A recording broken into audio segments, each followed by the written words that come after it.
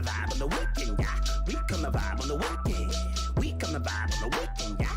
We come to vibe on the weekend. I'm a homebody. I'm a homebody. I'm a homebody. I'm a homebody. We come to vibe on the weekend, yeah. We come to vibe on the weekend. We come to vibe on the weekend, yeah. We come to vibe on the weekend. Something.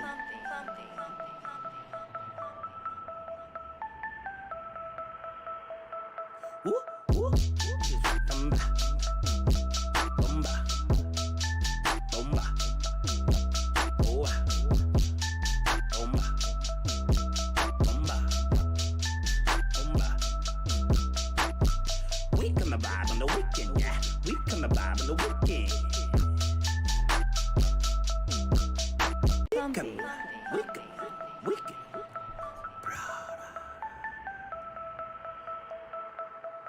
We come to vibe on the weekend, yeah. We come to vibe on the weekend. We come to vibe on the weekend, yeah. We come to vibe on the weekend. I'm a homebody. I'm a homebody. I'm a homebody. I'm a homebody. We come to vibe on the weekend, yeah. We come to vibe on the weekend. We come to vibe on the weekend, yeah. We come to vibe on the weekend. Something.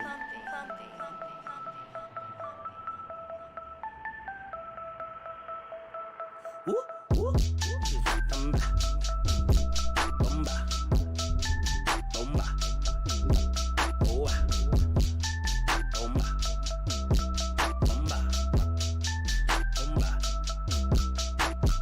We come to vibe on the weekend, yeah. We come to vibe on the weekend.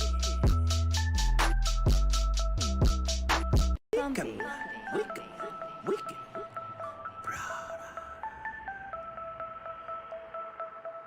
We come to vibe on the weekend, yeah.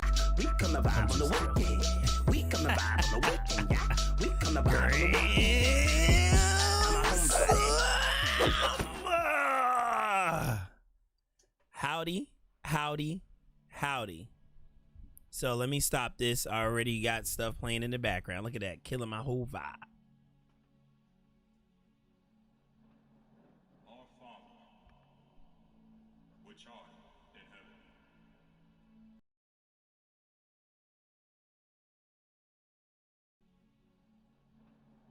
Our Father, which art in heaven.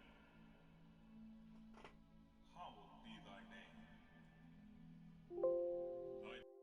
Alrighty. So this is what we're gonna do. We're gonna pray in, and then we're gonna get right into the podcast. How's everybody doing today, by the way?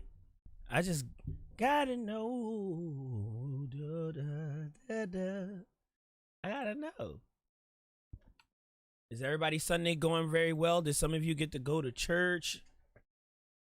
Talk to me. I want to know what's going on with everybody. Yeah. So, in case you all didn't know, the subject of tonight's subject matter is repairing the damaged woman. And maybe next week we'll say repairing the damaged man. Who knows what the next title is going to be, but in the comment section, you can place your ideas for the next week's podcast. We have to be careful because we got a copyright strike for our last video, so we can't talk about any and everything. The week before last was the title. I don't know if I should say it. I just thought about that. Herbs versus pharmaceuticals. Okay, so that video has unfortunately been taken down off of YouTube. I don't know if it's been taken down off of Twitch or not. However, we're gonna keep it more community friendly, right? But we can discuss repairing the damaged woman. I know for sure, right? It's all opinions, right? All right, we're gonna start off with a prayer, as we always do every single Sunday. It may seem a little bit foreign to most of you. Most of you may not understand, and that's okay. You don't have to go along, but I want to make sure that I have the proper spirit when I get involved with any type of talk show or about anything, right? Just to make sure that I'm on point. You know, hopefully we're all on point, right? Alrighty. Let's start up.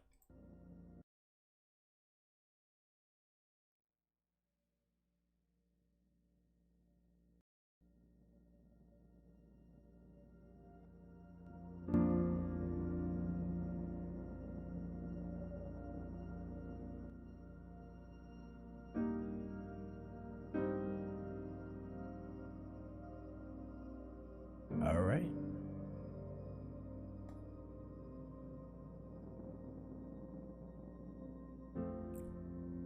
All right. Dear Heavenly Father, Ahaya, who is the great I am, Bahasham Yeshaya Rawawa, in the name of your Son, the Anointed One, I give you thanks for this wonderful, amazing day that you've created, the first day of the week, allowing us all to come together and administer you through the grass, through the trees, through our house, through our families, through the animals, through the seas, and the ground beneath. Father, things seen and unseen, we all know that it comes from some malevolent being. Some of us refer to you as the great I am. Some say Yahweh, some says the Almighty Creator, and others call him Source. But I call him the Heavenly Father. I am Ahaya. And I give you thanks for this wonderful evening as we get into this podcast, and I pray and ask that you allow us all to learn and take from something today, because this is a judgment-free zone, yet and still we all have our own beliefs in this world. And I pray that our beliefs do not suffocate us from growing and learning more of your ways, because even Christ said himself, charity is the greatest among all of these. But we must have charity, we must have love, and we must love one another. And with that being said, I'm going to send up this prayer, and we're going to hit it up with the Lord's Prayer, and then we're going to put it down with the subject matter head, repairing the damaged woman. Our Father, who art in heaven, hallowed be thy name. Thy kingdom come, thy will be done, in earth as it is in heaven. Give us this day our daily bread, and forgive us of our debts as we forgive our debtors. And lead us not into temptation, but deliver us from all appearances of evil. For thine is the kingdom, the power, and the glory. Amen. All right, guys. I hit it up with the Hebrew Credo as well. Shema Yasha Allah Ahaya Alahaya Nawa Ahaya Achad, which means, Hear, O Israel, the Lord our power is one. And we're going to say that 3 times, 2 more, and we get into the video. So let's do it. Shema Yasha Allah Ahaya Alahaya Nawa Ahaya Achad. Shema Yasha Allah Ahaya Alahaya Nawa Ahaya Achad. All right. So, Hear, O Israel, the Lord our power is one Lord. Let's get into the podcast.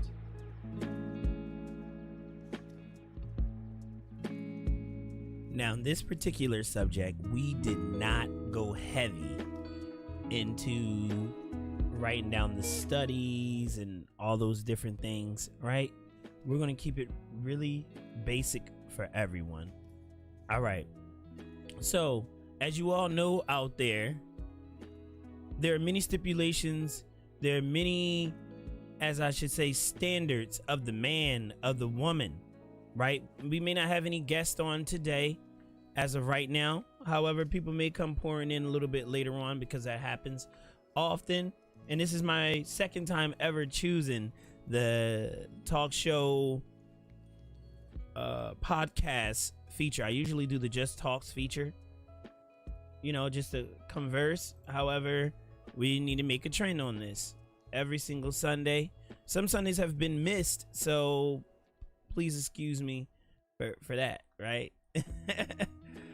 Things happen, life happens, and therefore we have to go forward with that understanding, we can't, beat ourselves up about it. We just got to move forward and make sure we correct all mistakes, all things that may be in the way.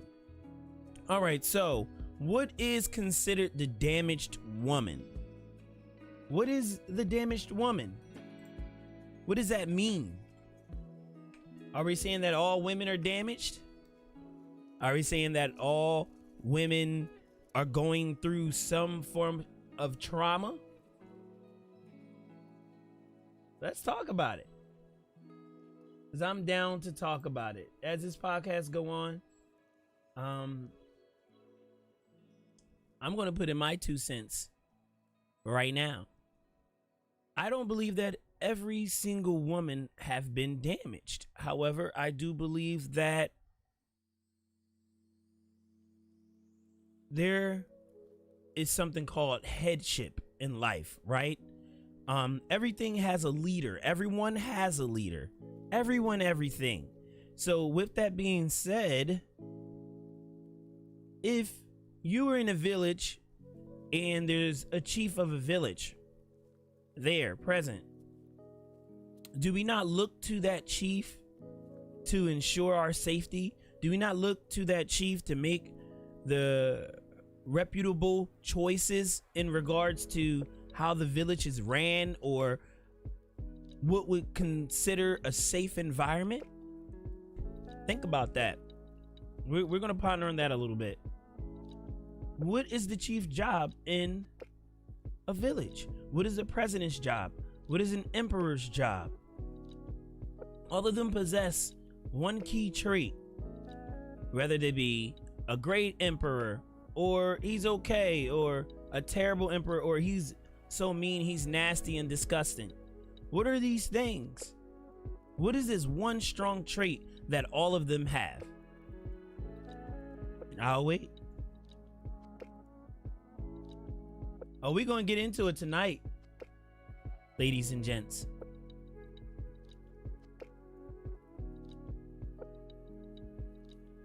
All of them have leadership and strength, power and authority. That's what it is. That leadership quality, that resilience, and the ability to think when things go wrong, right? Carpe diem, seize the day. Esprit de corps, as the military call it. Doing things right even when no one's looking. That integrity.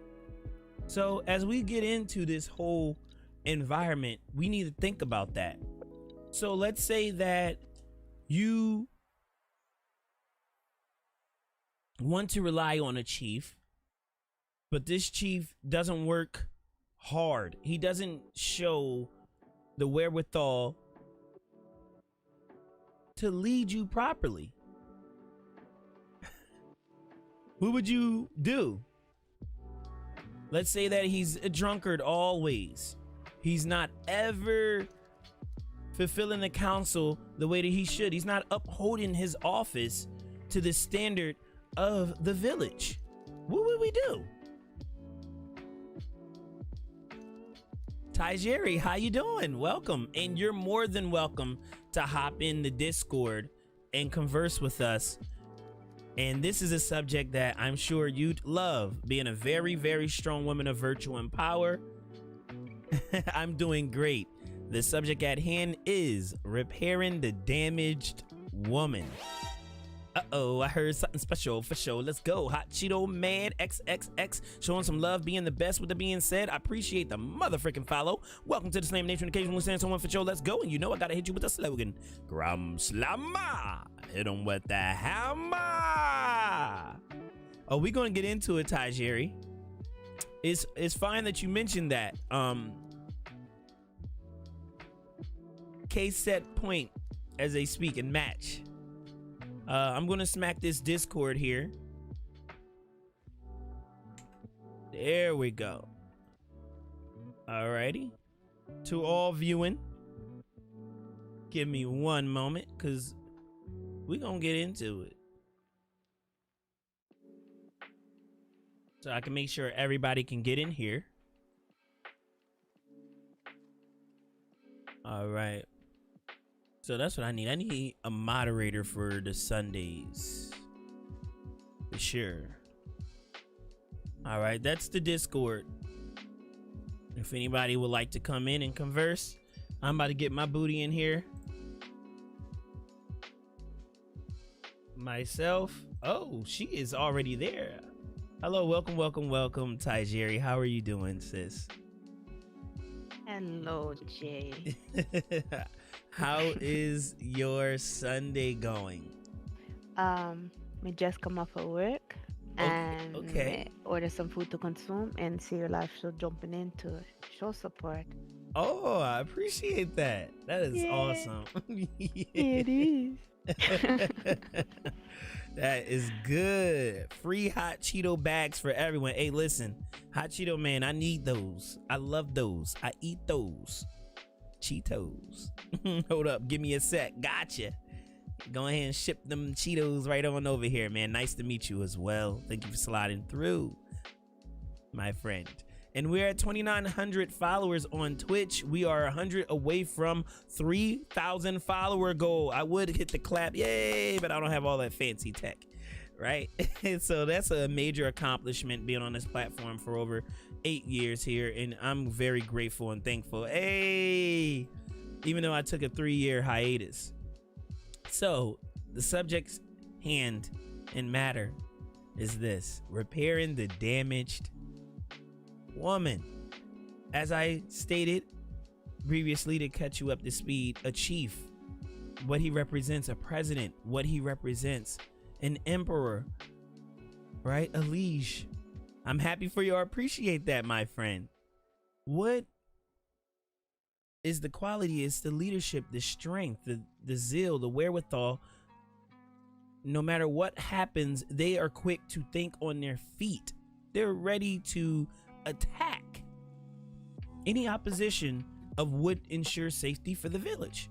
Now the question is, if this individual decide to slack and not do their job, what would people do? That's the biggest question there. What would people do? I know what I would do. So with that in mind, you have the woman, right? Supposedly they say, oh, the woman is the weaker vessel. She is, I'm Batman, welcome. How are you? She is supposed to learn from a man, and she's supposed to grow from a man, and he's supposed to help her and lead her and take her to the promised land, right? Now think about this. Let's say that this is a woman. She's living in a house. Now we have 2 scenarios. We have a good dad, 3, good dad, bad dad, and a dad not present at all, right? We're gonna focus on all 3, but the first one we're gonna say, okay, this dad is good, which is the greatest understandable Matrix. That's right. So thank you for sliding through, by the way, BiGJaY, and I want to hear your opinion on this as well. So let's say that the female, the woman, or a girl, she's grown up, she's looking at daddy. Daddy's taking care of mommy. Daddy's paying for the meals. Daddy still open up the door. It's been 15 years. I'm 15-year-old now, and dad makes sure his mom always eat. Make sure all of us is eating. Dad is always taking care of us. And dad said, hey, this is what a man is. This is what a man does, right? I'm a man. Now, look at my daddy. Now you go out there, a guy whisper these sweet nothings. He's sounding a lot like daddy, right? You fall in love with a guy. Now this guy, when things get hard, you're having a fit. You're throwing things at him and you're snapping out because he just can't get it together. He maybe don't want to work, but your dad always worked. He may want to sit on the couch, but you're working. He want to play video games all day, but you out there slaving and working hard to, you know, take care of one another, to be something in life. But he just don't want to do the right thing. Yet and still, he has something to say. He want to run his mouth to you. what he wants, and he wants you to do all types of tricks for him. You know, T-Pain in love with a stripper, right? He wants you to do all of that, but this guy can't seem to get it together for himself. And you deal with that once. Next thing you know what? All guys aren't the same, right? Now another guy come through. Oh, he's so strong. He's so strong. He's so strong like that. Woo! Got a job. Got himself together. But this brother can't stop drinking, or he can't stop putting his hands on you, or he just have a feminine way about him. He's so strong with muscles and act hard and rough, and he's a hunk. But he's feminine inside. You got to deal with that. I think the best case scenario is the daughter with the daddy, and the dad that actually shows the proper way a man should treat a woman. Because now you have a bias, what to go off of in regards to how a man should treat a woman, right? And this society has taught us, oh, if it don't work, just leave him, leave her, get divorced, that's it, or don't be married, don't do any of that. Marriage is overrated and all these different things like that. But are people doing the right thing with the marriage? Think about that. And then you got the second scenario, right? No dad present, which is the worst. Because no dad present, you know, let's say that uncle comes spend the night. You think uncle asking you to sit on his lap just to, you know, because he loved me. I'm laughing, I'm giggling, I'm sitting on uncle's lap. Out of nowhere, uncle touched me somewhere, but mom's not around and dad's not there. And I don't know if that's the wrong thing. I don't like it. I feel uncomfortable, but then I start to like it, right? You got that scenario. Or you got the scenario where dad is bad. Dad is doing things he had no business doing. Or boyfriend, stepdaddy doing things he had no business doing. And mom, since she wants love so badly, she'll pick the man over the daughter. Right? Now we're going to get into men. We're going to get into boys too. But this week is repairing the damaged woman. Not all women are damaged. Correct? However, there are too many of them damaged. Then you have a scenario where none of those are the case. There's no dad. There's no uncle. Nobody is there to protect or lead the daughter, the woman. But mom is there. Mom always there. However, the woman wants to feel daddy or older brother, you know, learn and know what it's like to be protected or feel like a female. And she doesn't have that.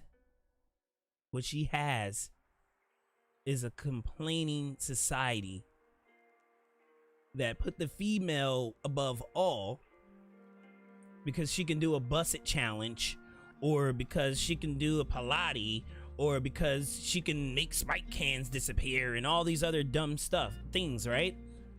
This is what she has to look at. She look at a magazine that has been digitally photoshopped. I've taken those classes when I was younger, and you know, some of these women, you meet them, they don't look anything like what you see in the magazine, but you don't know that. All you see is this woman has the flattest stomach. Women have to go through all these different things. From childhood, they're molded. Oh, you have to be skinny. A couple of years ago, a woman had to be super duper skinny. Right? No stomach, no nothing. If she's curvy, she's scared to show her curves because that looks weird. I want to be like the skinny woman. Oh, I gotta throw on that blonde hair, girl. All these different things. And then it goes up to another one. Now I have to have the biggest booty in the world. It doesn't matter if I take 2 plastics and put them in each cheek to look like something, and hit a whole lot of filters and gotta make weird faces like this with dog noses on it to look sexy. What's up with that? Women are constantly attacked with these things, right? And then they have to raise these sons because daddy's not around. And these sons have to learn from mom how to be a man. But mom is only doing the best that she can. She doesn't know how to be a man, but she tries. Even women who like women that are on more the male side. She still has estrogen levels. She still has the whole PMS thing. She still has the whole monthly cycle. She's still considered a woman, no matter how hard she worked. Now, you can get all that removed, ovaries, eggs, all those different things you can get removed. However, if you didn't get them removed, they're still there.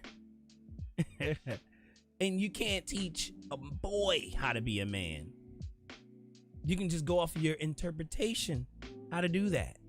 Now, for all the women out there who are lesbian, right? What inspired you to be that? And I would love to see that in the comment section. Let me know. Not all women just said, hey, I was born this way, I want to be a lesbian. Some women were touched inappropriately. Let's get into that. Some women, rather it be male, female, animal, it doesn't matter. Some women have been through things and been traumatized when they were younger. This week's subject, repairing the damaged woman. I need to see some comments out there. Anybody have a comment on that? Because this isn't widely spoken of properly. We need to speak about these things more. You know, I'm just one man. I'm a small guy. I'm athletic, but I'm not a president. I have no power or prestige. I do have social media presence. You know, you can Google me at least, right? That's something. So with that being said, I have to say something and do something about it. I have to use my platform to raise the bar on these subjects because they are a problem. Simple as that. All right. So it's time for me to comment. All right. I love it. You said that some could have been touched in certain ways. Like I did go through that. From the age of 9 to 12. And then finally when my friends find out and tell her mommy because my uncle tried something with her, and that's when they like took me from the family, and I went with my father like everywhere until I go to my grandparents. So it didn't change, like it did warp my sense of sexuality, not as far as whether I want to be a woman or a man, but just my sense of like what was right, what's wrong. Like I learned dominance and submission early. I learned like I learned things early that I shouldn't have learned, and it did affect me to now in my relationships with men. Now I don't dislike men. In fact, I completely adore them. But as far as the things that I'll allow or I'll let somebody try, like it has to be more of a trust, because I learned that what happened to me wasn't right. You know, like you mentioned before it, like you felt uncomfortable, and after a while you start liking it. That's where I was at. I was like, I liked it, you know. So as far as like trying to repair the stuff that's stuff like that, it's hard to do, because I still feel like I can't fully be loved by somebody because I still have like a taint in myself. Like I'm tainted still, you know, like I'm dirty. So understood. I don't know. Wow. Now, part of the reason for this podcast is due to the fact that there are too many women that go through that and they don't speak about it. When I first heard about this, I was watching videos I had no business watching, adult film, right? And I saw an interview at the end of it, and a lot of women, well, I'll say girls at 18, right? But they're considered women, were saying, oh yeah, my dad did this, or I had this experience with my older brother, or yada yada yada, and I liked it so much and it made me want to do it. And I'm thinking, No cops went to go find these guys. This stuff is, they're saying this blatantly out in public on an interview, and nobody going to get these guys. No one can find her family. That was crazy. And I was a little bit older than an average teen. I was in my 20s, but that's when I really first saw how prevalent it was, to the point that, you know, it make women want to resort to that. Now, in military, in the Navy, I've been through some situations where we learn a lot about that, and I've had friends that went through that, and I know, and I had literally had real friends who lied on guys and got guys arrested for many years for a lie, because she wanted to do something and she made these guys get in trouble for it just so she wouldn't get in trouble. But now these guys are in jail for a very long time, you know, and I thought that was unfair. However, it has to stem from somewhere, how she would have the spirit to do that, to want to get these guys in trouble. And after that, I saw adult film with her in it. It was interesting. So these guys are in jail for you stating that they took advantage of you. You were drunk and underage. You were a minor at a party, right? These guys, you know, 2 guys, 1 girl. You understand the gist. And then out of nowhere, you go on vacation, on leave. And if you're watching this, I still love you. You're still, you know, you're still a person at the end of the day. And I don't know what would make you want to do that. However, I think that was wrong, you know, to do. Other than that, I watched a video. I come back off of my vacation, it was very expensive from Japan to the States. I was like, Lord, that's a very expensive plane ticket. But you know, I went in, came back, and I saw these videos. It was going all around the ship. Everybody was watching the video, and I'm thinking to myself, and this person is in my division. I stand next to her sometime. And I just got finished watching a video of her, and I wanted to interview her so badly and ask her, what is this? Why? What was the point of this? And then the guys that you got in trouble, why you got them in trouble? What is this, right? But the thing is, it all boils down. Hey, Zay Dan Lee, how you doing, Dan Lee? Welcome. And again, this subject is repairing a damaged woman. Morpheus, what are you doing? Neo needs you. Oh, okay. I feel like Neo at this point. I need to take a break. Right, so good to see you, by the way, Trenton. You know what I mean? He has to troll us every single stream, and then he relaxes. But he's one of the greatest supporters I've ever had. He's donated so much to the cause of Slam Nation and everything that we represent. And I'm very grateful for you, Trent. Thank you for coming through and hanging out with us. For sure. Now, that goes back into the whole, what did she go through as a younger girl? I've noticed a lot of Boricua, Hispanic female friends I've had here in Philadelphia, where they big brother just tear them up, or their primos, their cousins, just go through them. You know what I'm saying? And it's like it's nothing, and no one talk about it. You are African scammer. I got you. All right, I'm an African scammer. I'm not from, Africa, but I appreciate it. Let me scam you. You know why it's a little difficult to talk about too, because it's not like, what do you really do? You can't disown your family. Mm-hmm. Like the way we're brought up, you don't disown family. No matter what happened, you're always family. What else are you going to do? A lot of time you're not saying nothing because it's like you think you do bad and stuff. Like I will tell you, when the things first happened to me, was honestly me start out the whole thing sit on my uncle lap. That's it. So basically, Then it started getting to other stuff. Yeah. I started getting into other stuff, and like, of course, my age, it was like painful as hell at first, because it wasn't just straight to that. It was like me doing things and me touching, and then it moved to more in-depth type things, and then like a training. It was just it was gradual. Like it Mm-hmm. wasn't like forced. It felt like love, you know. Methodical.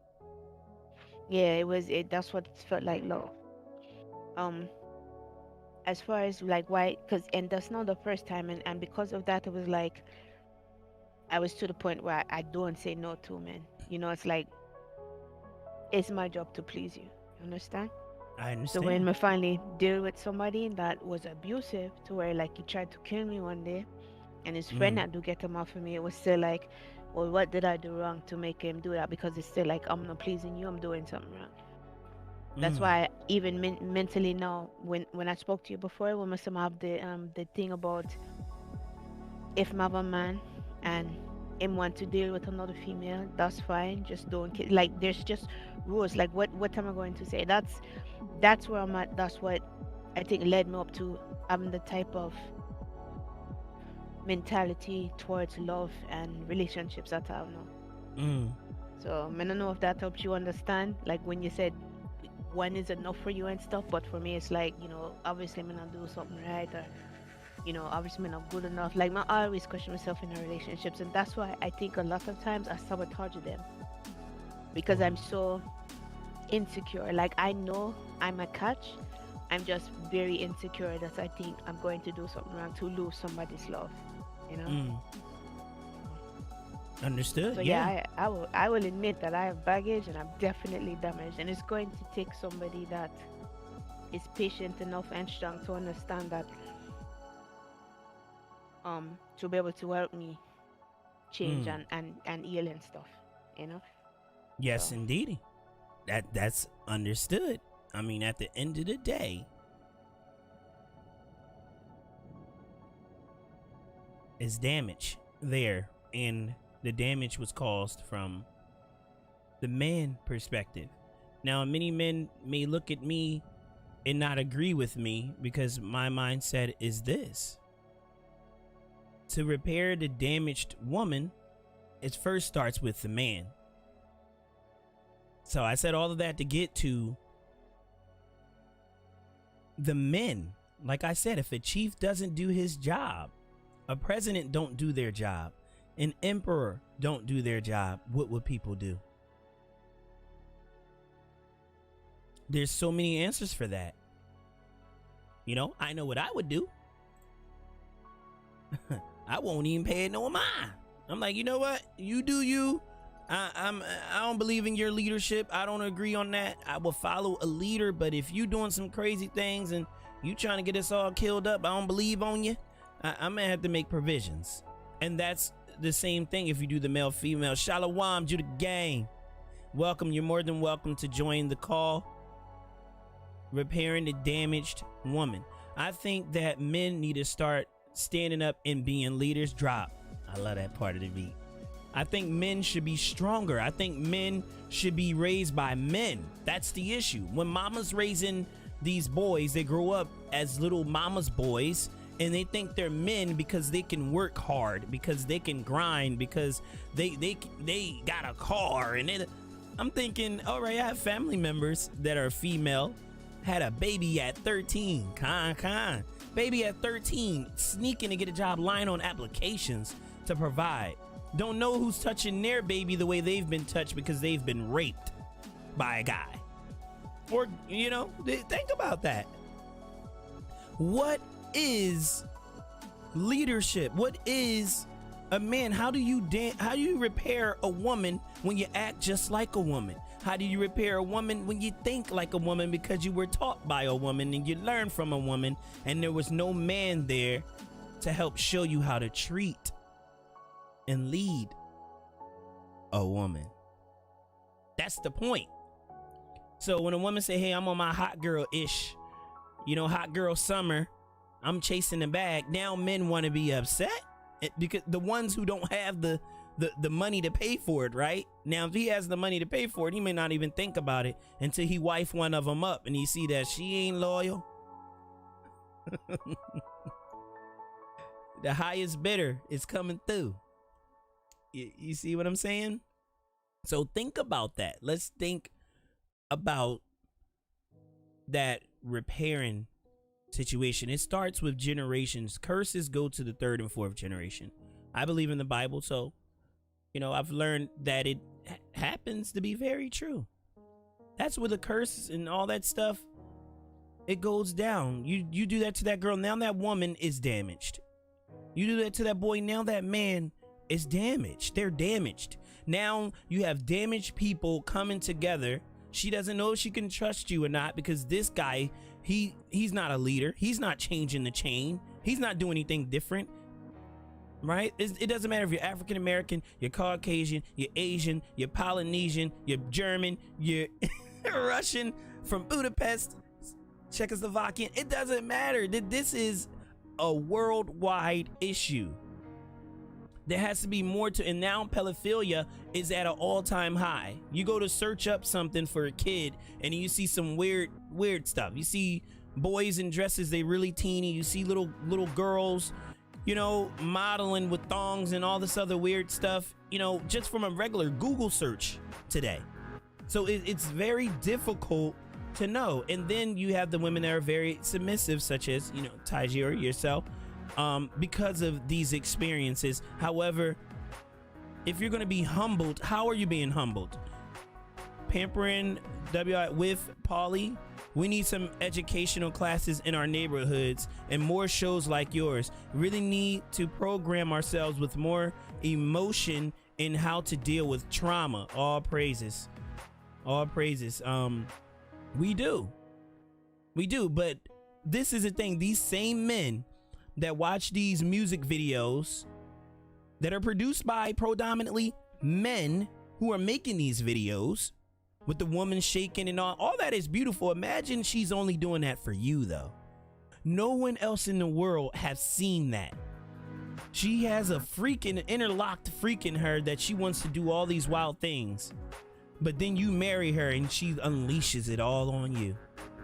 Only molded to you, the way you feel, the way you move. No other guy stretched and did all these different things to her or put this spirit in her. Just you.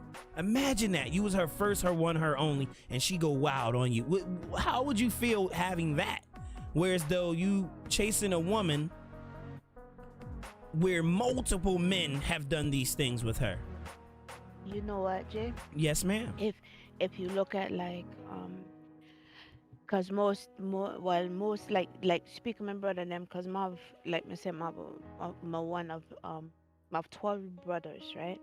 So if you look at them, they only know what you work with when you show that to them. You understand? Like me being more laid back and mellow with and private with myself and my body and things, you wouldn't know it. But if like men, how can I put this? A certain type of man can pick up on it. Right. You understand? Yes, like indeed. like a dude can tell. Okay, so a dude can tell, like when they come around with that map of submissive nature, that it's like being prey, they can smell it. Yeah. So the thing that I look at, like some females,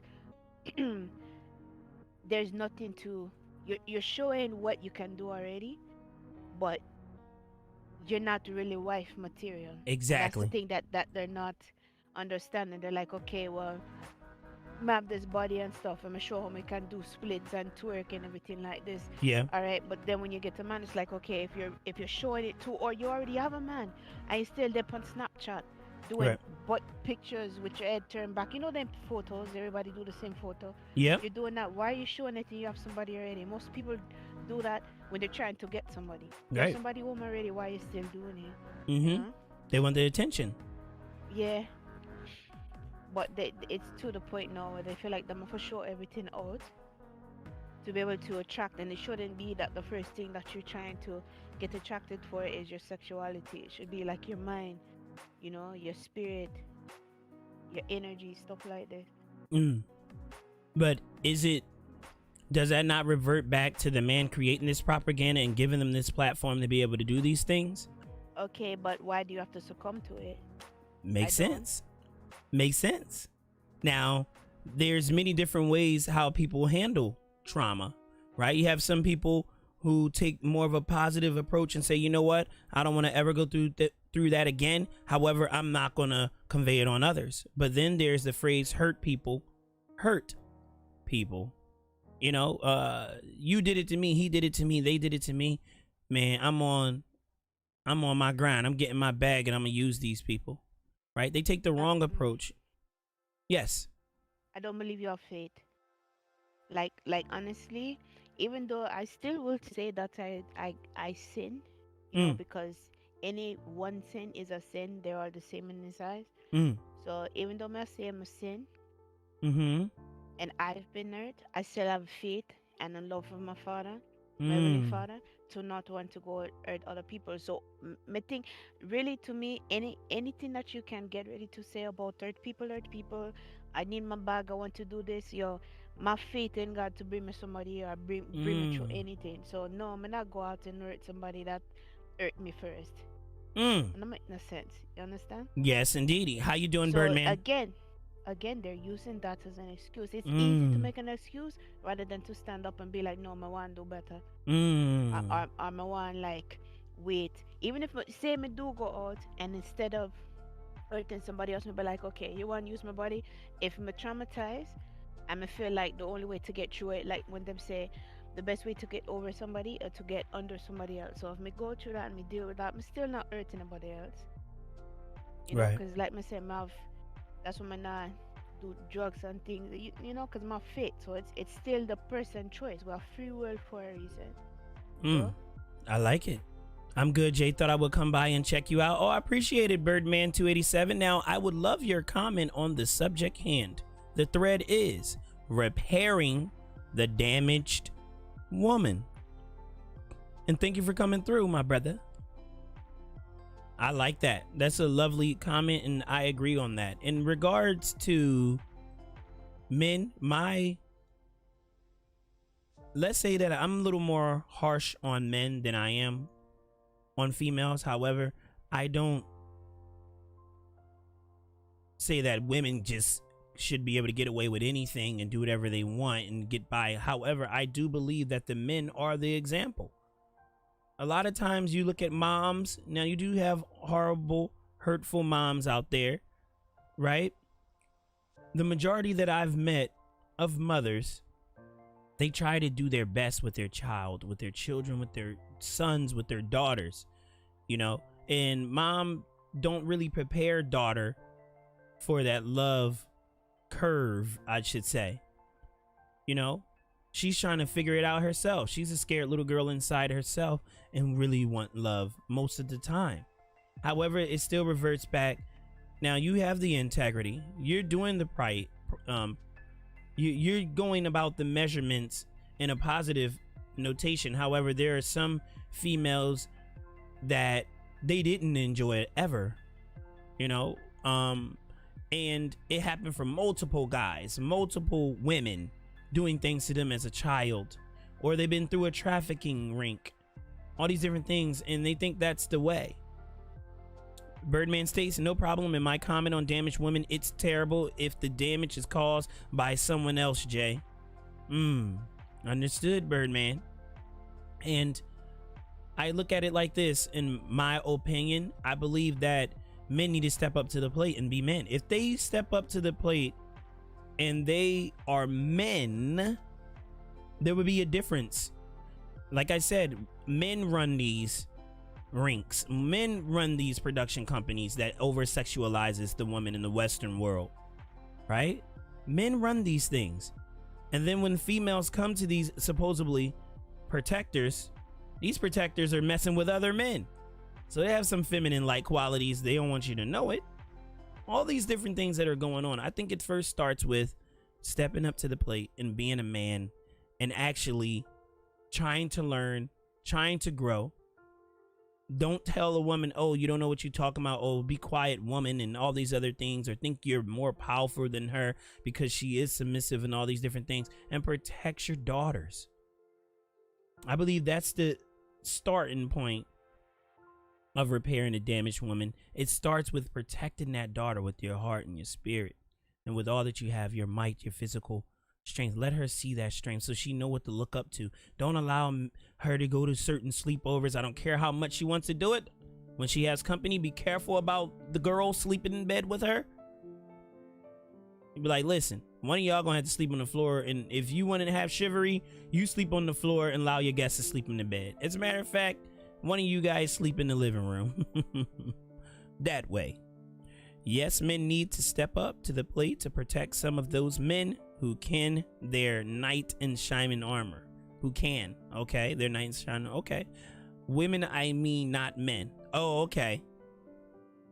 Okay, those women who need their knight in shining armor. Now, the thing is this, I don't think it's outlandish. A lot of us men feel like women have expectations to the wall, and it was built that way. You know, propaganda and media built it, whereas though it seems like the female's expectations are just way too much. You know, it is very difficult to fulfill, and it's simply small things that they want. However, men don't know how they can obtain them because they don't have. You don't ask.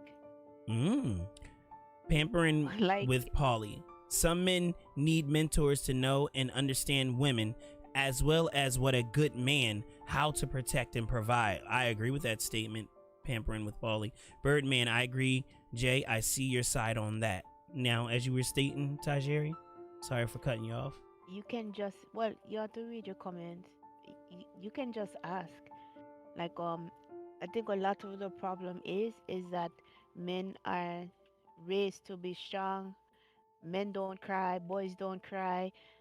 Be a man, grow up here. Like all those comments that come out, um, you're basically trained and molded to be that you're strong. But the thing is, you're still woman. You still have tear ducts. You still have feelings, emotions, or art, and everything else that the female have. You can cry without a problem. But the thing is, also, it's not just you guys repairing us. We also have to stop devaluing, um, like demasculating. There's a lot that we have to do as females as well too. So it's a mutual thing. I know today it's about the damaged woman, but a damaged woman, I've seen some that are sore. They're like, yo, I don't want a man. I don't need a man. Excuse me, I do. I'm sorry. You don't want a man. You don't need a man. Then when something happen, you're like, you want to cry victim. You want to, if you're going to into a market, a store, a shopper sitting and somebody open the door for you and you want to have an attitude, like you're basically turning them into something else too. You're making it where they don't even want to because they never know if a female is going to, what you guys say, blackout or whatever. Yeah. You never know. So it's still sorry. I'm trying to use your lingo, yeah. No, you're good. So you never know what's going on. But you can flat out ask. You can ask a female, like, what would make you happy? Honestly, I want to be that if I'm out in public, I know if something were to happen, you are there to protect me. Like, walk on the side of the road, me walk in the inside, me know you protect me. Hold my hand when we're out, you know? Not saying men can look or something, but, I want to know that I'm yours. Like, I belong to you, going anywhere. There's no doubt in my mind. Like those things, just ask me. Like, what makes you happy? You being here when you say you're going to be here. Me getting message throughout today, like, I'm thinking about you. I love you. How was your day? Something like that. When I come home from work, you want to listen to my day.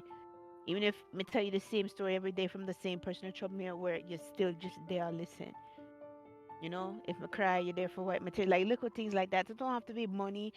Like, I don't care about money. Let me allow this. Hold on. I don't care about money. I care more about the way you treat me.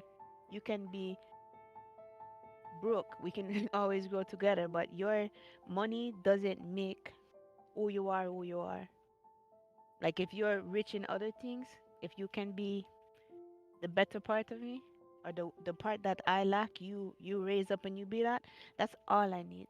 And I think a lot of females are like that, Jay. They just are blinded by media and cars and spinning rims and gold and all these other things you can't take with you and cause more problems than anything else than actual a bond. Like they're not having a bond. Everything's materialistic now. You know? Mm, We've been brainwashed. I think everybody has. I agree. That was wonderful. Wow. Birdman 287 stated, being real men to stick up for those damaged women. It shows our character. And if we don't stick up for them, that makes some of us cowards. Listen to Birdman. All right. I hear you, brother. You're on your way. I agree with you. And his second note, what you said, Tajiri, with men, I believe, these are my opinionist thoughts. I believe that men want to feel strong. They don't have that sense of protection, but they want to portray that they have it. You know, a lot of times we say, I'm a man based off of what we're doing. And the thing is, like you said, women want us there emotionally. Now, as far as crying and all those different things, I believe we should do those. I believe we should be emotional. However, I think it should be to people or women who are deserving of that. You can't give your heart to anyone, you know? And the thing is, men, and we're not going to shoot on that, right? Men that give their heart to a woman and get played, and next thing you know, they want to play every woman, you know? But that's that, right? That's another subject for another day. In relation to the damaged woman, I do believe that it is possible to repair the damaged woman. I believe that women do have a lot to work on. However, is not the man first? Wasn't he created first? Shouldn't the man be the leader? Shouldn't there be more men trying? Maybe we'll fail, but that's the point of building a generational situation.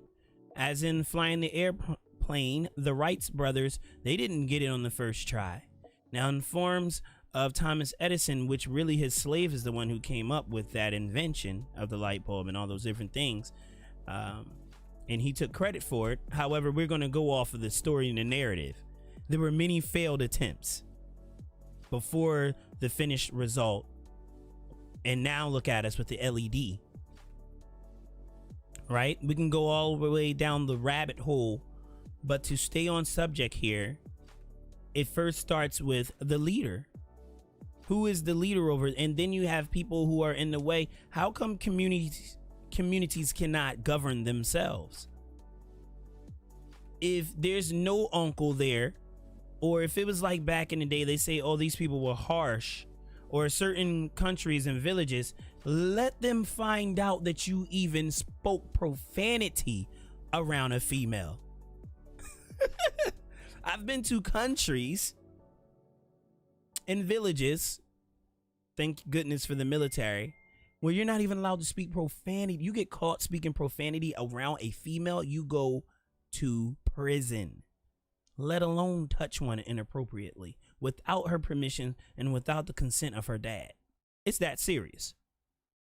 That's death penalty. Now imagine if we had that in the Western world.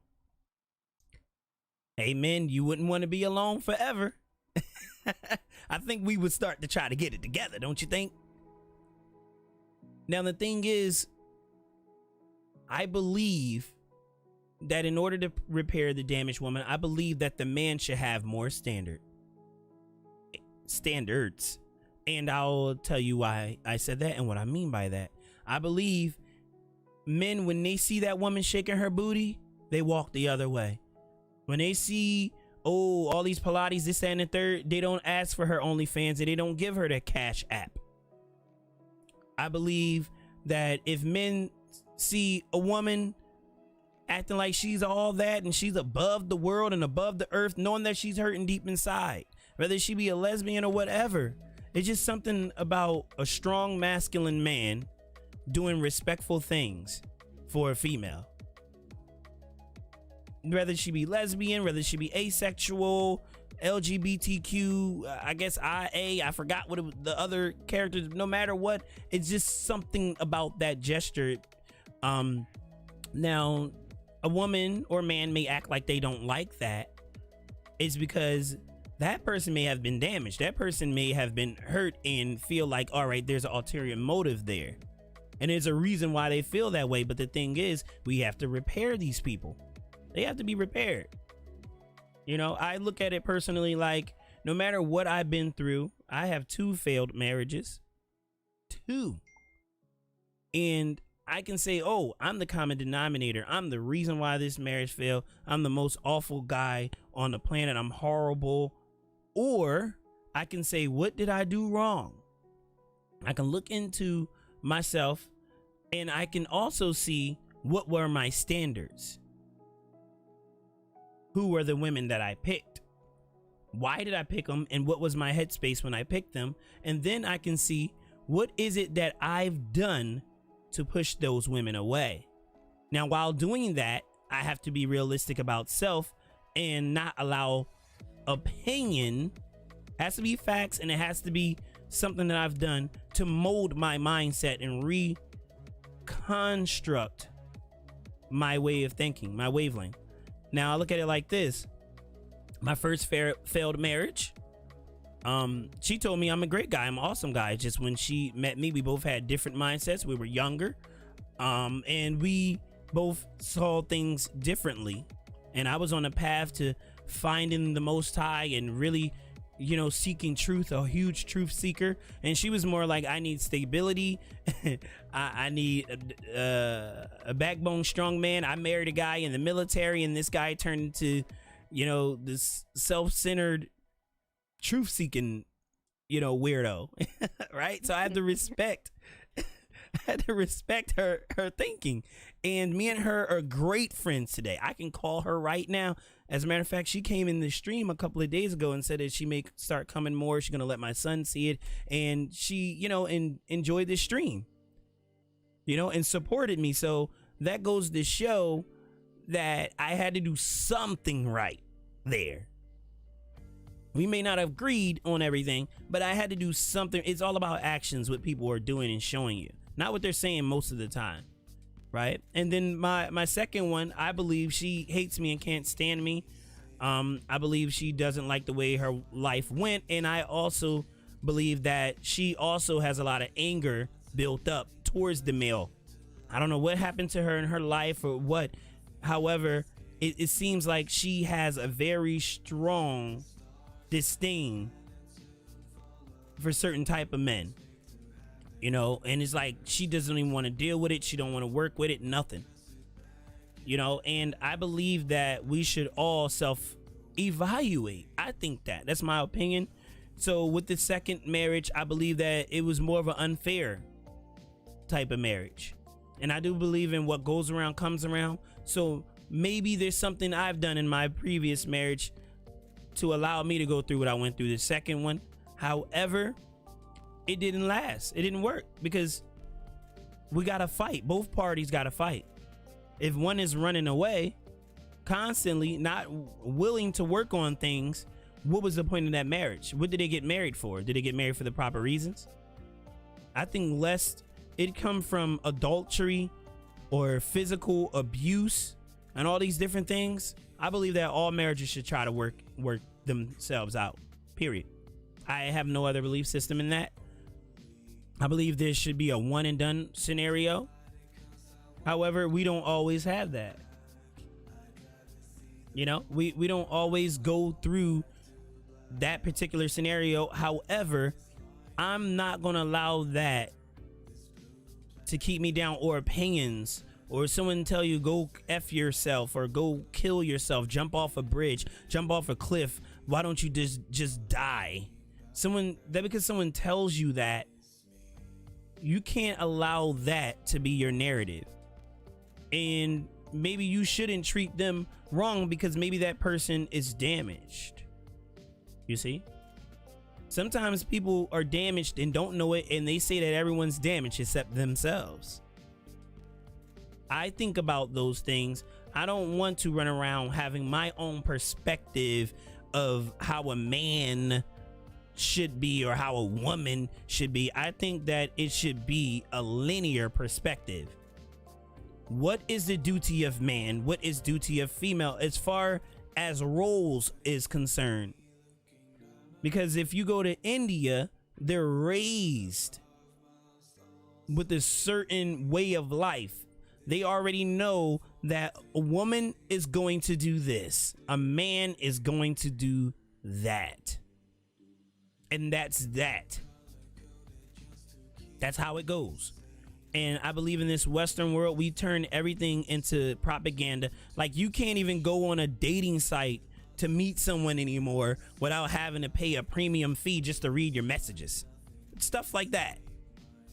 Like, everything is monetized. You know, everything is like, all right, so you don't go to the Hub anymore, or the X, or the Red, or the Hamster, and whatever else site. You can just go to OnlyFans. Everybody can get an OnlyFans now. It's crazy. Though, isn't it that it used to be the dating sites are no longer dating sites? Like, everything's now hookup site. Like, everything become more of the hookup and less of like, I want to find a meaningful and something substantial in a relationship. I believe it so. And the thing is, it does make things harder. Like, to be an average female and to feel like you have to compete with like the booties and the lashes and the hair and the nails of all the video vixens. It's not easy finding somebody because, like we say, everything a programming, right? Mm-hmm. So you have this thing like, okay, if you're youth, a female youth, and you're like, okay, this is what I have to look like to get somebody to take care of me, because they feel like money and cares and things is all to take care of them. And then you have a male youth, it's like, okay, if I want to get a bad B, this is Right. the things I have to do. I have to like go out there, grind and hustle and sell drugs and everything to get these cars with rims and everything, to get the girls with the booties and the stuff. So Right. it's a cycle. So you have to try to figure out. It's like we spoke yesterday about complaining our concerns. I like concerns better because I don't think they're complaints, but not having a solution. So if we're saying that it has to start with the man, how do they know where to start, especially with certain races that were basically broken, taken from their place of their natural habitat basically, and brought somewhere and broken, and their heritage and their culture and everything is stripped from them. Like, where do you start from that? Who's going to teach them from now? Because it would need to be more than just like you in a podcast, me in a podcast, and a couple of podcasts. It needs to start like more global. It needs to start like people not really follow Farrakhan, Louis Farrakhan. I listen to a lot of stuff I'm saying, because them, a man violate a woman and lose him life. You understand? The Muslims, that's the Muslim. stuff that they do. Yeah, those are things in their pan. So Yep. it's like, okay, and they're all about the community. Like, yeah, you're not gonna come into our community. You're not gonna disrespect our women. Like, like, start somewhere. At least they're starting it, but they're more of a closed thing. The ones that most people see in their head are the ones that are out there in the streets being really loud selling bean pies. You know what I mean? But if you listen to their teachings, it's about family, community, respecting your female because she is a queen. Right. So, Absolutely. No. I agree. I agree with that wholeheartedly. In all honesty, I believe those same systems, and I rely on the scriptures. I have more of a biblical background, so that's what I lead with. There's no more greater fact to me than a biblical one. And I believe that if something is built off of those same values, because when I look at Muslims' teachings and Buddhist teachings, it sounds the same as Christ, just worded differently. You know, it all sounds the same. It's all those same principles of love, of charity.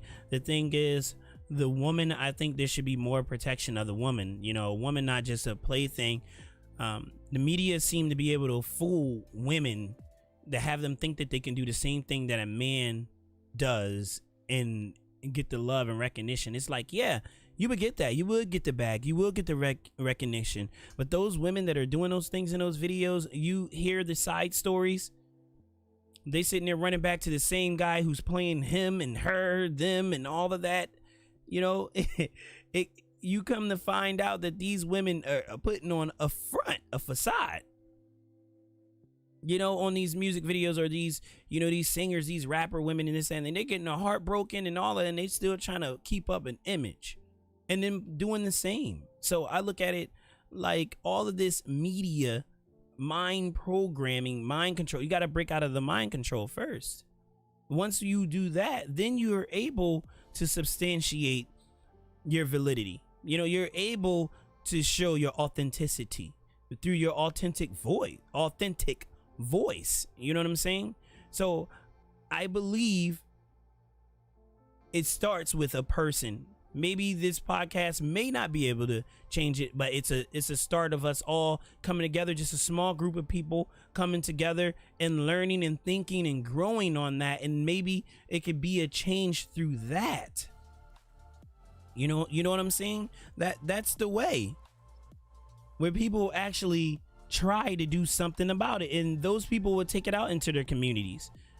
You know, a lot of people, they know it's a win, right? Like back in the day, you couldn't see some of the stuff you see on Instagram without purchasing a magazine, right? And not only that, these gorgeous women are accessible. You can hit up their DMs now on Instagram. And if you're talking right, you might be able to deal with them for a nice price. You know, they're not going to let their social media know that, but that's what's going on. You know, the challenge and the gold digger challenge and this, that, and the third. So they make this thing an issue. I look at it like this. How is a woman a gold digger when her existence is to be a helper to a man? And he has to have something for her to help cultivate. If he doesn't have the seeds, how is she going to help him plant it? Yo, what's going on? Ghost is too great. It's great to see you out in this thing. How you feeling today? Welcome. In today's subject head, for all of you who just entered the chat, the podcast, repairing the damaged woman. So I look at it personally like I'm going to take ownership and responsibility, and I'm going to admit what I've witnessed. I'm going to admit what I've seen. All the scenarios that I mentioned are from women that I know went through it. Now, men too, but I'm not going to get on them this week, right? But there are women that I know that literally went through, you know, crazy scenarios. And it's like, what would I have done if I've been through that? I've never been through that. Ever. And then sometimes younger men, they want to go through that and they think it's not going to do something to them, but it does. The way I found out about unnecessary solicitation and sexual immorality was from a family member. I would have never known had I not seen certain things. And then had it been hidden from the family member, I and they would not know how or what it is. Why not protect them so that they don't know? Nowadays, it's internet. It's just out there. It just pops up. You go on Instagram, you know what I mean? Don't let you dance or sing a certain song, because now it's going to put you in this loop and then it's going to pop up on your feed. You know what I'm saying? And then think of it like this. When you turn on the television, you watch movies, it's mostly women's chests are out, you know, women's body, that their pants. I still can't get over this. Some men, they like it because it's something to see. It's like tricking the woman's mind to show us what we want to see without letting them know that it's inappropriate. So we appropriate inappropriance. In other words, a bathing suit. I think a two-piece. I think that's inappropriate. That's underwear. You're literally naked, not butt naked, but naked outside. That's what it is. It's an excuse to see women have naked, right? Really think about how we were able to switch and change the brain to manipulate and brainwash people. And a lot of men don't talk about it. We have a G code. We have a code where we just don't talk. We just know. You know what I mean? And we do and say certain things, but we just know, and we don't put out the secrets. The secrets that men have that we all know, we don't put it out there for the women to know. Because if the women knew, a lot of them would stop what they're doing. And I know women have female codes too. That's why you would just see them like that B out of nowhere. We like, what is she calling her a B for? She didn't do nothing. Because that woman can feel and sense that catty nature. They can sense that competitive, catsy, pritzy activity and energy. They can sense it, but we can't. We don't know what they're doing. We're like, oh no, she just being hurt. She's just bad. When all the other women knowing that, she bougie, or other women are just jealous of that one woman because, oh, she thinks she's better than us because she's not acting like us. It's crazy. The competition is real in the female aspect of things. So I look at it like this. I was a part of that problem because when I was younger and I was watching BET and all those other things, I did want a bad beat. But the funny thing is, these are the same women in your neighborhood. They just have clothes on. It could be a girl next door. And maybe if she's modest, you see that one girl that's up. I knew there was a female. She was African. And I was in school. And everybody always made fun of her, and she asked me, to date me in high school. I remember this clear as day. I'm not gonna put her name out there because she may stumble across this video. And she was kind of like had the Muslim thing going, but she wasn't a Muslim, I don't think. I just think that she practiced modesty, female modesty. So she always was wrapped up, everything like that. And they're like, oh, she black and this, that, and the third. And I remember one day at the end of school, because I was kind of like dating her and stuff like that, and we would run and do weird stuff. You know how kids grind on each other, do dumb, stupid stuff, thinking they doing something. But like one day after school, I remember she did not have on her covering, and her freaking body was retarded, like in a great way. It's like I had no idea, but I was the only one nice to her. Like her body, like it's like her waist was like a size 1 or something, and her behind was like almost 50. It was huge. She was busty, everything. She just really, really, really dark. Her hair was long, and she was a sister, and you would never ever know that. And she'd act, like regular, shy, this and third. And all those other girls that were active and had the big behinds, you know how they try to walk with they back arch and they behind up and all that. Hers was big, and she couldn't even hide that crap. If she didn't wear what she had on, there's no way to hide it. She would be like these girls that are on Instagram naturally, though. That's the thing. So it's here. They have it. They're out there. You know what I mean? But at the end of the day, all men don't want that. Some men don't want the huge booties and all of the other stuff. I think it more preys on the lust, showing us the lust. And that's what, hey, she got made fun of for being African. Oh, hey, how you doing, honey V? It's good to see you, hun. No, she got made fun of for being really black and different. That weird girl. You know what I mean? And me, I'm always nice to women. I've always been that way since a kid. I've always been nice to women, girls, because I grew up as a mama's boy, and I've learned the chivalry through that.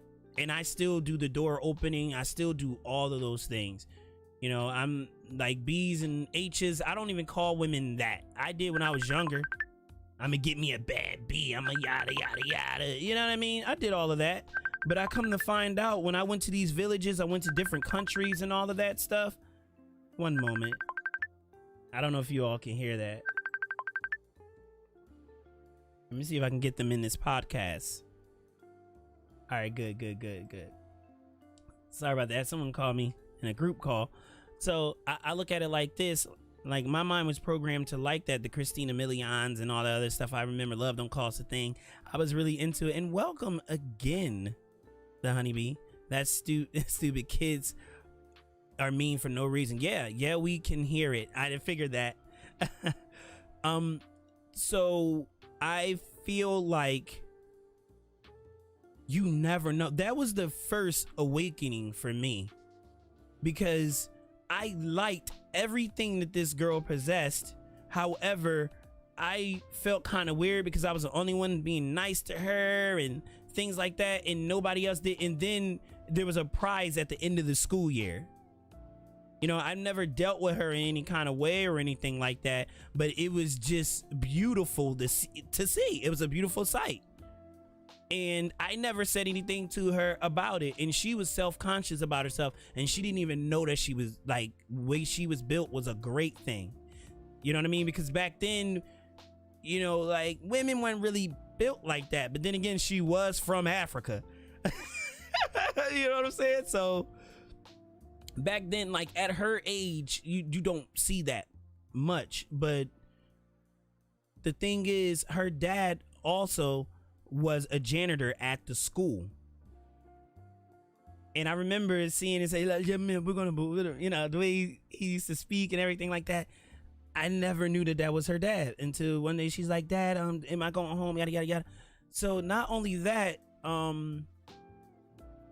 it was just the modesty one for me now today, now that I'm thinking back on it, and the discretion of family, you know, because she felt kind of bad about, you know, her dad being janitor. Him, you could see it in his face.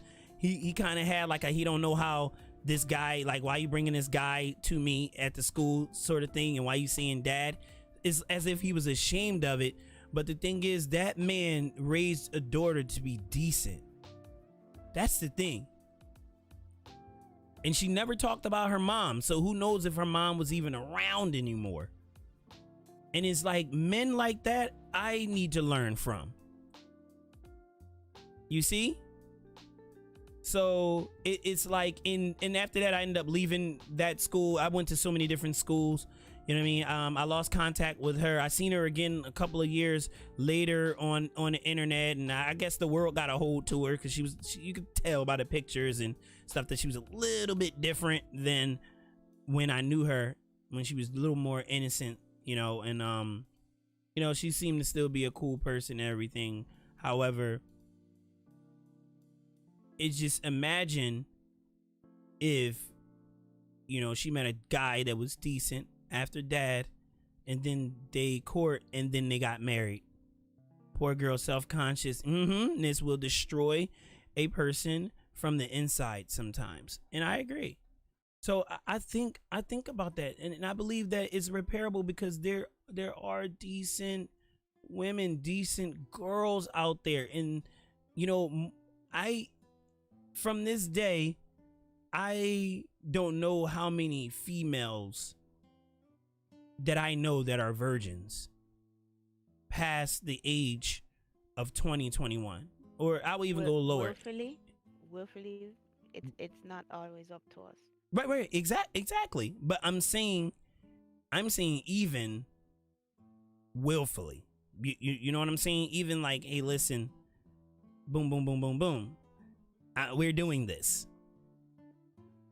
You get what I'm saying? My niece really fast, because this is what she never thought about that. And then at 15, she was violated on the ride, and had to walk like you guys still in miles, right? She had to walk about 4 miles, 11 o'clock in the evening at 15, because a dude raped her, and she come home. And that happened to her. And now she's like, yeah, I don't think sex is such a big deal, and she just has it. You know what I mean? So that changed dynamic of her sexuality. Why Mm-hmm. do I say sexuality? Not who she is as a person, but just her idea of sexuality. Now she's like, oh, it's not that big of a deal. But your first experience was violent and forceful, so you don't really know. And now it's like you don't see that like somebody doing that the right way. You not see it as love. You understand? You not see Mm-hmm. it as like a thing to love. No, it's just something that you do.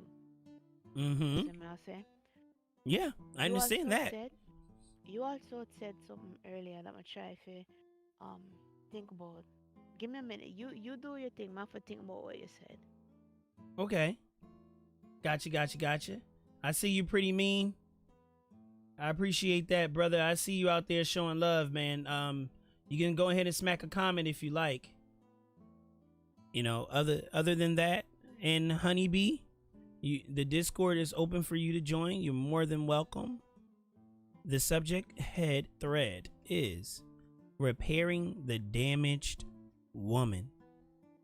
And the thing is, I had friends or people that used to tease me, like, oh yeah, yo, the black boy, yo, that boy, yo, he corny, yo, he a nerd boy, he know all the questions, all the answers on the test, yo, that boy, yo, he corny, yeah, for real, yo, rap, like that's how they speak, you know. And I felt bad because I was smarter than the average as far as, let's see, academically. Correct. You know, I was really smart. I didn't really have to study much, anything like that. And it sucks because being a decent guy in this society of high school, it's like high school is terrible. I think all of it is horrible. The learning experience is great for the teachers of whom try. You know, it's just, they engineer you in high school. They build you for this society. They want you to think a certain way, and if you don't think that way, you are wrong. It's terrible. I hate that. I always thought differently. I always thought outside of the box. I've never been the type of guy that just thinks like everyone else. Therefore, that's why I seem different, and some people may deem it weird. Minus my intelligence, minus my intellect, it didn't stop me for succumbing to society myself. I'm feeling like, oh man, I need to be cool like them. What was wrong with having that African girlfriend? Maybe still pursuing her when I leave, even if I would have flown off somewhere else.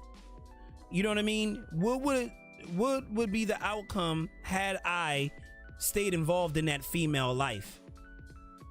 You know, I've had girlfriends when they were like, yo, you just so different. I never had a boyfriend like you know what I mean? Because they're looking to sleep around. Now me, I had my own ulterior motives. However, they didn't know I was a virgin, right? So it's like I try to act a certain way, and then when they like, all right, come on, let's get busy, I'm acting weird.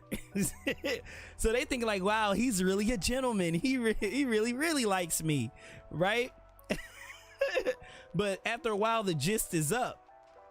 You know, and then it gets to a point where it's like, okay, are you gonna are you gonna consume? I'm just being silly, Tajiri, right? And I felt pressured by society. I felt pressured by my family because I was still a virgin and nobody else was. And you know, I need to go out there and just go do something. It's just crazy the amount of influence a decent male, and I'm going to repeat this, a decent male have over a life of a woman. I'm so serious. It's crazy the influence that a decent male has in a life of any woman that he's around. I try to always keep that in mind. You know what I'm saying? Because it really does have a change that come about in life, in others, and in like you would see the behavioral patterns. I've literally seen behavioral patterns change in females that I've been involved in their life when they're just hanging around me. So imagine if I was their husband or if I was their brother. You know what I mean? And that's just one person. That's just me. So to say that a damaged woman can't be repaired is cowardice. It's a coward way out. You know, and I don't look for a woman to repair themselves. I don't look for a woman to go to other women to repair them. No, I look for a man to step up to the plate, men to step up to the plate and actually try. That's all it takes. Try. Now, let's say you can't get over your lusts for women and wanting to sleep around and want to do all these things and stuff like that. Okay. Listen, there's people out there for that too. It doesn't mean that you don't try to continue to do the right thing. You know, you don't have to be a dog to indulge. You may have a friend, she's a friend, she's really nice, really respectful, you guys being platonic, and you can be honest. Like a lot of women, you can just be honest with them. So many I've noticed from when I went from a good boy to just like, you know, just living and doing me, as I called it, I was able to just be dramatically honest and drastically honest. As a matter of fact, frankly, which means stern and straight to it, honest, and say, hey, listen, I find you very attractive. I don't know you personally. However, maybe someday I'll get to know you. In all honesty, I would just love to have one night with you, if that is possible. You can literally say that, and either she will say yes or she will say no. But what the problem is, we try to trick the woman. And women are innately submissive, so they're believing you. You know what I'm saying? When guys say this stuff, they think that these women don't believe them and not listening. They believe you and they hold you to that word. You say you're gonna buy me a castle. It may seem weird. You know, you may be thinking like, okay, this woman, no, I'm not gonna buy her no freaking castle. But in her mind, she is thinking, you know what? It's a possibility that this guy, if he can afford it, I know he might not can afford it right now because she know you a buster. She's not. Women aren't dumb. Men need to get that in their mind. Women think like 2 times more than men do in regards to life. They use both hemispheres of the brain for problem solving, and men use one. So that's why we're not as emotional as women. We're straight across the board, right? And that's shown scientifically and it's proven.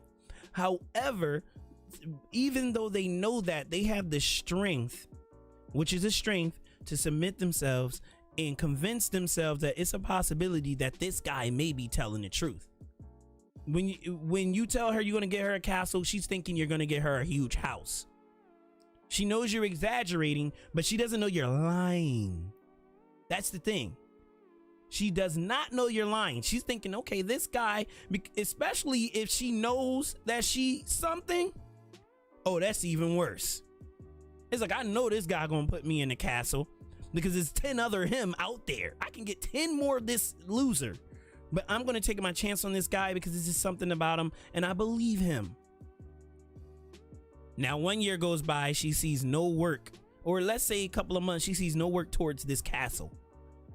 She got it in her mind. She's still laying with you, still making love to you, all these different things, but her heart is starting to become damaged. It's fraying. She's not telling you that, but she's hurting. And then now you got another month go by, no work towards this castle.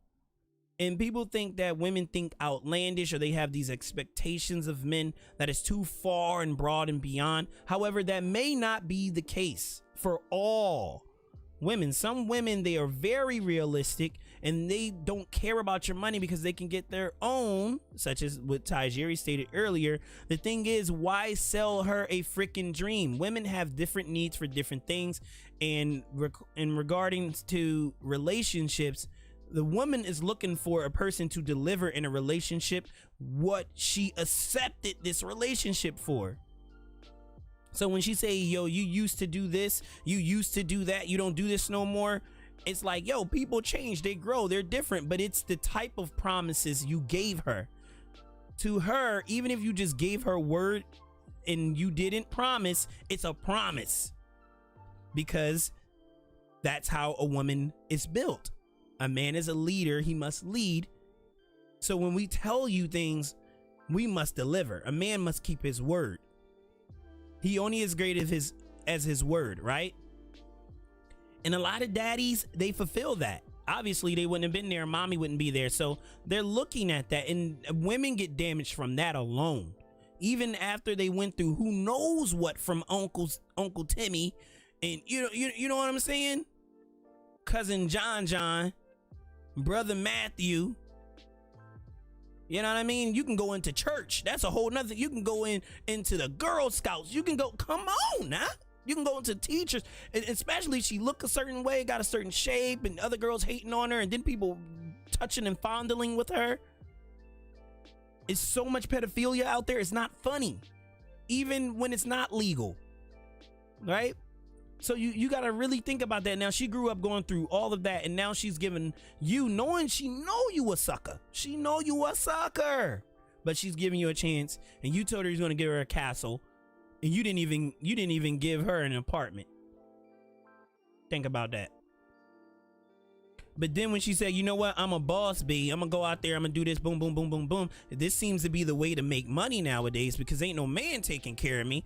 I need this money, and I can't be with nothing. So she goes out, create OnlyFans, do this, do that, shaking it up. Now people pointing and hating, and you got decent women that's coming at her throat when as though you don't know the card she was dealt. That's why I do not judge. Because I had friends that were strippers. I had friends that were supposedly good girls. I had friends that were in between. And come to find out, the females that I know were strippers, they tended to be the most honest to me in my friendship, the most faithful to me in friendships. Hearts of gold. They would give you their clothes, they would feed you, all these things. I'm like, yo, this girl's supposed to, from what I see on TV and what I hear from my friends, strippers are this, that, and the third, and prostitutes are this, that, and the third, and it's like, yo, they the nicest freaking people.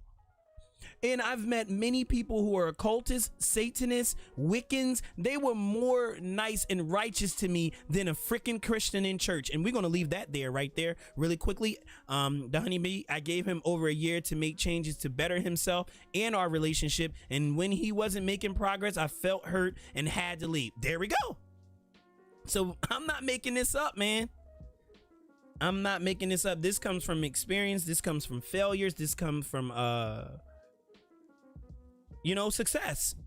And I've been around women my entire life, and I've been around guys, and it just seems like, men, we need to get it the freak together, man. We need to stop being so freaking feminine.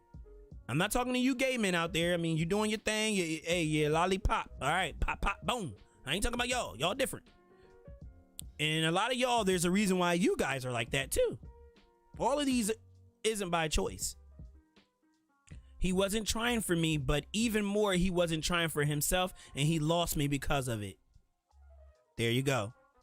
And that's mostly why good, decent women leave, is because they feel like the man is just being lazy and inconsistent, and he's not trying.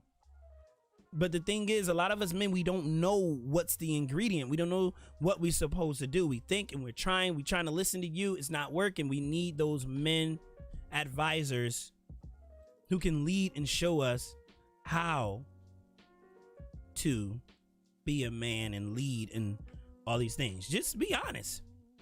Hey, sis, I can't get you a castle. Sis, I'm this, I'm that. Because some women like a man that's a bum and like to pick a bum up. I'm being honest. Can we be honest here today? Subject, again, guys can put in the comment section. Repairing the damaged woman. And I'll be right back really quickly. Tajiri, you're more than welcome to speak on this. Honeybee, you always come and drop some knowledge, so if you like to tonight, you can do the same. I just need to turn on this air conditioner and get me some water. I'll be right back, ladies and gents. Yes.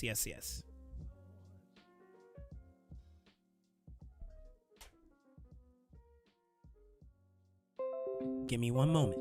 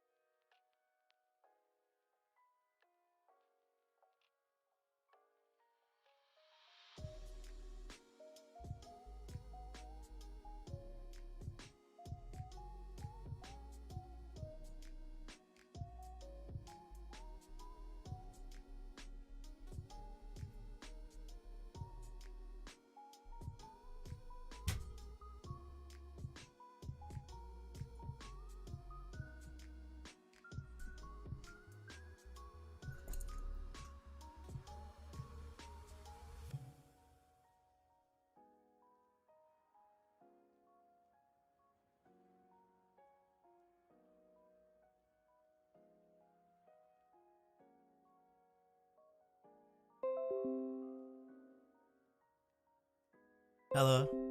Did anybody miss me? Did I miss anything? Tajiri, did you say anything? No. Alrighty, Just alrighty. sit there, listen. Interesting stuff. Cause I can say that it won't take just one man like say I'm in a deal in a relationship right but still me surround myself with men that are helping to build me up, like somebody had tell me just last night, like anybody that don't love me are missing out. It don't have to be like that in love, but just like as a friend, that they miss out in having me in their life, you know just because of my spirit and stuff, and that make me feel really good. Cause let me say, I can't say that I'm confident. Like, I know I have qualities, but it's like because they're not, I guess, appreciated or coveted by somebody else, that they're insignificant. If that make any sense whatsoever. I know in my mind what I'm trying to say, but you know, No, it makes sense. it's like I feel like I'm no value unless my value is somebody else. Right. Understand? And it's not Absolutely. belittling myself. It's just like I feel everybody want to. I can't speak for you. I speak for me. Me and my family, like we want to, like that's what I say. Me search for it. Understood. Judah Game, thank you so much for the motherfucking host from case. Thank you so much for that host from coast to coast. Like Space Coast said, you the most. Let's keep it rocking. Thank you so much, Judah Game, with the host and the motherfucking raid of one viewer, man. Thank you so much for coming through and hosting the channel. Judah Gang, we will say this: the subject head thread is repairing the damaged woman. I think we need to get some people in here, so I'm going to go ahead and tweet out the stream. And Tajiri, could you please continue speaking? Because I have a comment. Okay. All right. To have the thing is the type of positive reinforcement like that I need, and probably many of the females that I know are the same thing I need. It's more like, we don't need the creepy dude like, oh, you're so pretty, and oh, I'm gonna do these things to you or that to you, because everything not about the physicality. It's more like, like somebody told me before, they're like, I enjoy your mind. If I could just step into it and spend the week, stuff like that, and I was Wow. like, yo, that's sexy. Like, That was what I mean? romantic. Because it's like, yeah, because it's like the way I think and the way I'm like, that's the stuff that attract me. Is somebody that is willing to build me up that way, not just physically. Like, cause as far as the damage I'm have, it's not this just damage physically, like my damage mentally, like my family spirit, the damage is getting nailed, jaw sealing that. Um, but it also takes like the days when I now want to do something, I now want to keep up a commitment. It takes like my significant one being like, no, babe, we have to get up and do this. You want to be what you want to be. We have to get there together. Like you're the captain, I'm the first mate. So you have to steer the ship, and then when you can't, that's when it's time for me to step up. But in the meantime, you run the entire ship. Me just like support. That's what I see myself, me a sidekick. That is my place. That's where I like to be. That's where I want to be. I don't want to be anywhere else. I don't want to take the lead unless you can. And Jay, no, like a thing I say, it's multiple people. So like the other day me there on a store, and like somebody I make a comment, and when the one make a comment, the other friends start to make a comment. So now it's like a group of jeering. You understand? And one dude there in the store that working at the store is like, yo, you guys are not about to sit here and disrespect or feel my presence. I was like, yo, you have a girlfriend. That's the first thing I think, like, yo, like, because you see me more as a piece of meat. You see me more than a piece of meat. You see me as somebody like, yo, show my respect. You come from one of us. You may not be able to decide Mm. what color you come from, but you come from one of us. Show me a little respect for being like somebody daughter, somebody a sister, somebody, you know, potential mother. Like show me that respect because the way that you're coming off, you not think that maybe you see a girl in there that you like or you want sitting and she see the way you treat them. You think other females are gonna want seeing how you treat female them want you to. Mm. You have to put out exactly how you no, like put out the energy you want come back to you. You see me I say? Would you like somebody doing these things to your sister, to your mother? Mm. You understand? Your daughter when she get older, because you think it's cool and cute in front of your friend them. Mm-hmm. So those are the type of things like when we say we're parent damaged women, like me not have a man no, but but Mm. but little things a men do and restore my faith in like all of them no assholes. You understand? Me know you Mm. know Chris in the stream, but you see me I say? Yeah. It's like me know all of them know dirty man, like all of them know ignorant and know worth my time. Because that's Mm. what I say. The like once you get find certain ones that probably aren't dealing with wanting everything materialistic, you'll find a good one. I'm gonna tell you Mm-hmm. that you're gonna find somebody that will ride for you no matter what. That when Mm. you're in public, you get in a fight, even if you're wrong, she there for you. We're fighting together. When we get home, we explain like, yo, why were we fighting? Me not even have to know why we're fighting. You fight, I fight. You Mm. understand? That's done to me. That's a relationship. Like, there's a problem. Your man tripped me. No, why you trip over his foot? His foot was there first. I not care if him stick it out. Him wanted to stick it out at the time. You not see it and walk around. I mean, not Mm. care about them things then. Mm. That's how it's going to be. So as much as you are repairing me, it is also my responsibility to keep making you feel like you have that strength that you can repair and protect me. Mm. That was my rant. Let me step down off my soapbox now. Let me go. That was awesome. That was amazing. Because I mean, that's how I feel though, for real. That's how I feel. I'm like, my normal place. And people were like, that's so demeaning, that's so degrading. Like, no, it's not demeaning. I know where I want to be. I know where I feel I need to be. I know I came from you. Just as much mm. as them come from my mother and father may come from you. I will not be here if not for you. So of course I'm your support, yo. With Mm. you beside you, like I'm your support. You need me, that's where I'm supposed to be there. You're the strength.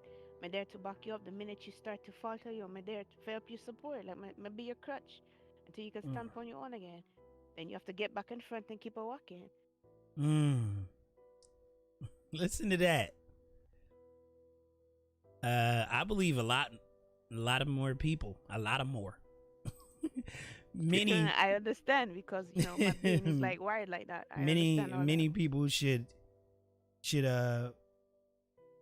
feel the same way. Should engulf that mindset and understanding. Again, the subject head thread is repairing the damaged woman. We are running out of time pretty soon. We got about 12 more minutes, but this subject, I believe we can speak upon it What's up, Jay? all night. How you doing, Enrica? Now, that's great. That's good to hear. It's great to hear from you as well. With that being said, we actually have two women now and one in the chat, right, that are here and maybe they can help us in a way. Let me know if the music is a bit too loud. Because I want to. Oh, you don't hear it in the stream? Oh, I had it playing in the stream the entire time. Oh, really? Oh, I don't know. Maybe it's just me. Yeah, no, I didn't hear it last night either. So, Did you just assume my gender? Did you really just do that? Now I'm triggered and I'm going to Twitter to complain about this entire. Well, you said woman, so you said that earlier, right? Yeah. And But I'm a those are the crutch. things. But those are the things that get you confused. You're like, yo, you just assume you're female. Yeah, you have a high-pitched voice and tata, so I just assume, yeah. I mean, All right, so would you like to identify as Tajiri? yo, me I born as a female. Me identify as a female. Don't try to label me as no cisgender. I'm a female. Period. Don't make up a word for me. Something that I already have a word for. which is female. Thank you. All right, so I didn't guess then. I hit it on the nose. I don't know. I don't even know if I'm human yet. So I know. I know. With the way things been, right? All right, give me one moment. So nobody hears that music in the background? Let me turn this down a little bit for myself. Let me go check. All right. So, I mean, that's well loud, yeah. It's well really loud. loud? Good. Yeah. All right. So that's good. I thought that the music wasn't working. So that's why I turned it up. So now I can turn it back down. Enrica said she couldn't hear the music. I got to be careful with that, though, because nope, don't hear anything. Do you hear me speaking? Hold on. Let me see.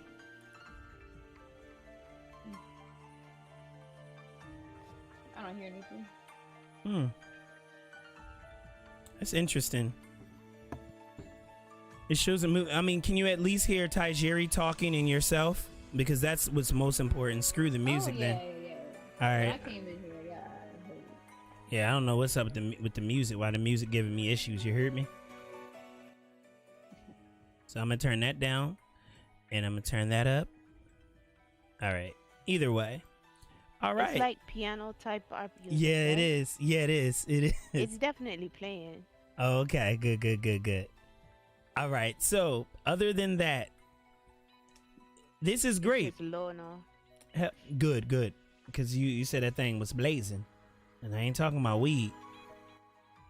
But so help us brothers, if you will. What is it that women look for, not just from men, but from within, to help these women out here?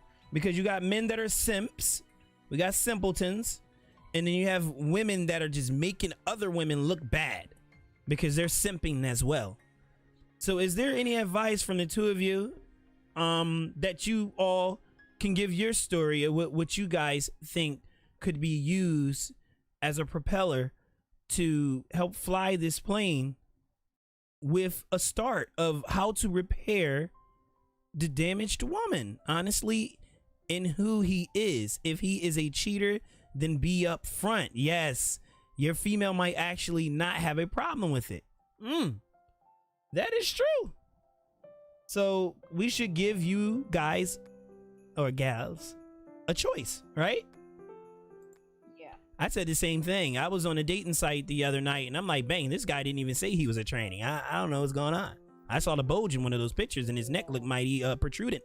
I was like, yeah, it doesn't say tranny on your profile. It says woman. So, you may confide in that and maybe think that that's what you are. However, what if I don't think you're that, right? I got my own belief system, so why do I have to attain and attest to that in that way?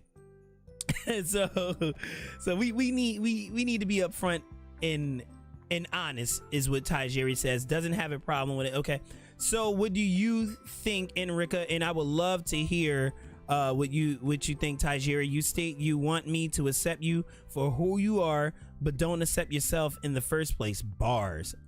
Sound like I need to make an emote called bars. Because I say that too much. Copyright. Nope. It's copyright. No, BARZ. Bars. No, that's I mean, copyright. I don't know. Like, the biggest issue I have is men just, I don't know, man. Like, Yeah, we effed up, know. right?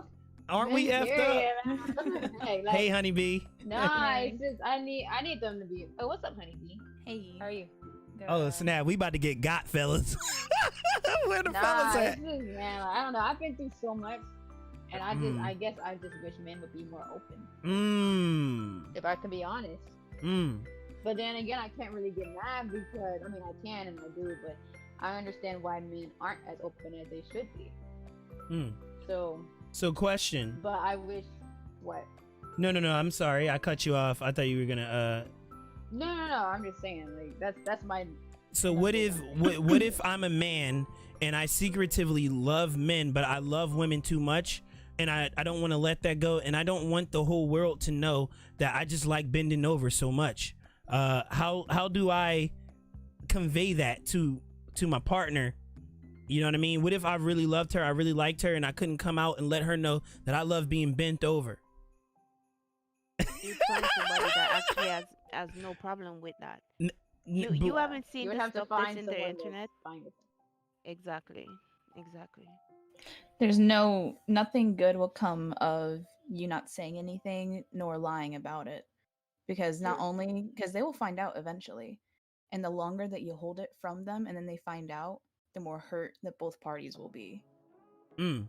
You know what I mean? And then you'll lose that friendship you could have with the girl that you used to be. Because that happens to a lot of people, is where it's like, well, I'm actually gay, I'm sorry, and the person's like, well, I can't get mad at you for your sexual preference, thank you for telling me, and they're still friends afterwards. You know what I mean? Like, both parties are okay with it until you lie about it or hide it so long and then they catch you and you're like, why couldn't you just tell me that? I thought we had something, you know, like real, had something that was more than just lying to my face. But the thing is, if it's something that you feel, why you're ashamed of it, that's why I'm gonna say the point. Like, you want me to accept the fact that you like to be bent over, but you're so scared to tell everybody. Either you're secure in it and you're like, I don't care, this is me, accept it, or like why are you trying to hide to where you have your cake and eat it too? Because now you're dragging me into whatever you got going on and diseases you could possibly give me a choice. If I'm a man and I want to go out and do things with other females, let's talk about it and tell me. Deal with one. There's a couple of rules, but long as you come back to me, like I don't care, you know. And if you do have a time where you go out there and you do something, I'd rather you tell me first, then I find out. Cause then it's like, okay, now you're trying to hide. If you be like, yo, baby, we had a, you know, we argue, me get a drop, me go out. Drinking is no excuse, but me go out and me do things with my ex or something, or she irritated me, you know, me start to, whatever. And you come to me and tell me like, oh, well, you know, I'm mad. We have to, you know, figure it out. Give me the choice when I want to stay with you or go. You understand? Don't make that decision for me. I'ma find out after me catch it. Or you come back with a new baby mommy. Like, you know, honesty, to me, honesty is so big in a relationship. Up front, no after you have me fall for you, I'm in love, and you know, because that's when I cut your thing off. Like, don't, you know, you see what I say? There's ways, you know?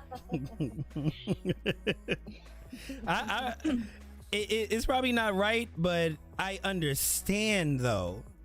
Like when I was younger, I never really understood those things, but I know what it's like because this is my biggest thing, and I don't think I ever would change, and I don't want to ever change. I've spoken with a family member or whatever, and they were saying, yeah, but I pray that, you know, you change your mind. I will never, and I hope the Most High doesn't change my mind on this.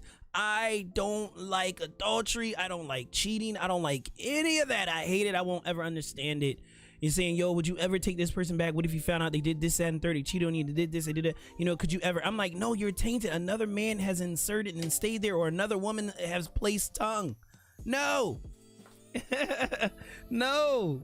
I don't want a toy enjoying you. I don't want another woman. I don't want even dog Scruffy or cat Meowfy. I don't want them touching my kitty. I want to be the only one to make it purr, right? So I'm one of those type of guys, and I believe it should be the same way, because I hear, oh, Jay, well, you're a handsome guy, so it may be a little bit different from you. That's a freaking lie, because before Biggie was popular, Biggie was getting women. Okay, so when you think about it, I don't think women. I've seen some of the women that I've seen dating some guys I've seen. I don't know how a woman could touch a Kodak Black or touch a Lil Wayne or something like that. I don't care how much money he has. It's not about exactly. That's what I'm saying. That's the point. Could be the energy. Exactly. I tell you, it's not about the money, the rims, the gold teeth, none of that. It's all you cheap. You can be a bum and me see sitting in you, and it's like, yo, you have such, because you never know them background. Like, you talk about damage with me, you don't know what a female, some scrubby buying female will come and just break this man down to where I'm like, and feel like I'm nothing. And it's I've been up there. to us to make him remember that he's still a king. Like, a king can be dethroned, that still don't stop him from being a king, because that's what he was born to be. You Facts. understand? I agree. So you're not gonna, like me, remember me, I said, how this dude stood up to those dudes and say, you're not gonna disrespect this female. Yo, man, I never disrespect a man. Like, when you see the females in public, be like, you ain't, you know, world star, those things, the social media do all of this. You will never see me, even if I'm wrong, even if I'm right. I will never disrespect my man in public. I will never disrespect my pygmy. Put stuff on the internet. Like, never do that. Because you are taking away who they are, little by little, chipping away at the marble like this, and you will be left with nothing. Instead of building them up, even from nothing, you build them up. They will appreciate you more, and most likely to stay with you too. You know. That's amazing. I like this. So the biggest thing, because we need to repair these women, right? I don't know if all 4 of you in here, I'm sorry, 3 of you in here, I'm telling on myself now. Telling on myself, I may be damaged, but I don't know if all 3 of you have been damaged, right? However, for the damaged women, you guys say the first step is, if the man is honest, that can help repair you guys, is what you're telling me. Honesty is a big key component in repairing a woman. Is that what you guys are saying? The damaged woman, that is. Here's the thing. Every person's different. So, like for me, I grew up in a whole... I had divorced parents. I grew up with my mom saying, don't rely on anyone for anything. Rely on them for support, yes, but don't rely them for the money, for the feeling of being okay. Like, you shouldn't rely on one person to make you feel good, to feel okay. You know what I mean? Like, because as soon as that person leaves, then you're left with nothing, and I don't know how to get out of that. So I grew up just like, I'm not gonna let someone come in and rely on them for emotional support. Because then if they leave, then I'm left with nothing. Like, I will come to you, and we can love each other, and we'll always be there for each other and all that stuff, but I will never be left and me feel broken and unrepairable because of someone else. You know what I mean? Like, it's okay to be alone, and it's okay to feel sad about it, but only you can build yourself back up, and only you can change yourself, you know what I mean, in your future. Don't let anyone else take that away from you, because at the end of the day, everyone has themselves. People will come and go, family members will come and go, all that stuff will come and go, but you, yourself, your personality, your strongness will always be there, kind of thing. So even if let's say that you keep running into people who are cheaters and liars, and they have a perspective of you and things like that. So even going through that and people doing you dirty, you still have the same outlook that, hey, listen, I just need to, work on me and get me right. So you don't think that it's possible? No, I won't say that. That doesn't make sense. So you're stating that maybe preservation. What is up with me tonight? Even so, self-preservation and self-awareness and repair is the way to repair a damaged female like yourself. If you're damaged, or your understanding would be that, self inward is what you're stating. Or if I get hurt by a man, I'm not going to look for another man to fix me, kind of thing. You know what I mean? Because it's like, I'm just walking into another situation where they can hurt me again, and then it's just going to be like, if I get hurt, move on to someone else, and they hurt me more, it's more and more of my heart getting crushed, and it's not getting repaired. You have to find a person and slowly build yourself up to where I'll be more open with you, but I never fully 100% throw my heart in a relationship right away, because I know things can change. You can find someone else and leave me. My ex was an alcoholic. He chose alcohol before me, and it hurt me again and again and again. So I finally was like, I can't do this anymore. I can't keep trying to find someone else to repair me, because I'm just getting hurt again, and it hurts even more. You finally heal your heart, you glue it back together, but the glue is only stable for so long, because then it breaks again. So it's a lot of trust. I always look for someone that I can trust, that will listen, that doesn't try to change me, and then I'll open up. kind of thing. Okay. Does that make sense? So isn't it possible, and Tajiri states this, I like what was said, but don't agree. We are meant to be with someone based on the Bible. I think that society may have warped the thoughts about not needing anybody, and it's about self. That's always nice, but you can't always do it alone. If so, there wouldn't be so much dating sites and social media and platforms to interact. All right. Oh yeah, 100%. You know, you need a person in your life to feel okay, because no one can walk the path of life alone. But I'm not going to rely on someone to fix my broken heart. You know, like eventually they can fix it, but I can't throw myself in a relationship and be like, okay, this is the one right away, because I don't want to get hurt again. I've been hurt many times. So I'm very self-aware of like, I will take this slow. And I tell everyone that I'm with, I'm going slow with this. And I hope that you can go slow with this too, because that's the first test. As I get in a relationship, I'm like, I'm not going to have sex with you right away. I'm not going to throw myself into this relationship and throw my time and energy into a person if I don't know if you're going to do the same for me. You know what I mean? So it's like, yeah, I am way okay with waiting for the right person. So when I find them, it'll be great and I can throw myself into it. But I can't. It's really hard to trust, because it's people lie and they leave, kind of thing, you know. Absolutely. Yeah, everyone needs one. Everyone needs someone. Everyone needs someone. That one person that will always be by your side and have your back, and you have theirs. But it's a give and take. I can't have someone that just keeps taking from me. You know what I mean? That is interesting.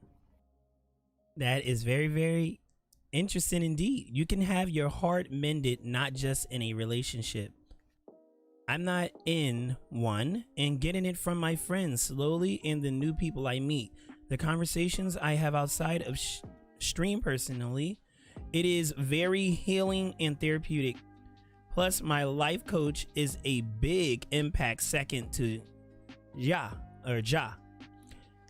Pampering with Polly says, we need to get back to genuinely getting to know people. Ooh, nice one, Polly. I agree with that one. That's great. I second I agree that. with that. Me personally, I look at it like this. I don't just jump off. Like everyone that knows me know that, dude, you're really different. I don't know if this is legit or if you're putting on a show or you're mentally unstable. It's like you're kind of different, Jay.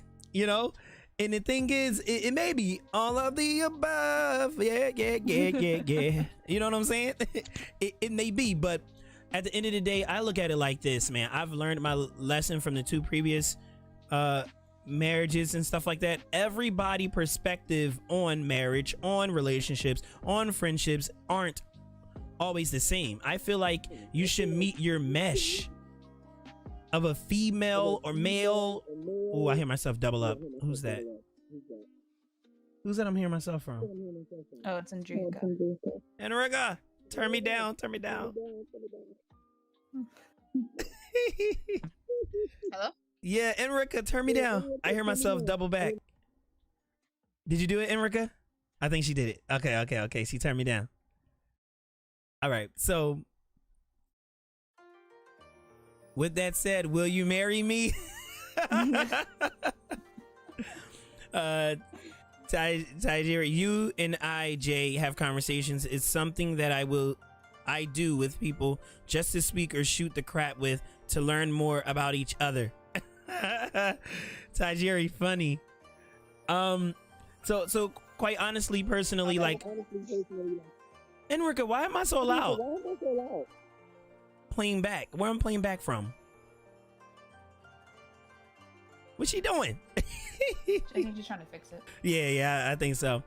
So I look at it like this, like, man, listen, I'm willing to wait. I'm willing to suffer, because that's what it feels like. It's like sometimes I think to myself, hey, I just want to have someone over here, watch a movie, kick it and hang out with me. I don't even have to worry about, trying to lie with them or trying to do anything crazy, and build off of that type of friendship. But isn't that the same thing as dating? You know what I mean? But why do you have to date? Or why does it have to have a term? Hey, I'm meeting for lunch. We gonna hang out with that slow stroke game. She's silly. All right, see you when you get back, Emrica. So I look at it like, be easy, Miguena. I look at it like, I think that I can help repair the woman. And I think it would start off by repairing the man. You know, that's always been my perspective on it, because they have to have something to look up to. You know, you don't want to look at mom. Mom is going to lay down. Mom is going to be on her back at some point in time. Mom is going to do some other things at some type of, you know, sometime another. And there has to be some type of dominance there. It's like, I already know how to be a woman. My mom is showing me how to be a woman. You know what I mean? But mom can't repair daughter. Dad alone can't repair daughter. So I believe that in general, people in general can repair the damaged woman. You know, because we do have TV, we do have magazines, we do, and then you have some women that have been attractive their entire lives. They, you know, they get certain pluses that other women do not. However, I believe some point or another, all women deal with piggery. I call it just pure F-boy-s, as they would say. Pure, you know, perverts, whether it be male, female, whatever. My earbuds are connecting to my phone for some reason. Oh, you probably have to tap that Bluetooth to turn them bad boys off or something. Oh, I got it now. Oh, okay, cool beans. You know, and word, like, I don't know who that is. Someone just hit me up on Facebook. I don't know who you are. It's just hit me up with hard what you're for doing. two people that are damaged to heal each other. You know what I mean? Interesting. Like, so maybe they should repair. Okay, go ahead. My apologies. I can meet someone that's had trust issues with women, and then I can be me as a person. I won't cheat on you. If I'm gonna be in a relationship with you, I'm 100% in the sense of I will help you and be there for you, but I'll only be here as long as you're here for me. And so if I'm like, okay, well, you know, I'll help you, I'm nice, I won't cheat, and like I can be that person, but then they still don't trust me, that's not on me. You know, that's on their issue. So how am I supposed to fix that whenever I'm doing everything I can to be the woman that you want, but then you still don't trust me because of your past hurt? It's like, how am I supposed to repair that by myself? You know, even if you're my partner, you're not letting me, you're not opening up to me to help you, kind of thing. So it's like, it's one, wanting to allow yourself to heal over time. You don't have to open up your heart immediately to someone, but like, if you're not wanting to heal yourself, how is anyone supposed to heal you? You know, and men hurt just the same way women hurt. It goes both ways. It's like, and I feel like overall in society, it made us like that, because nowadays with dating, it's like, well, I like you, do you want to go out with me? There's no sense of, okay, well, let's just hang out, let's be friends, let's not rush into anything, and then eventually we can start dating and doing more stuff, and then, you know, it's like immediately jump in, okay, I'm gonna start dating you, we're gonna have sex all the time, right? And then that starts to fade away as you're longer together, and then it's like, okay, well, I'm bored now, so I'm gonna leave. It's like, that's not dating. That is so true. Fish out in the sea. Why would I want to date one person when I can go on Tinder, Grindr, freaking all of them, those apps, and just swipe? I don't know which one it is to keep somebody. Left, right, up, down. I don't know. But why am I for deal with like? That's the thing.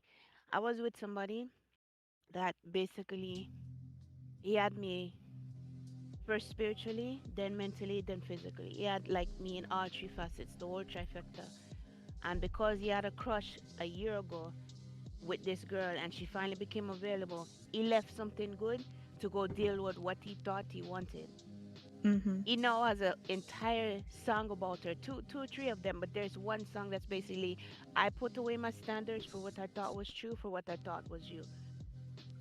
It's something, you know, about I'm dealing with the damage, you had baggage I couldn't handle, like I can't stand. You know what I mean? You gave that up, and now it's like I can't be with you because you left me so easily for somebody else that you thought was true because the grass was greener on the other side.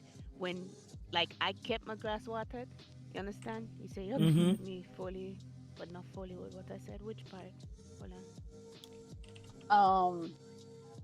Back when you said with a father there and a real father, there wouldn't be a need to have damage, right? Daddy will show what a man is supposed to be. I agree to that.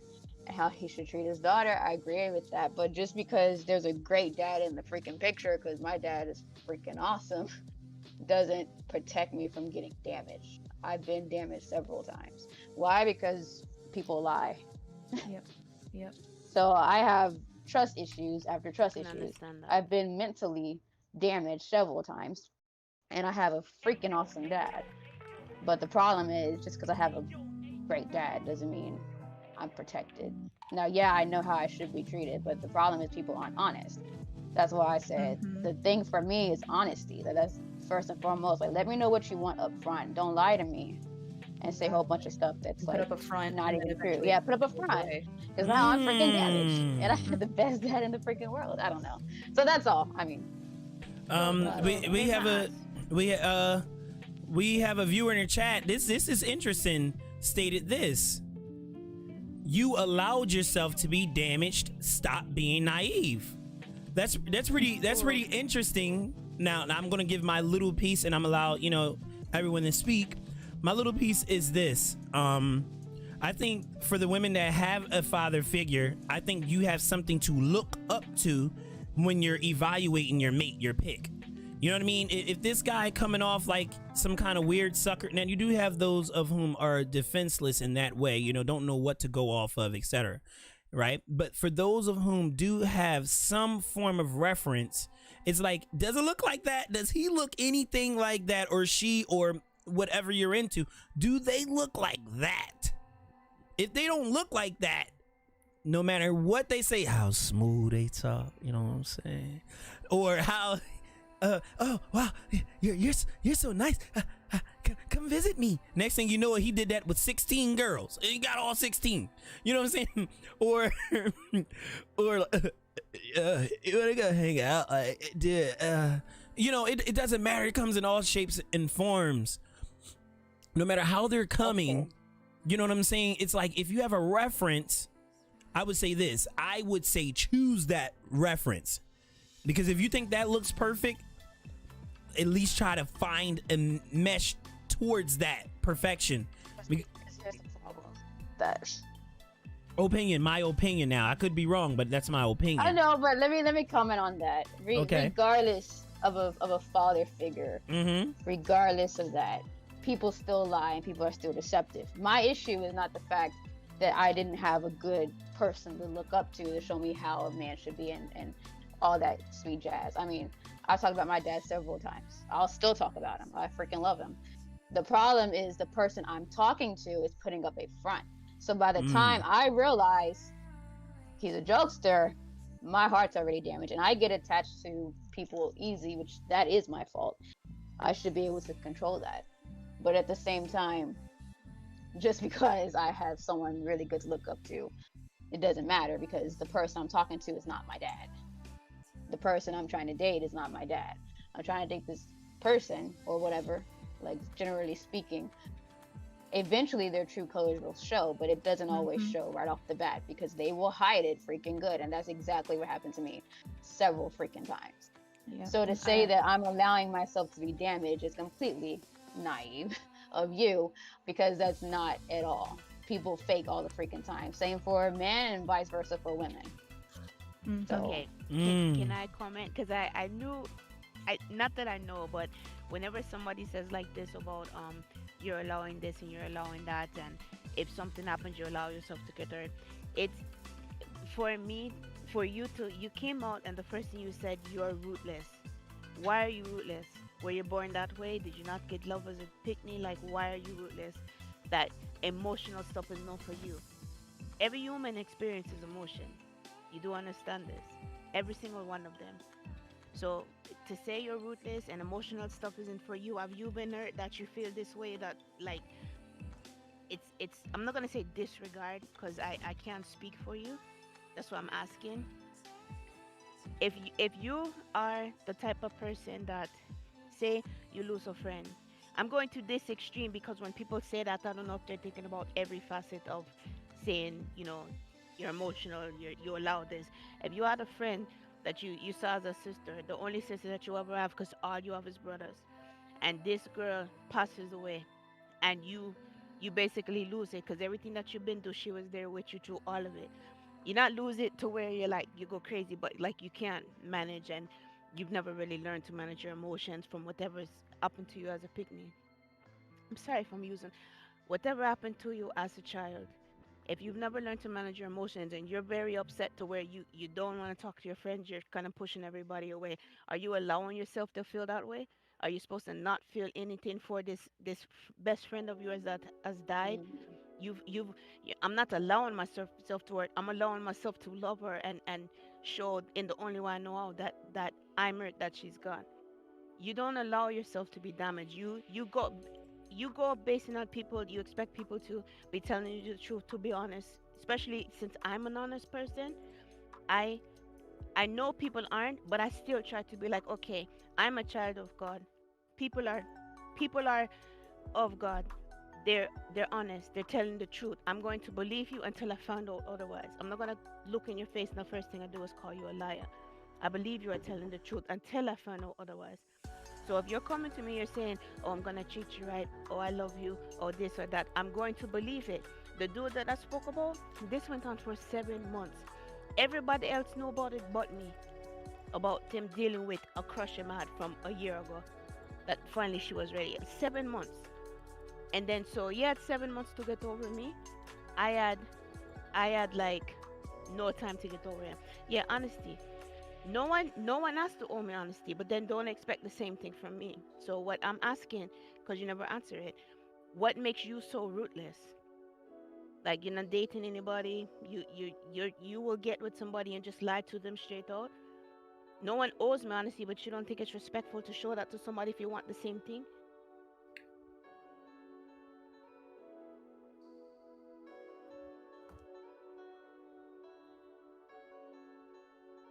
And honestly, for me, if you want to be with me, you owe me honesty.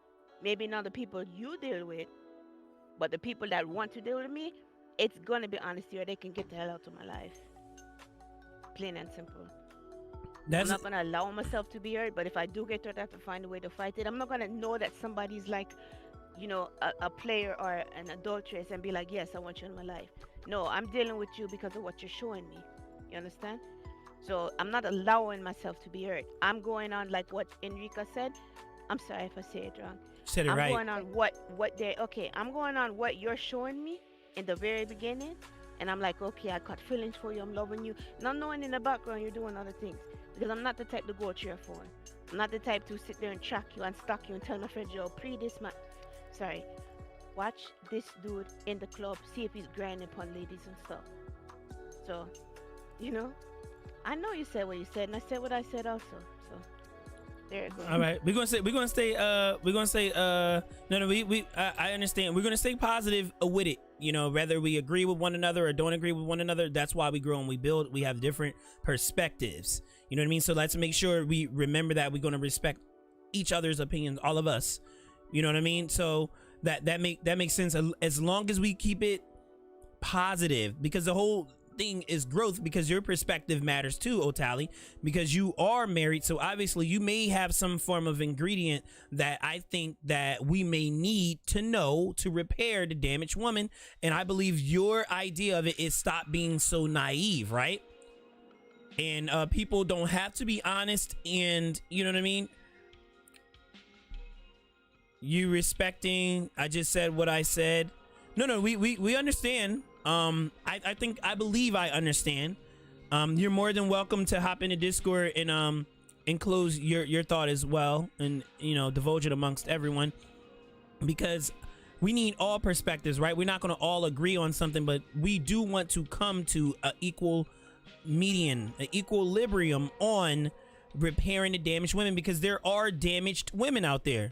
Now, you being ruthless, maybe that helps, help protect your heart. Say that your husband go out and do some things he had no business doing. What would you do? How would you act if another guy tries to pursue you? Would you not talk to the guy? Would you talk to other, men, or how would you repair yourself? Who would repair you? Right? Tajiri states, all of my brothers have cheated on every female they have ever dealt with, including some of my friends that I told them not to deal with my brothers, and they did then try to complain to me they were cheated on. All I said was, I told you, right? So that still reverts to don't allow yourself to be damaged. The thing is, what if you trusting, you loving your parents, no one set you up to learn and know? You can know right from wrong, but you're not ready. You think people are honest. You grew up all your life, thinking that honesty is out there, and then you meet this guy's doing all these nice things. Next thing you know it, you walk in the room, he's either being bent over or he's bending someone over. It's simple as that. Otali states, so I was in a domestic violence relationship. My perspective is hard to explain. We need it though. The main advice is stop allowing yourself to be naive. So that will help repair the damaged woman. So what we have on our list, and correct me if I'm wrong, to all of you who are in the Discord, is for one, truth, right? Honesty will help repair the damaged woman. And two, the second ingredient that we have, and we need some male perspectives as well. I would love for you all to join the Discord call and speak. Now, for all of you who just have joined, we see you coming from all forms and facets. The subject head thread is repairing the damaged woman. We accepting all opinions as long as we are positive about our opinions, and we not to judge. We just, grow and build, because this is a real problem. Nevertheless, it does happen. Women are damaged. Not all, maybe, but there are too many, way too many. And how do we repair that? What do we do? What are the steps that we take? Right? And two was to stop being so naive. Kels Tusway states, are you a male or a female, Kels Tusway? What does ruthless mean? Pampering with Paulie. I take it that Paulie's a male. If I'm wrong, please correct me. I don't know. You can't be damaged and played if you don't see it coming. That makes sense. People need to be real with themselves first and foremost. And I believe that's what each and every female that's in the call right now have stated. Because I'm willing to learn. You know what I mean? Pretty much. I'm willing to learn. I was almost killed by a now ex. He was stopped by a friend. It's not easy for everyone to get out of something like that. So congratulations for getting out of it and surviving it. Oh man, I want to invite a family member and see if she's willing to talk on the show. Otali with Paulie, he real with yourself. Oh yeah, okay. Be self-care. Self-care is the step you take. Yeah, I feel like she's on the same what I was saying earlier. Like, you go into a relationship and it's hard, but don't fully put your heart out there 100%, because people will lie. And I think we all know that now. You know what I mean? Like, after our experiences throughout life and the relationships we used to been in, that people will lie. So now, because of those experiences, we are like, okay, well, I will talk to you, I'll be with you, but I'm not going to fully give myself to you yet, because I'm still filling you out, just as like you're still filling me out, whatever. And you kind of try and go at it slowly, but not everyone knows to do that. When I was young, I thought, okay, I'm going to get in a relationship and, they like me and they will only like me, because that's relationships. I didn't know that people will fucking lie to my face, but because of my experiences now, until I was, I'm a 22-year-old female, I'm like, well, I was fucking naive as shit when I was a kid, because I was a kid, and it's people know now, like, it's hard for relationships because people will lie and cheat and whatever and go about it kind of I'm a little iffy, but I'm gonna still be with you and we'll feel it out. And if I don't like something you do, or you do me dirty or whatever, I'm gonna leave. I'm not gonna stress out about it, because I didn't put my heart out there 100% yet to you. So like, I can come back, be by myself again, and be okay. But it takes that special person that you'll eventually find one day to for you to be able to give yourself to. But it's just a whole big world. There are a whole bunch of people in it. Not everyone's gonna be the right person. Not everyone's gonna do you right, and it's just up to us as the individual to feel out life and feel out the people we talk to and find the right person. It's just a honestly hard game to play. Everyone's juggling their hearts out there. And emotions, right? Uh-huh. All right. So I go ahead. Yes, insert. Okay. You remember I said earlier that I don't have a mate to like help repair me. Like my job, I don't have a mate to help repair me, but I'm getting it in little doses, right? Like from you, Jay. Like I'm getting in little doses from different people that is culminating to if I had a mate, right? So it's getting there. I just get a text from somebody who was like, listen to, hold on, me read it word for word because it's funny that it come up right now. Listen to Blessed by Wizkid featuring Damon Marley. Reminds me of you, and now no matter what happens or what's going on, you always stay positive, upbeat, and keep pushing like a true queen/warrior. That's all me say. Me get little doses of stuff like I changed the circle that was around me to go from negativity. It hurt because there's a lot of them that have been around for 5-6 years, and I had to like, lock. I keep wanting to go yardy. I have to get them out of my life to bring in a better, healthier circle of people. I treat my energy now like a cup of sugar. You come and you borrow it. If you not give it back, in terms of like positivity or dealing with me the same way I deal with you, then you can't borrow my energy anymore. You understand? I put up like not a wall where I keep everybody out, but it's a wall to keep my energy in. So now that Tali explained it, understand what she say about not being naive. It's just it's hard to do it when somebody's such a good, like, people get scammed for a reason because the person that's scamming them is really good at it. Right. You understand? Right. The devil, best scammer of them all. Yeah. Make you want to believe him. So you have people like that. It's like, yo, me trust you, know. Because we don't want to go by energy or our conscience or whatever. We leave Jiminy Cricket in the closet or probably kill it with bug spray, and we just go and do the things we want to do because at the time it feels good. But it's not really necessarily what's good for us. But we still like, oh, we can find, especially like if you're hurting, you're like, yo, I want to deal with somebody. You deal with, out of 3 people, you deal with the best, but all 3 of them grimy cheaters. You know what I mean? But you deal with the best of the 3 because it's like, yeah, you can't be like the rest of them because you showed a different face. You put on a smiling mask instead of like a frowny one or a scary one, you know? Yeah, I'm gonna get off my soapbox. Jesus, no, it's put good. it in the way, get no money. It's great. It's great. Let's get it a big fat recap. No, that's great information. As a matter of fact, we can go as long as we want tonight. You know what I mean?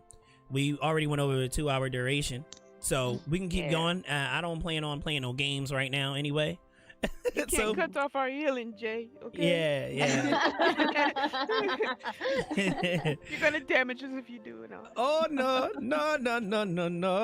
But Otali says ruthless means not allowing yourself to be naive, being real, know your worth. Girl, listen to this strength. Don't allow people to disrespect. Invest your energy where it reciprocated and valued, where it's reciprocated and valued. It's called boundaries. You build boundaries. That's how you take it slow. Listen to this woman. This woman, she may be up there. She sound like she about that or something. I sound about that is. And Tajiri state, you know how long it took me to get into the mindset of valuing myself more. I saw my value in my mate's thoughts of me, which is dangerous. I'm learning how to be me again. Otali said, I feel that I've been there. A lot of pain from Tajiri and hurt still fighting with, but it's a journey that I am overcoming. Otali said, therapy is important. No shame in going to get yourself together. Learn coping skills. There are so many. I wish I could come into Discord. I'm a social worker for a living. That's awesome. We can hear the therapeutic words from you. That's good. The strength, you know what I mean? That's a good building because you don't want to be woe is me all the time. It's good to have some of that too. You know, it's great to have shoulders to lay on, but it's also great to have that stern let's get in there and fight. So what you're saying is not ruthless. that word is a little more strong and vast than what you're saying. What you're saying is stern, straight to the point, and strength and building. That's great for women to possess. If she's damaged, that helps heal her. It's the point of healing, not stopping the damage, because we need to stop it before it happens. However, you can't always prevent it. Hence, the repair needs to be done, right? I would love to have this conversation. Hey man, we may have a part 2 next week. You know, for all of those of whom have to leave, I know you guys come in for 2 hours and you guys take off and, you know, do whatever you have to do, because every week we only do about 2 hours. But I've been gone for a little bit. I've been hit with all types of copyright, community guidelines, and all these other things because of the subjects that we discuss and disclose. Obviously, we're speaking on something that puts the hammer to the nail. All right. And I was just damaged again. A ding dang skeeter bit me, so I will never be whole again. When I heard ding dang, I was thinking the other word. I was like, uh-oh, somebody bang bang boogie and leave.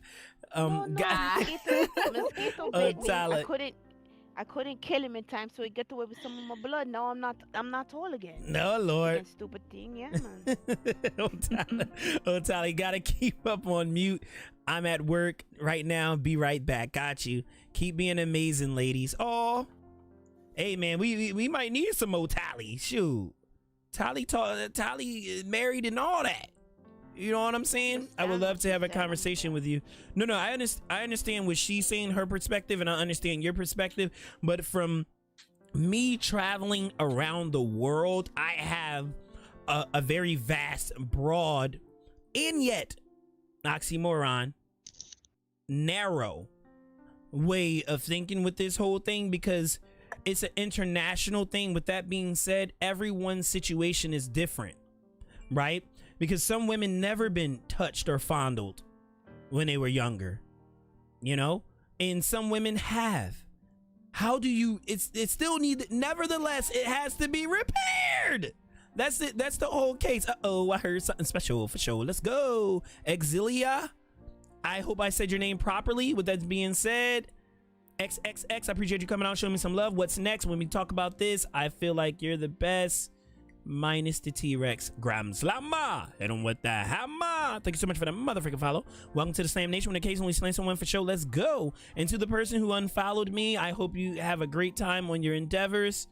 You know what I mean? We're at the 2,900 mark. We have 100 more before we get to 3,000 every Sunday, guys. For all you who just started tuning into the show, the subject head and thread states repairing the damaged woman.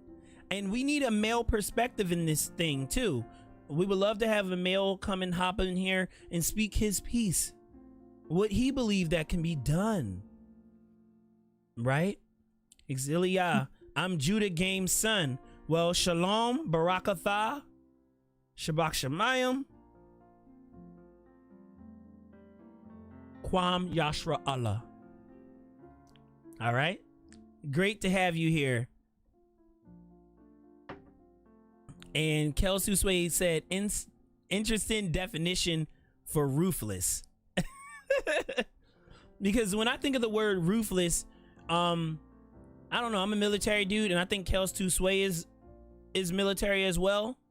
When you think about that word, right, when we put it into context, people draw from it as there's no regard, there's nothing. I'm hitting you straight with it. You're getting sliced up. This is what it is. And I don't have no emotion, no thought, no anything behind it. I'm just going to do it regardless. You may be a child. I'm going to come and cut your head off right in front of your mom. And then I'm going to go and then cut your dad's, loins apart in front of you and make you eat it. That's ruthless, right? That is considered ruthless. And then you have relentless.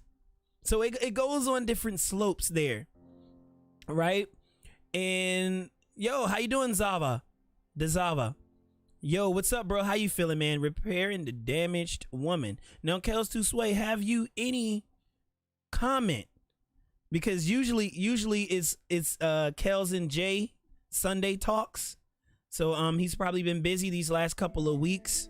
I would love you to hop in the Discord and give your piece, because we need a brother's statement on this subject. And as we go through this show, we're gonna keep upgrading the show. We're gonna keep doing things. My son was in a hospital not long ago, so I didn't get to really dress this show up the way that I had planned. However, we still started and we're starting this up well. For all you newcomers who came up in this bad boy, the subject head thread is repairing the damaged woman. Now, Kels Tusway. We got the mail in there. We got a mail in. I brought to the friend. All right. Your friend may speak. Your friend may speak. Where is what happened? How you doing, Hey, bro. What? I was turning off my fan. Yo, don't shout at me. Yo, we're damaged. You can't yell at us in here, okay? Oh, This is our safe all right. space.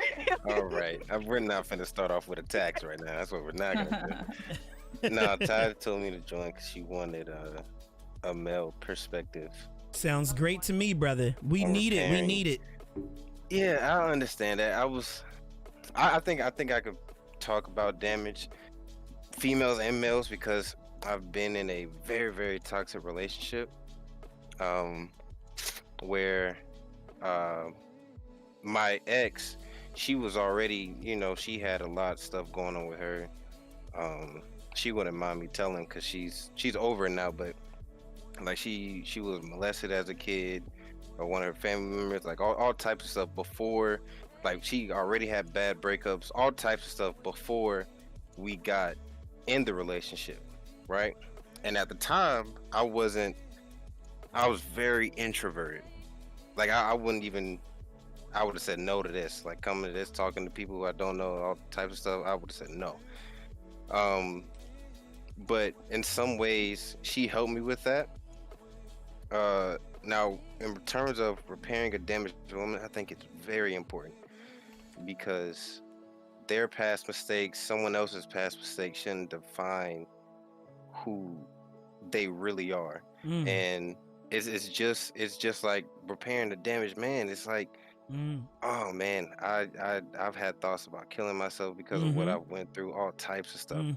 And a lot of, especially black men, a lot of black men grow up, around their, or what I would say, OGs, and they always get the feeling like, man, men don't do this, men don't cry, men, you're good, man, be a man, do this, do that, always work, do whatever.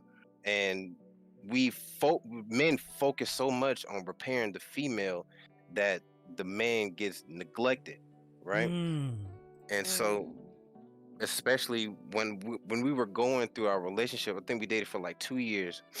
Oh, it was horrible. It was horrible, and it was good at the same time. We argued every week. And I'm not exaggerating. We argued every week. It got to and it was a long distance relationship. It got to the point where I think we argued so bad that I punched my phone and broke it. All right. And it was horrible. But the relationship we had, it made me as a man reflect on my mistakes and what I did and what was wrong. And I corrected myself, she corrected herself, and now we're really good friends now. We're really good friends. And she's doing well, I'm doing well. And in terms of, like, how can I say it? It was very hard to... Thanks for the 100 biddies, Tally. You can finish, brother. It was basically hard to, how can I say it? Basically, it was a lot of pride. I was a very prideful person. I was a compulsive liar in terms of, like, rebalancing myself and figure out who I was. And it was horrible. It was very bad, because I had she had her thing, and the reason why I would say it's very good to, because as a man, it's very good to repair a woman's trust in yourself, because a lot of women they've been hurt, because you got to remember it's a lot more females in the world than there are men, and a lot more females are probably going to be hurt by that guy, because there are more females, and he's going to be tempted, you know what I'm saying? So it's always good to, whenever you get into a relationship with a female, whether it's, you know, sexual, non-sexual, you're just friends, whatever, you need to be there for that friend. I've had many females, not I won't say many females, many people growing up, and they seem fine on the outside. Even the ones that you wouldn't say is, you know, model material, they look fine on the outside, right? They look completely fine, and I'll talk to them one time and they'll break down. It was crazy, because I used to work at a call center, and I used to be a manager, and this is what really brought me out of being an introvert, because coming to the job, you know, if you're a manager, they have to see, you know, they have to see a smile on your face, they have to see you talking to everybody, because they're like, dog, he's not even on the phones and he's a manager and he looks unhappy. They're not going to be motivated to do anything, you know what I'm saying? Yeah. So I was assigned to like 20 to 30 people on my team, and my job was to, you know, coach them on how to make their calls better, you know, not only coach them, be their friend, make them motivated, you know, when their checks isn't looking right. I'm the one who they come to, you know, to figure out what's going on, what am I doing wrong. I was that person. So it was a very stressful job. And I remember one lady, she came in, I think she had like 3 or 4 kids, right? And she was trying to make appointments, wasn't really making the appointments. And I was trying to teach her anything I could have, try to change her habits. And then they were talking about firing her. And I didn't know. They didn't tell me. And they told her, but she was too afraid to tell me. So there's this thing where they're on the call and I can listen to it, right? And so I was listening to her call, and everything sounded, she was saying the right words, but her tone wasn't right. I was like, dog, like she tripping today. Yo, And I want to so say thank you so much, the Most High, for coming out, showing and some I was love, like, making me hey, get by. With that being said, thank you so tell much me for that what's going freaking on. sub. Much love for You that know, sub. Thank you so much. It's none of my business. Let's just sit here for a couple minutes and I'll just let you breathe. You don't need to be on the phones for a little bit. And she just broke down and started crying, right? Just little stuff, just little things of compassion can change a whole person's lifetime. Not just the mood, not just, it'll change their whole lifetime, because as soon as they feel like somebody cares, that'll change your whole mood. I had another friend back in high school. I remember his name to this day. His name was Justin DeLay, right? He was one of those, like those weird kids growing up.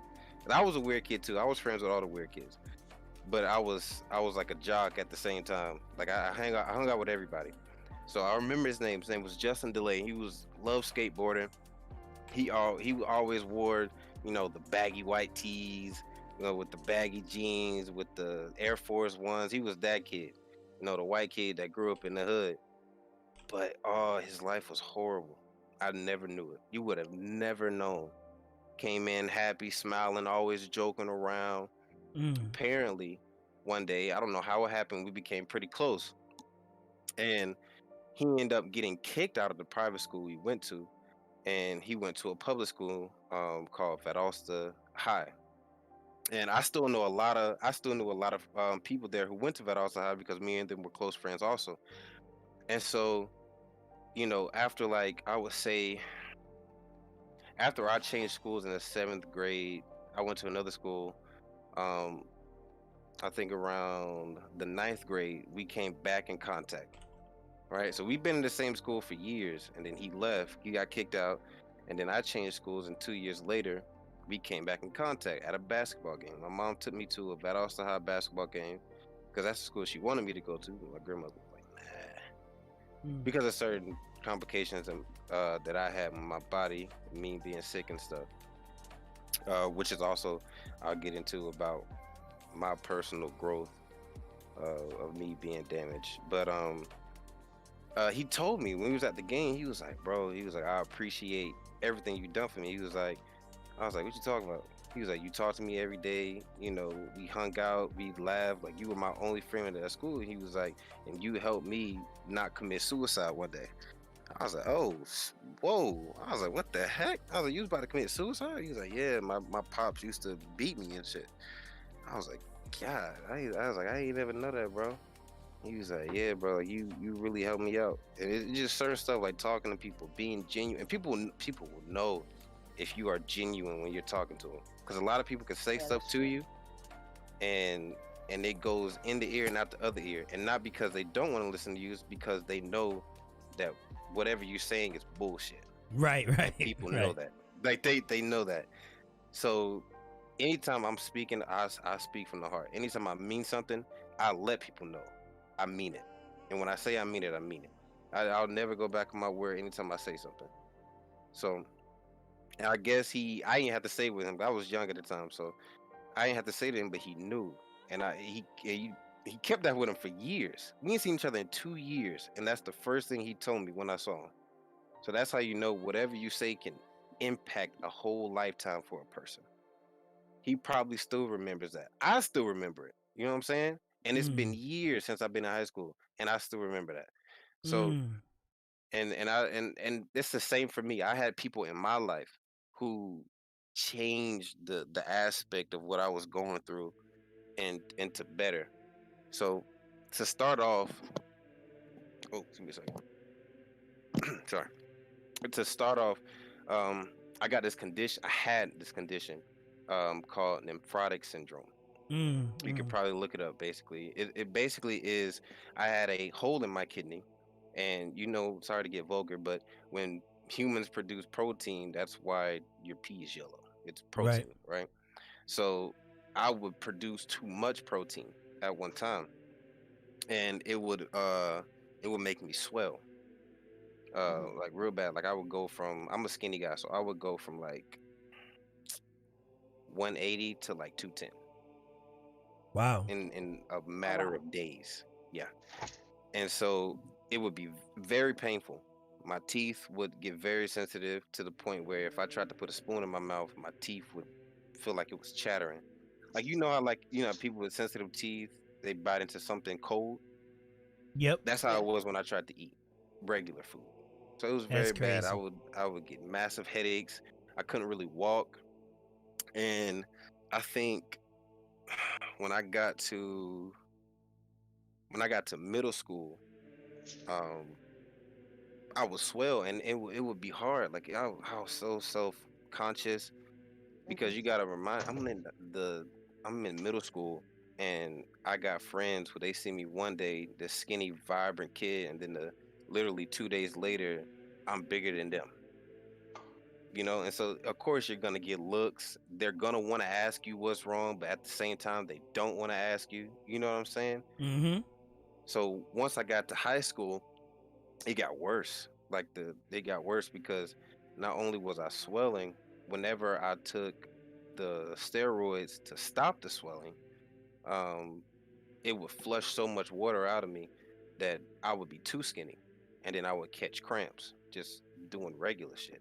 I'd be sitting down, stand up, and catch a full cramp in like under my thigh for no reason. And so the pain was unbearable for a while to the point where I wanted to kill myself. Right. And it was very, very bad. And I think the rock that kept me going was probably probably one of my exes, one of my exes in high school, right?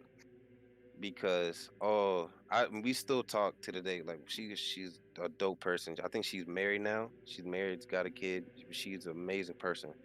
And when we were in high school, you know, she was like the only one of my friends who didn't look at me funny. You know what I mean? Yes, I And when I do. say like, yeah, when I say like look at you funny, I don't mean like, like not like the ugly looks type stuff, like the sympathy type stuff. Not treating you like somebody else just because, they know that you're different. Exactly. And she was the only one who didn't do that. If I fucked up, she let me know I fucked up. If I did something good, she let me know I did something good. She didn't even mention what I had, right? She didn't mention anything. She didn't look at me funny. And we ended up dating for my 10th and 11th grade year, and I think my 12th grade year I caught walking pneumonia, Okay. and it was bad. I think I got to graduate, but when I graduated, I was real swollen because I was just coming from the hospital. But she was the only one that came to the hospital and brought me flowers. Mm. And it's stuff like that will help out a damaged person, because you never know what somebody's going through. And I watched this guy on Instagram. I love his Instagram. He'll go up to people, just random people who might be sitting alone, you know what I'm saying? Who might be on their phone all the time, and he'll just sit down with them and be like, "Yo, are you okay?" And then I watched the video. He asked one guy, he was like, "Yo, you all right?" And he just looked at him. He was like, "Well, I'm having a real hard time with my friend." And he just gave him a hug, and he told him it was going to be okay. Everything's going to be all right. And the dude he had a huge smile on his face. You know what I'm saying? So it's little stuff that'll help any damaged person come out whatever they're going through, especially if it's from the heart. And I'm not saying now I'm not saying you go to somebody, who you really don't talk to, and then say some positive stuff, because they're not gonna take it that way. You're like, oh, so you just coming to me now after all these years, want to say blah blah blah. You know what I'm saying? So you gotta know when to help fight battles, and when to just stand back and try to give advice from from a distance. But I don't know. That's really what I had to say, because I know personally I'm the one that sent the message to Miss Tajiri over there, because I was listening to a song called "Blessed" by Wizkid, and Ty's talked to me about different stuff she's gone through and everything, and I really can't give her any advice, because whatever she's going through I haven't really gone through, so I can't give her advice, but I always try to motivate her in any way possible. So when I Mm. heard that song, she's one of the first persons that popped in my head, and I was like, oh yeah, this is her right here. I was like, no matter, like, it's like anytime she's talking to me about what's going on, this and that, it's like the next minute she's upbeat about what she just talked about. Mm. She's always trying to look for different ways to overcome what she just talked about, what was going wrong. And I Mm. love that. Oh, that's amazing, because her mind isn't stuck on what's going wrong. And the reason why I love that is because she's her own motivation. She talks about you know that she loves people motivating her and all this different stuff, but the reason why I like her so much is because she's her own motivation, and she Mm. doesn't know it. And I like that's it. why I like it. Yeah, I like that, because me personally, I'm never my own motivation. I'm just be honest with you. And a lot of the times, like, the way my mind thinks, um Ty tell you, I seem like an optimistic person, but really, me personally, I can commit to it. I'm very pessimistic. Okay. I'm very, very pessimistic, and Honest. it's not a good habit. It used to be a lot worse, but I'm getting better at it, thanks to people that's in my corner, while I'm battling my demons. Uh, that's the reason why I keep going on. You know what I'm saying? But Ty, oh man, it in terms of like a being a woman, Ty is her own motivation, and she doesn't know it. And it'll be Wow. little stuff that I don't even. I just let her talk. I just let her talk, because while she's talking, she'll be figuring out what she needs to do for her problem, and I haven't even said anything. And then after I say like one or two words, she was like, "Well, thank you so much for listening." Like, saying this now. I'm like, I ain't gonna say nothing. Okay. Like, it's funny. So I think it's very important for a woman, for a hurt woman, to be molded, because they're the Mm. rock, they're the foundation of any household. Mm. Why do you think, you know, sadly, why do you think there are a lot of single mothers? They're the foundation. Why do you think the judge 9 times out of 10 will give the woman the kid? She's the foundation. A woman should always be molded and cared for. And I'm not talking because she's weak, or no, because she's the foundation. You know, you wouldn't build your rock on sand. I mean, you want to build your house on sand. You know what I mean? Yeah. She's the foundation. She's the rock. She's the brick. I don't want to build my house with sticks. I want to build it with bricks. I want to make sure when the tornado comes that we're gonna stand. And I want to make sure, you know, if I'm the husband or if I'm the friend, and I see this relationship going somewhere, whether it's business, whether it's just, you know, talking and chilling, whatever it is, as a friendship or as a marriage or as a relationship, that I need to, and that's what I was coming back to. When it comes to a relationship, the man always thinks a lot of the time, well, damn, I need to get myself together, you know, to help her out, to do this, to do that. Yes, that's very true, but also you got to remember it's a team game. It's a team game. Nobody can do it alone. You know, LeBron can score 30, but he can't do 1v5 every night. You know what I'm saying? It's a team game. Those 30 points came from 15 assists. You know what I mean? That means he got past the ball. It's a team game. So whenever you're in a relationship, whether it's just friends, you know, whether it's an actual sexual relationship, it's a team game. And people don't understand that. That's why people cheat. That's why people do that. That's why people do that. You need to talk stuff out. Anytime you talk stuff out, whether it's good or bad, you'll know where you are as a person. If you're scared to talk to somebody about this and that, you haven't matured. Age doesn't mean maturity. How you doing, King? I know little kids who will talk to me about their problems before they go to, you know, this person, because that older person doesn't want to talk. But a kid can come to me and tell me their problems because I'm gonna listen. I'm gonna advise them, you know, and I'm gonna tell them that it's not afraid. You don't be afraid to express your feelings to your parents, to your auntie, your uncle, even if they are working. I guarantee you they care. I like it. You know what I mean? Makes sense. The generations that's come up, I used to be the same way. Where it was a hard time for me because my mom was always working. My dad wasn't really there like that. And I see my mom always, I'm not finna bother her with what's going on, with what I'm feeling like with my sickness. She already got enough on her plate. You know what I mean? Yeah. But I guarantee you that's what she wanted. And I had that wall up to where she couldn't tell if I was feeling all right spiritually. Physically, she knew I wasn't feeling all right because I had a sickness, but spiritually, she didn't know. All right, I'm gonna let you finish. Okay, Give me one moment. Take your time. All right, so as of right now, everybody, all you new incomers that have come in, we see some people coming up in here. The subject head and thread is repairing the damaged woman. Now we had the ladies give their perspective. Now some males are giving their perspective on the subject thread. So that's what it is. And King, it's great to have you up in this bad boy. Thank you for coming through and showing some love. We have not ran any commercials, so if you got hit with any, that's Twitch. Okay? So I have not ran any today.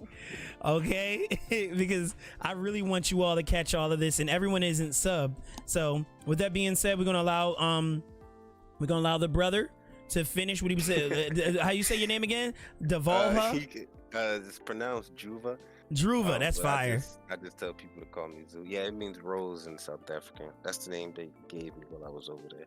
Oh, that's fire. That's fire for sure. So we're going to allow him to continue to speak, and we also going to get other brothers in here as well. You guys aren't off the hook because we want to know what you all think as well. Okay? So everybody hiding and creeping. We see you in here. All right. So, yes, brother, you may finish. I was just letting people know what we're speaking of. You said he's off the hook. But yeah, that was like my the son and mother situation we had. Now I tell her everything. I let her know how, and she loves that. She loves it so much on how we talk about our issues and everything, because I knew when I got older that it cared to her, because when my dad and I used to hang out, she thought I would be telling him all my problems or whatever, and she I would come back to the home. She's like, what y'all talked about? Like, she wanted to know. Like, she was curious, and not like the nosy type of curious. She wanted to know what I told him that maybe I hadn't told her. And so now when I got older and I started talking to her about my issues more, what I went through, blah blah blah. Now whenever me and my dad, he comes down, we hang out or whatever. She doesn't even mention it, because she already knows whatever I've told him, I've already told her 2 weeks ago, because we talk so much now. And so it's just like when you're in a relationship as a female, a lot of females look at their men and they assume that nothing's going on. I guarantee you he's probably done went through some bad stuff, and you'll never know, Right. because she's busy, getting herself repaired. He's helping her repair herself, and he's over here still with the broke carburetor, Right. because he's too afraid to tell her that the engine light is on right now. You know what I'm saying? And as a lot of females probably won't ask them. They'll probably just let it go. He's smiling on the outside. His mood hasn't changed, because people can hide their moods. I've done it. People can definitely hide how they're feeling and keep their actions the same. Because how people, something's wrong when they're not doing this, they're not doing that. He hasn't woke up to eat his bowl of cereal in about 2 weeks. What's going on? Like, that's your routine. Like, when people change their routines, you can tell something's different. Right. When people usually laugh at this joke but don't laugh at this joke, you can tell something's wrong. I've hidden that. People hide that. So it's always good to ask somebody, what's going on, what's wrong with you. Right. You know what I mean? Yeah. So I think it's very important, just as much as women need to be, molded and and protected just as men do. Because just as the woman is the rock, the man is the builder. He's building the house while the woman's the foundation. Now I have a question. I have a question for you, though. I didn't mean to cut you off, but I have a question. You're good. I like the questions. So my question to you is this. Now, I may see it a little bit differently, so maybe you can, help me out with this. I'm not the most, let's say, ultra dominant alpha male, but I feel like I'm a masculine style man. I believe that like I build like the foundation off of Christ and the morals of the Bible. So some people don't have that aspect of it, which we can go there as well. For those of whom don't believe in the Bible, may believe some other things. So we can discuss that and divulge that as well. But I'm feel like, what is it? So if the female is the rock and foundation and things like that, so that sounds like you build it on the woman. What if you don't have her yet? What if the woman is not there? What would you do? How do you consider yourself at that point? What is the rock? What is the foundation? What is that strength, that wherewithal, the gall, the power to push through and attract? Because most women that has success and breathe benevolence, most of them are seeking that power, that rock, that leader, that king. You know what I mean? Because women, they want to submit, but they're not going to submit to anything. They're not going to submit to a wimp or a simp or a sucker. Fact. You see what I'm saying? So if you don't have that rock yet, are you building on pebbles? What are you building on? What are you? Because we need to repair that damaged woman. We're going to get on the man too. You know what I mean? And I hope you come and visit for that one. So yeah, what's your answer to that? Because we want to repair the damaged woman. So are you stating that the man had to first repair him first? In your story, man, we're very grateful here in Slam Nation that you actually came and shared that, man, because a lot of men can't tap into that side of themselves and hit with honesty. And that's what I like about you. You're a very honest person. I can already hear it. You know what I mean? But with that being said, we want to repair these women, brother. What is your substantiating advice that you can give to your best of your knowledge? Lordy's love, how you doing? Appreciate you coming through. Oh, I love the emotes. Amazing. Well, that's just a lot of emotes. But Spartan. I'll probably say Christ. I'm a firm believer in Christ too. Because of what I went through. Okay. My rock foundation was built on him. Okay. And so if I had to say, if a female wants to, if she's very religious, if she's religious, I would definitely say go to Christ first. In terms of, that's why I didn't go there, because I didn't know what type of stream this was, so I didn't mention it. Um, out of respect of anyone who's not a believer. But since you brought it up, and now I know what type of person you are and what chat this is, I'm a very firm believer in Christ, and not because of other people, because I grew up in the church. None of that. It's because of what I went through, um, and what I've seen, in terms of my mom, and how we're talking about building up a damaged woman. Because my pop left when I was 5. I still remember to this day. He left when he was 5, right? Because he got caught cheating. So I had a brother.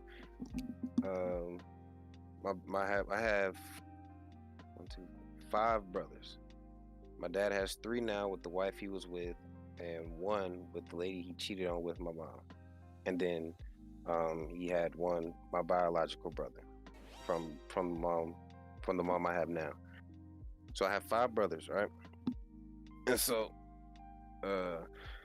he got caught, blase. I was 5. My mom was working. Like, that medicine that I have, the sickness, it costs a lot. And I watch how I live in the projects with my mom and my brother and my sister. And I'm watching how these other kids got this stuff, right? But we got this type of stuff. And I always used to think, as a kid growing up, like, how does she get this? How does she get that? We still living in the same neighborhood, but I got a BMX bike, and he got this type of bike. You know what I mean? Mm-hmm. And I always used to think, like, why do they be trying to steal our stuff? When they got stuff too. You know what I'm saying? Because whatever she was getting, those blessings, that she was getting wasn't from her own money. She would just get random money from people. Not because she looked like she needed money. My mom stayed G'd up. Like, she was one of those women. Like, she stayed G'd up. Anywhere she went, you couldn't tell she was living in the projects. And people would just randomly give her thousands and thousands of dollars. And I would hear her praying down the hallway, back and forth, because over here we speak in tongues, and I would hear her speak in tongues down the hallway, back and forth throughout the house. Like, on weekdays when she, she was the OG mom, she would be cleaning and singing gospel songs and praying, and she would close the door, and I would hear her singing and praying for hours on top of hours, and I saw how strong she was with everything she was going through. And it broke my heart when it was multiple times where I'd hear her singing, and I'll walk through, because it sounds like she was happy. I'll walk through and she'll be in tears. She'll be in tears, and I'll peek the corner, and I'm pretty sure she saw me, but I'll just go ahead and walk back in my room, and I saw her at her lowest point, and then literally the next day it was like none of that happened. So if I had to say rebuilding, like, the woman, she definitely needs to build it off Christ. I guarantee you, if you try him, he'll work for you. Because I was the same way. It was like, I've asked him multiple times, why me? Why did you give me this sickness? Why did you do this? Why did you do that for me? Why did I have to be the one? Nobody in my family history has had nephrotic syndrome but me. So I used to call out to him, why me? Why this? Why that? Why this? And it was multiple times where because I believe in the spiritual. There's multiple times where prophets have never known me, never even met me, and have prophesied of my sickness, right? And so I remember one prophet to this day. He said that my grandmother was going to be basically my gateway.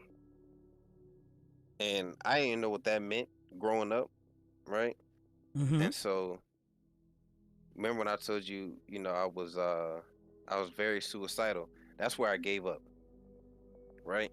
I had given up on anything, and so I prayed. I told God, I was like, yo, I was like, faith of a mustard seed. I'm about to go off of it. I was like, I'm gonna just stop taking my medicine, and that's when I caught walking pneumonia that 12th grade year.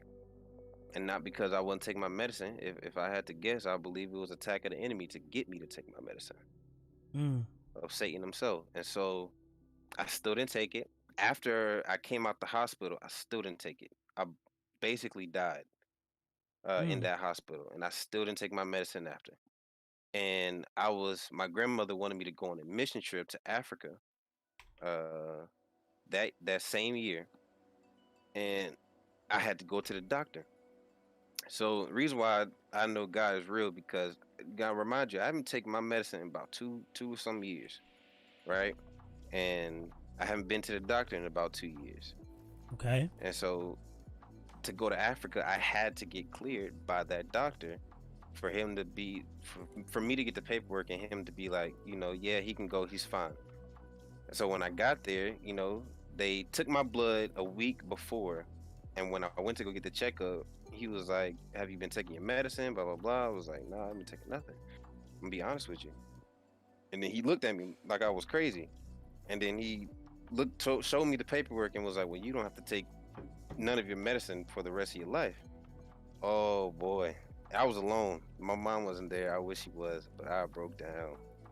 Oh, I cried, because having that from 5 all the way up to to 19, it was unbelievable. And when I called her and I told her, and she was so quiet, I swear it was so silent for like at least 15 minutes because she was crying. And it was, I think it was very amazing of how my Savior worked that year, because not only was that part of me, refurbished. Once I got to Africa, I got to see a different side of me that I had to work on. Okay. In terms of anger management, right? Because the way I believe, spirits are different anywhere you go. You get used to what you get used to. That's why you feel homesick. That's why this is different, because spirits are real. So when I got to Africa, I almost fought my auntie's husband at the time. I almost fought him. And when I say fought, I mean we almost fought. And it was over something simple, because he made a joke about me sleeping in church, right? And the reason why I know it was a spirit was because my grandmother, who's like the leader of the church, was also asleep at one time. You know what I mean? And everybody saw, so it wasn't a big deal.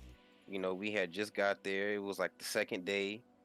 We had church early that morning, and then we had to go right back that night. So we didn't really get no sleep. So hold on, let me read a comment. One moment. I didn't mean to cut you off. I just wanted to read these comments. Kels 2 Sway states, if a man receives a damaged woman, he has to make her feel secure. But first, she needs to understand her worth. She needs to understand the queen she is. No one can repair her but Christ, because both men and women come into relationships damaged and hurt. Wow. But once they both realize, my apologies, recognize their faults and how they can break through, the healing will begin. Oh, that was powerful. Yeah, that's fact. Dang, he just dropped a crazy gem. That's wow, Kels, you should hop in. Foundation. You should hop in, Kels, and give your excerpt as well. Yeah. Please do. That is factual. And as you were saying, by the way, I understand 0% of what he's singing. Who? Tajiri, someone earlier said 2 damaged people can't heal each other. Flexity hit with the hammer. Dang, well, I get hit with the hammer. What I did? King Martin. I got hit with the slammer hammer. I got hit with the hammer, the band hammer. What I do? King of Martin says, how I get mod. Be here often. I'm oftenly here. Bars. And Rika says, wow, straight facts. Akels to Sway and the dude. I don't know what the dude means. No, So you don't understand what the dude is saying? You need to build your foundation off of Christ, women or male. So that's how you repair. Now this is the thing. Slam Nation is huge and vast.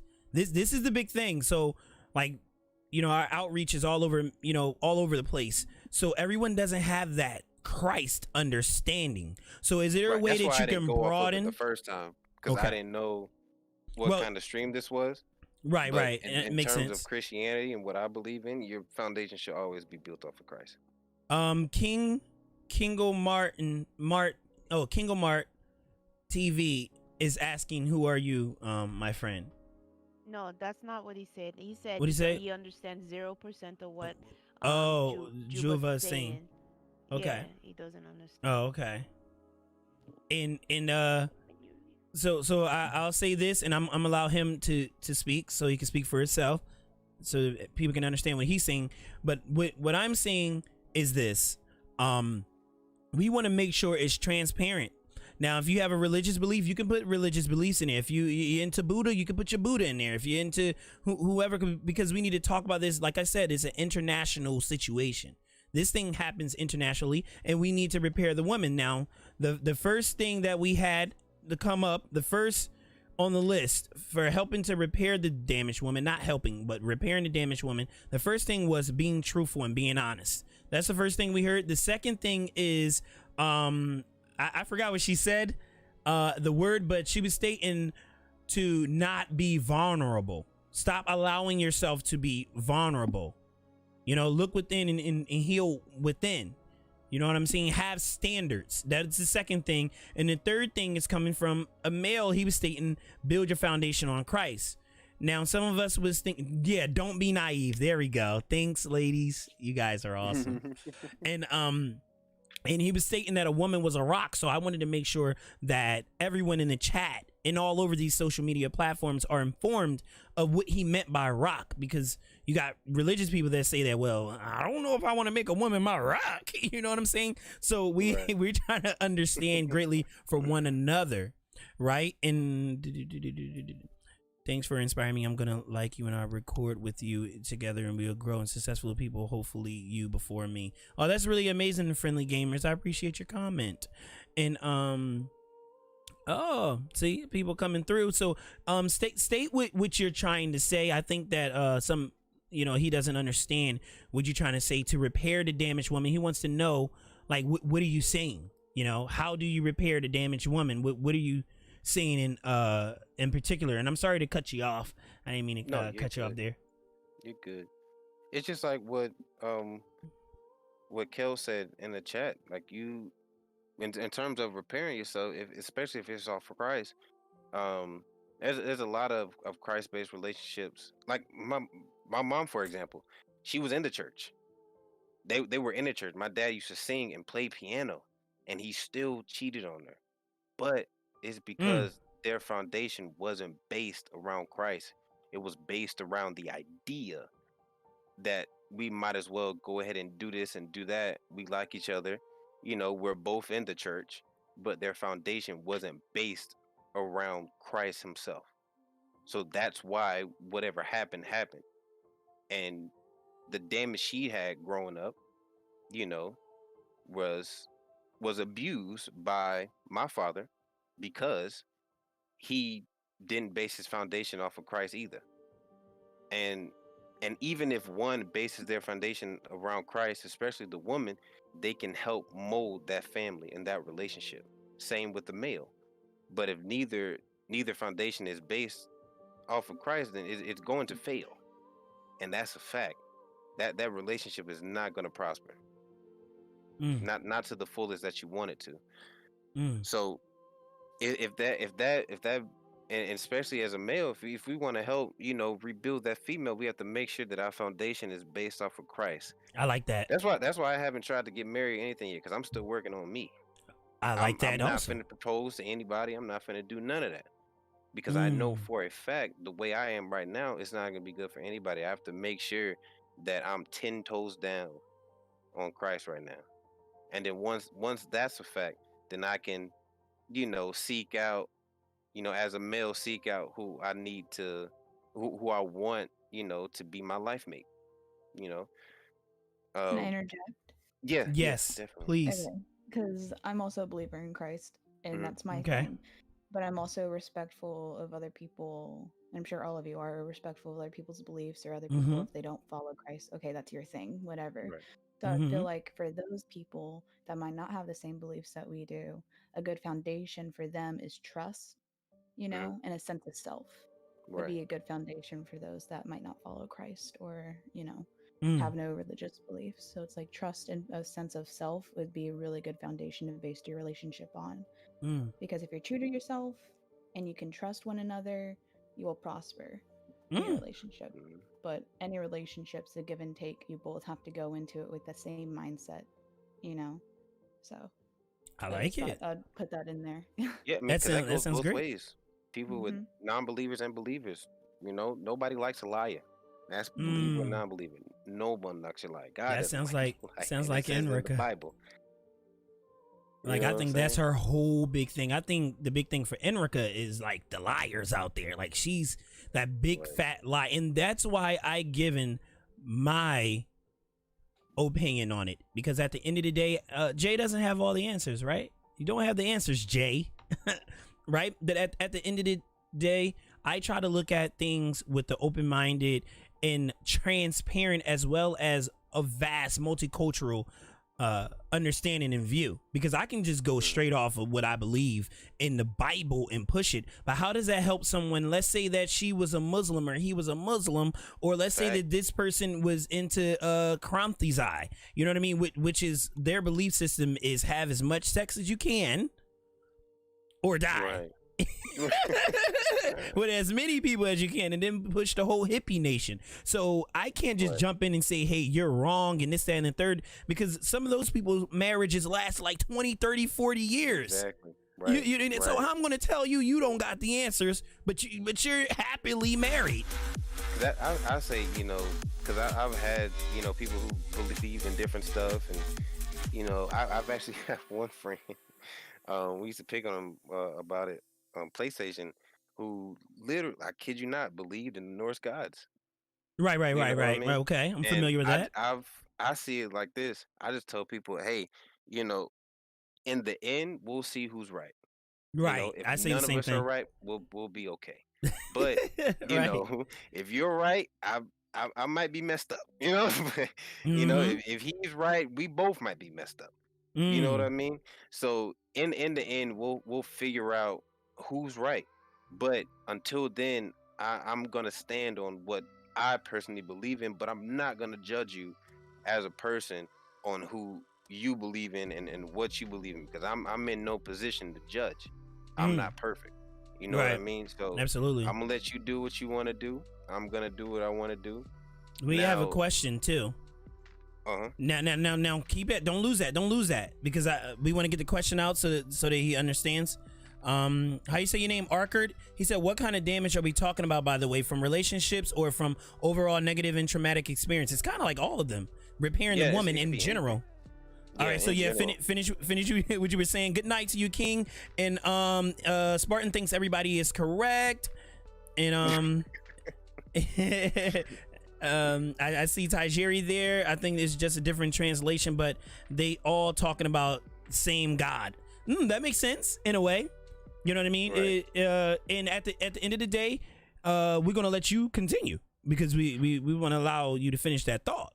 Now we do need other males in here too, so I'm gonna smack that Discord in the chat. Mods, can I get exclamation Discord, please, for everyone who would like to join in on this chat, please. And now, brother, please finish your statements. Yeah, but I was about to say, I like what the lady Thank you, said Tajir. earlier. Because in the Bible of God, Jesus, the disciples, there was a point where in the Bible where Sodom and Gomorrah was burned to the ground because of them doing homosexual things, all that type of stuff. And I'm also a firmer believer in that, but I've had homosexual people on my team as me being the manager, I haven't looked at them anyway. I haven't judged them in any way. I haven't told them they're damn for their whole life in any way. You know what I mean? Because it's not my position to judge. Now, two can't walk together unless they agree. I'm not gonna agree with what you're doing. I'm not gonna agree that a person's out there killing people and robbing people. Like I don't agree with that, but I'm not gonna judge you or your character off that. We can still talk, we can still, conversate, but I'm not gonna hang out with you day after day like that. And that's me personally. But if any one of those, people like that, who's homosexual, who's out there killing in drugs, whatever, they come want to talk to me, I'm not finna turn them down just because of what they did or what they might be still doing. If a person is damaged, especially a female, if they're damaged and they need to talk, especially as a Christian, we need to be there and talk and listen and advise if we can. If not, then what's your religion for? That's, if you think about it, that's what a lot of religion is. So it's bounding down to that. Okay. Now Archer said this. So when you say repairing the woman, would you be able to define what a fully repaired woman looks like? Whoa. Maybe you need to hop in this Discord, my friend. I can stop right there and then work from a socially known example of a broken woman and find out how we can get from A to B. And Kels to Sway states, bopping out, I got you, bopping out, excited for next week, but I'll leave you with this. Women need security and trust. I agree 1,000,000% on that, my brother. I think those two things are most important from the man to help the woman. I love that. That's awesome, man. All right, see you soon, Kels to Sway, man. It would have been nice to have you hop in the Discord and state your excerpts. However, you may have been busy, but thank you for coming through and blessing us with your presence. Honestly, thank you so much. Hopefully, and by the way, guys, this show has been brought up from Jay and Kels to Sway. So we both put this show together. This is both for our show. It's not just my show. It's me and Kels to Sway. We put this show together. So I appreciate you coming out and showing some love tonight, brother. Hopefully he make it next week. Maybe he'll be able to give his excerpts next week. We might hop on the male next week. And I would love to hear some of the females and males out there or whatever, asexual, whatever you call yourself. Now we not judging now. Whatever you call yourself, come through next week and you state your excerpts on these subject threads. Right?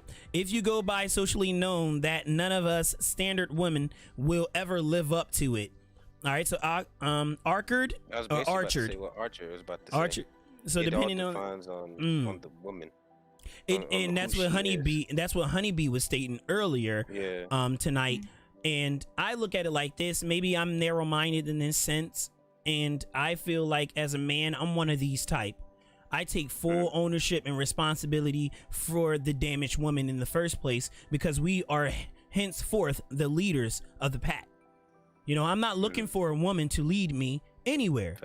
I'm looking for a woman to help support me and give me guidance as well, because women matter and they count. Their opinion is most of the time far greater than our own because we are mostly off the way haywire, right? And we're dumb. A lot of men, we're freaking dumb. Not all of us, but we're dumb. Right? So yes, women lives matter, and that's facts. So I don't look at it like, oh, you woman, you sit over there. Oh, you woman, you prepare my meal. No, how about this? No, babe, you sit down tonight. I'm going to rub those toes. I'm going to cook you a meal tonight. And babe, this is my plan for our family. However, what do you think? And then incorporate her because she wants to be included. This is, I think, what helps repair a woman, because if she's there with you, she can help you, because women want to help. She want to be there. She don't want to be the man. You have some that are like that, and I wish you the best. Maybe you need a man that's a bottom. That he used to go. He might have been out there having some fun.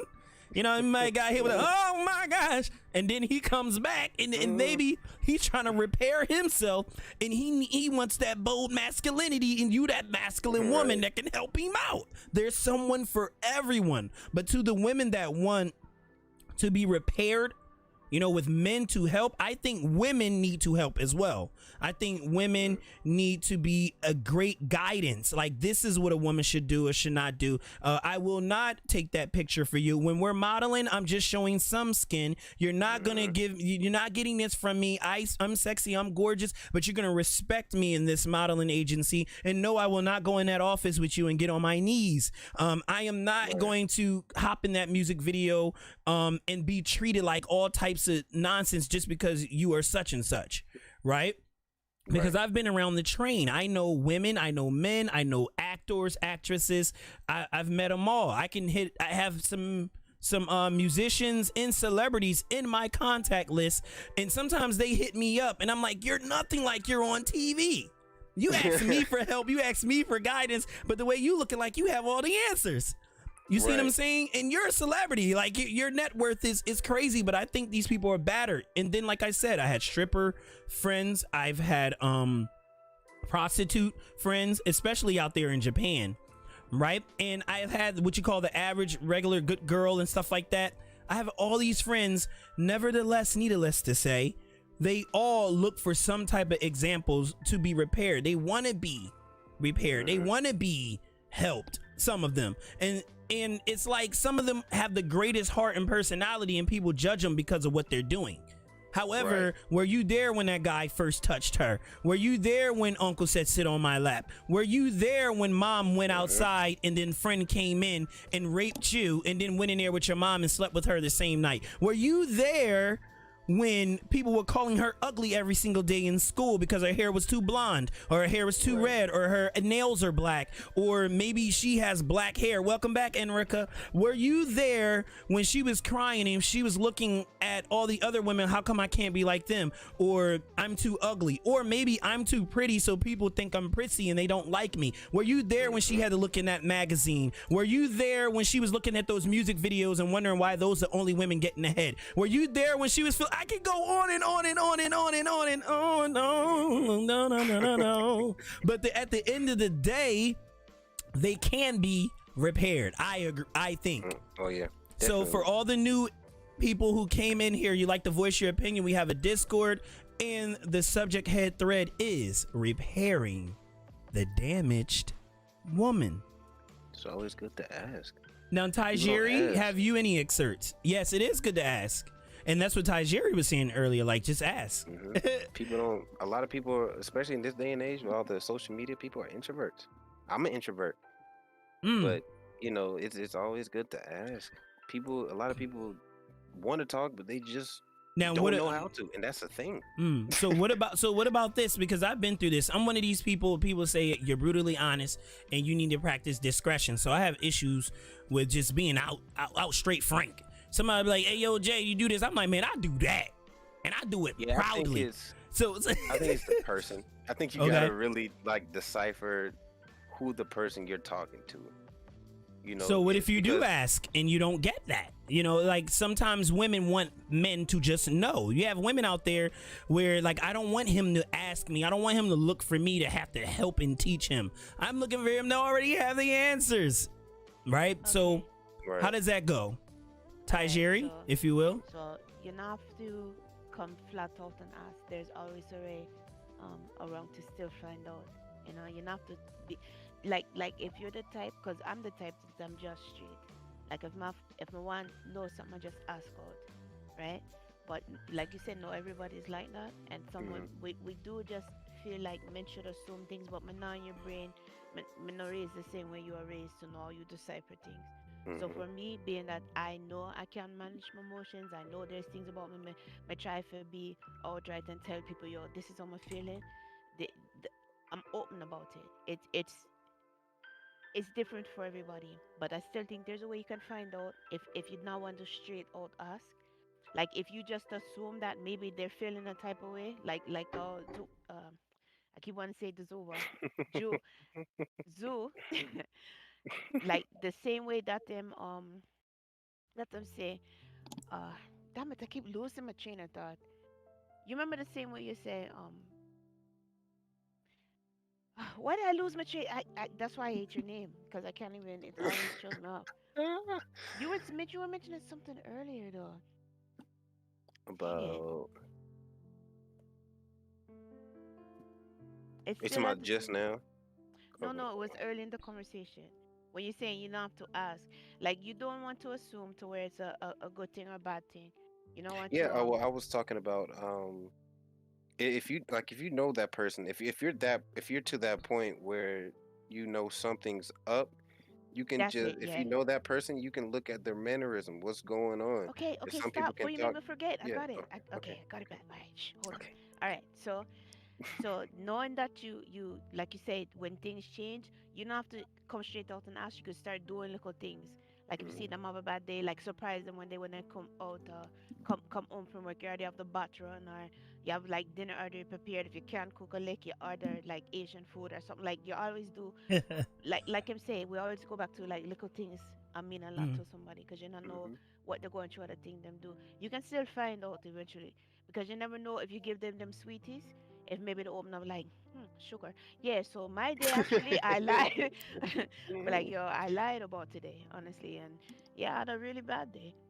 Really My bad brother, day. I've seen that with my brother. My sister's, she's like my mom, or like you, Ty too. She's open. She's gonna tell you how she's feeling, and whether you like it or not. And she's gonna tell you how you feeling, whether you like it or not. My brother, he is not like that. He's very, he's like me. He's very introverted and compassionate. You won't never know what's going on. And I remember I was shopping with my sister, and I bought him a jean jacket and brought it to him, and he cried just out of nowhere. He was just so ecstatic that I bought him something. You know And what's oh sorry, go on. no, you're good. And I realized from that moment uh that he really looked up to me as a big brother. Like he really did. So now anytime I do something, I buy something, I try to get him whatever I got, and he loves it. And to the point where he now looks for it. You know what I mean? So he really looks up to me as a person, and you never know. Like how Ty was saying, you just do little stuff for somebody, and it'll change their whole mood for you. But I I'm think that's sorry. with everybody though. That's awesome. I think that could be with everybody, anybody. You Yeah. never know. Like I know somebody that basically is in my eyes an absolutely gorgeous person throughout, inside, outside, the way they are. But they think so little of themselves. They buckle with depression, suicidal thoughts, that they disappear for like days and days. And I sit there and be like, yo, I don't like this. At Mm. least link me. You don't have to say anything. I don't care if you Hmm. write one letter to me. Text me one letter so I know you're still living. Like, you know what Mm. I mean? That's and it's little things like when I'm you reach out to them like I want you to know that I care, that you're important. Whether you believe it or not, you matter to me. When you think nobody out there cares about you or loves you, I do. Just know somebody out there does. You know, Mm. it's just sad. That's why I pray for the world so much and why me cry so easy over stuff. Because it's like, I mean, I really see how people can feel, and I say that after earlier saying that it's hard for me to feel like I'm loved. Like, I say that because I think everybody should feel somebody out there love them. Mm. You know. That's a fact. So Everyone needs what do somebody. you think, Honeybee? Me? Yeah. What do you think? With everything that's been said and all, we'd love to hear your opinion as well. Man, it's so hard sometimes with some people of like what we were saying earlier, coming home and like surprise them if you feel like they had a bad day. And like some people don't know to do that. You know what I mean? Or some people just don't do it. And then women get mad. It's like, well, we've been together for three plus years, and the dating phase, like, initial dating phase phases away. So it's not all the sweet talk and all the, oh, I love you, I love you, I love you. It's more of like, this is my everyday life now. We've been together for so long, and we lose that. And time for the automobile show. Who in the world? I don't know. Okay. So, I was trying to get back on my train of thought. Oh yeah, that's right. But, okay, yeah, I'm coming. It's important, and I hear a lot of people say this that have been in long marriages. You know, it's like treat every day like you're still dating. Don't lose that. You know, like, because yeah, it becomes your everyday life. You're married. You know, it's like, I already have the girl, or I already have the guy, so it's whatever. It's like, no, that's someone that you love. You should come back to that. Of let's do a spontaneous date night. Let's go and watch a movie together. Let's do some little things so it seems like we're still dating. We still love each other. Don't forget that. Don't forget that to where we fall apart. And I think that's really important, and something we have to consciously remind ourselves sometimes to do. You know what I mean? So I think that's super important, and just the whole trust, love, openness, super important. And it's really hard sometimes for people to remember things. So we just have to, ourselves as the individual, have to remind ourselves, hey, patience. I should randomly text him, or hey, she's gonna come home, let me just get flowers randomly, or you know, it's like little things. So it will help then. Yeah. Oh yeah. And that's for either side too. Not just guys do it, not just girls do it, but both parties, to make each other feel needed and loved. You know what, Tony? Acts of the other thing kindness. too is, like you say, people don't know how to do it. Like, people don't know to do those things. That's why I think we ought to start with the whole, you know, when you have somebody that you're is a streamer or whatever, and you're attracted to them, so you go and you want to support and everything. There's a way to do it without going the whole simpleton way, because you know we can't say the short version of it, no, on Twitch or whatever. There's a way to go about it that you can show you're there and you care. And the thing, it shouldn't be like, oh, that person did this, to where you're putting them down. You never know if maybe their entire surrounding is terrible, and the one person that they stream, this is their release and this is their happiness, and they're in there and they're like showing them love for appreciation. And the first thing people do is like, oh, he's sweating her, he's all over and he's sending her in the DMs. Like, it's like we have to start creating a society, not the society that's prevalent now, but the society where, like, oh, he likes her, oh, isn't that beautiful? Like, it's like positivity, love, compassion. Those things are more frowned upon as like you're not supposed to do them. You can't do them. You know what I'm saying? Versus more encouraging that type of behavior. Like, why isn't it where female feels like she can't let him know how she's feeling, or a male feel like he can't let his female know, like, right now, you really have a bad day, or he comes home and starts to cry or something, and instead of seeing him as weak, it's like, yo, something must have really, my rock, my king, something must have really affected this man for him to break down like this. I'm gonna find out what it is and go crush it. You understand? That's the type of environment we need to create, and I think it's gonna come from more podcasts and chats like this, more of us getting together and spending more time together as a whole, because we have like and dislike minds. Stop. Because we have like and dislike minds, so we can communicate these things. Be like, you know, you're feeling broken, you're feeling damaged. Come, an old group where we are sitting there. We have men in there that are like, yo, she's a queen, she's a princess. You're not my queen or princess, but you're still one. You understand? Like, I personally, I know men are kings, but I can't call every single one of them. I can only call my king my king. But I know there's kings out there. You're just not mine, but you still have those kingly qualities. So that's why I think we need to start developing that type of culture. Not coming in. That's why when people come into chats and they're like trolling, they call it quote unquote trolling, but it's actually disrespect that I feel. I agree. When they have that going on, don't nurture that type of environment. I don't care how long I've known you. Don't come into a chat and start I get putting what me you're down. saying. You never know. What Yeah, we talking about? You never know who comes into my stream looking for just a place to chill and relax and everything, and then here you come with the negativity, putting me down, and then me sit there and take it, and it's like, yo, this person that me look up to really doesn't value herself because she's allowing you to do this. Because to me, if you're my friend, you're not in my chat doing that, because you know I don't deal with that, I don't like it, I don't care who you are. I've locked off friends for years that are doing stuff like, oh yeah, he says hi because the Most High is good for it. But he's not like, is the Most High is not damaging with it. Like, he doesn't come in and attack me personally. Right. He knows I don't like kappas. That's why he does kappa. You know, it's like stuff like that. But he's not like disrespecting me like I see people doing to streamers they quote unquote support or mod for or are VIPs for. But if that's the culture you want, that's fine. But then we need to have more cultures and more, especially upon Twitch, if more people are in it that are more open and loving, and create a safe space in Twitch or even a safe space on somebody Discord where people can come and be like, yo, I'm had a bad day. If you don't want to talk about it, come sit in there while we're watching movies and laugh like in black movie theaters where we don't shut up. We can't read the movie because we're all talking about it. You understand? Do Yeah. stuff like that. Like we should just communicate more. I don't care if it's 5-10 minutes.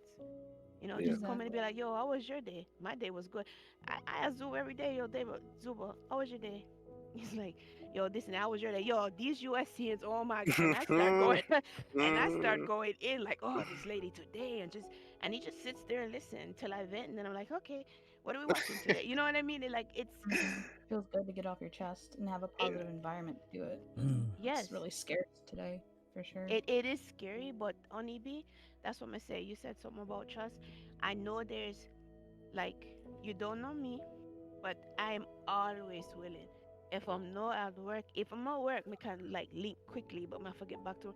But I'm always willing to have a conversation, and I have no problem discussing stuff without the foul language, without putting down your thoughts. I just like to understand your thoughts. That's why I asked, like with Tally. I'm sorry, Tally. That's right. That's why I asked, well, what made you rootless? Like did something happen to make you rootless, or were you born that way? Because I not think a baby is born rootless. There's something else that had to happen that probably hurt you and damaged you, and now you're rootless. But you don't have to worry about fighting through that like the rest of us that are know at somebody, because you have somebody now. You see what I'm saying? So there's you still were damaged some type of way. Maybe I can't speak for it, but you know what I mean? That's what made me think about it. Yeah. But we still have a conversation. Man, I hate her. Me not disrespect what she said. Me like, what happened to make you rootless? That's you. The Most High has talked me through like a very. I was so upset. It talked me through the things like, yo, nah, don't let them steal your energy. Gave me a whole playlist of stuff to listen to, like listen to so and so, listen to this, and it helped me bring it out. So there's people like. You have different people you can use for different parts in your life that you do. Like I know when I am in a raging moment, I know I can go to the Most High. He's like, yeah, you need to let that energy go. You need to do this. Why are you thinking about it? Blah blah blah. Listen to this song. Oh, get chronic. Like he's he's the one I go to when I need to vent. I'm like, Zuba, oh my day. Yo, tell me about it. Yo, this she coming. This that. Like there's different people I can go to, and that's why I tell people. In your darkness, I want to be a light for you in your darkness. It doesn't have to be anything other than I'm there listening without judgment, because I don't care what you do, long as it doesn't affect me in a way where you hurt me or my family. I'm not judging you for what you do. So I will listen. If you need me to listen, I will listen. If you need like financial assistance, if you have it, you have it. If you need other people to go to, life coach, friends I can hook you up with for this, like. That's what I want to be for people. That's why I don't show hate or animosity or any type of anything in my streams. I'm like, yo, you come in, you show love. I don't know, yo. So just really quick, only if you need for chat, I'm always here to listen. You can link me anytime in Discord. If we get closer, you can have my number too as well. Like, I do this. I don't hate anything. I dislike Kappa with a vengeance. The most. That's all. That's the same goes for me, for anybody, everybody. That's funny. And into what you said is awesome. I mean, everyone know that they can always come to me and discuss things as well. You know, I've always been here for everyone, and my heart. I've had a woman's ministry, as I said before, to some others, and to all of you who have came into this broadcast. The podcast thread headline is Repairing the Damaged Woman, and I think it starts with that too. You know, sisterhood, no matter what country or ethnic background, you know, women sticking together, but not in a way where it's men bashing or society bashing and things like that. I don't think that's going to help repair. That's going to build another animosity towards the, you know, male or female or whatever. That's the wrong type of energy, in my opinion. I believe it should be more of a positive excerpt. You know, if you see her with a nice Birkin bag, hey sis, what did you do to get this Birkin? You know, and I like the Birkin. So I'm not going to hate on you because you got that. You know what I'm saying? You got the Yves Saint Laurent. I'm not gonna hate on you. You got the red bottoms. I'm not gonna hate on you because you have that.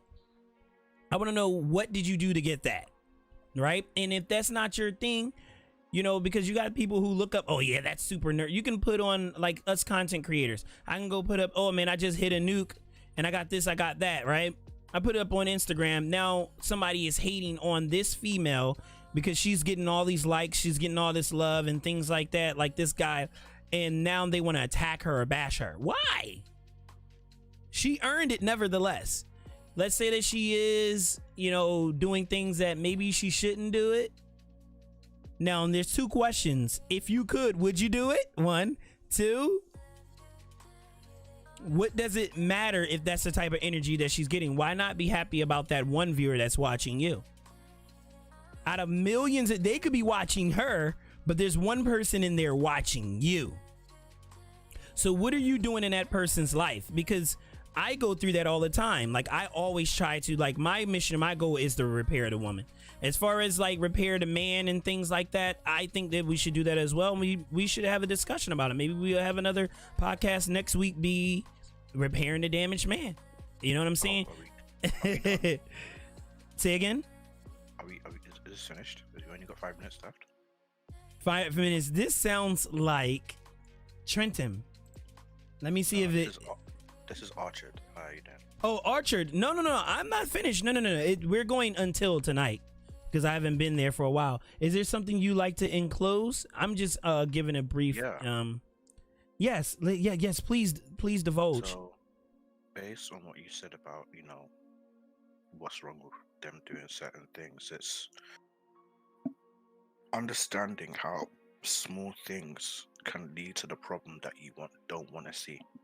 So the whole sexualization of women and then the abuse of women in the Hollywood arena, let's say, it starts from a certain place. It starts with certain women understanding the minds of men on the lower level, on the like lower to middle class level, and exploiting that, and then the higher class also understanding that.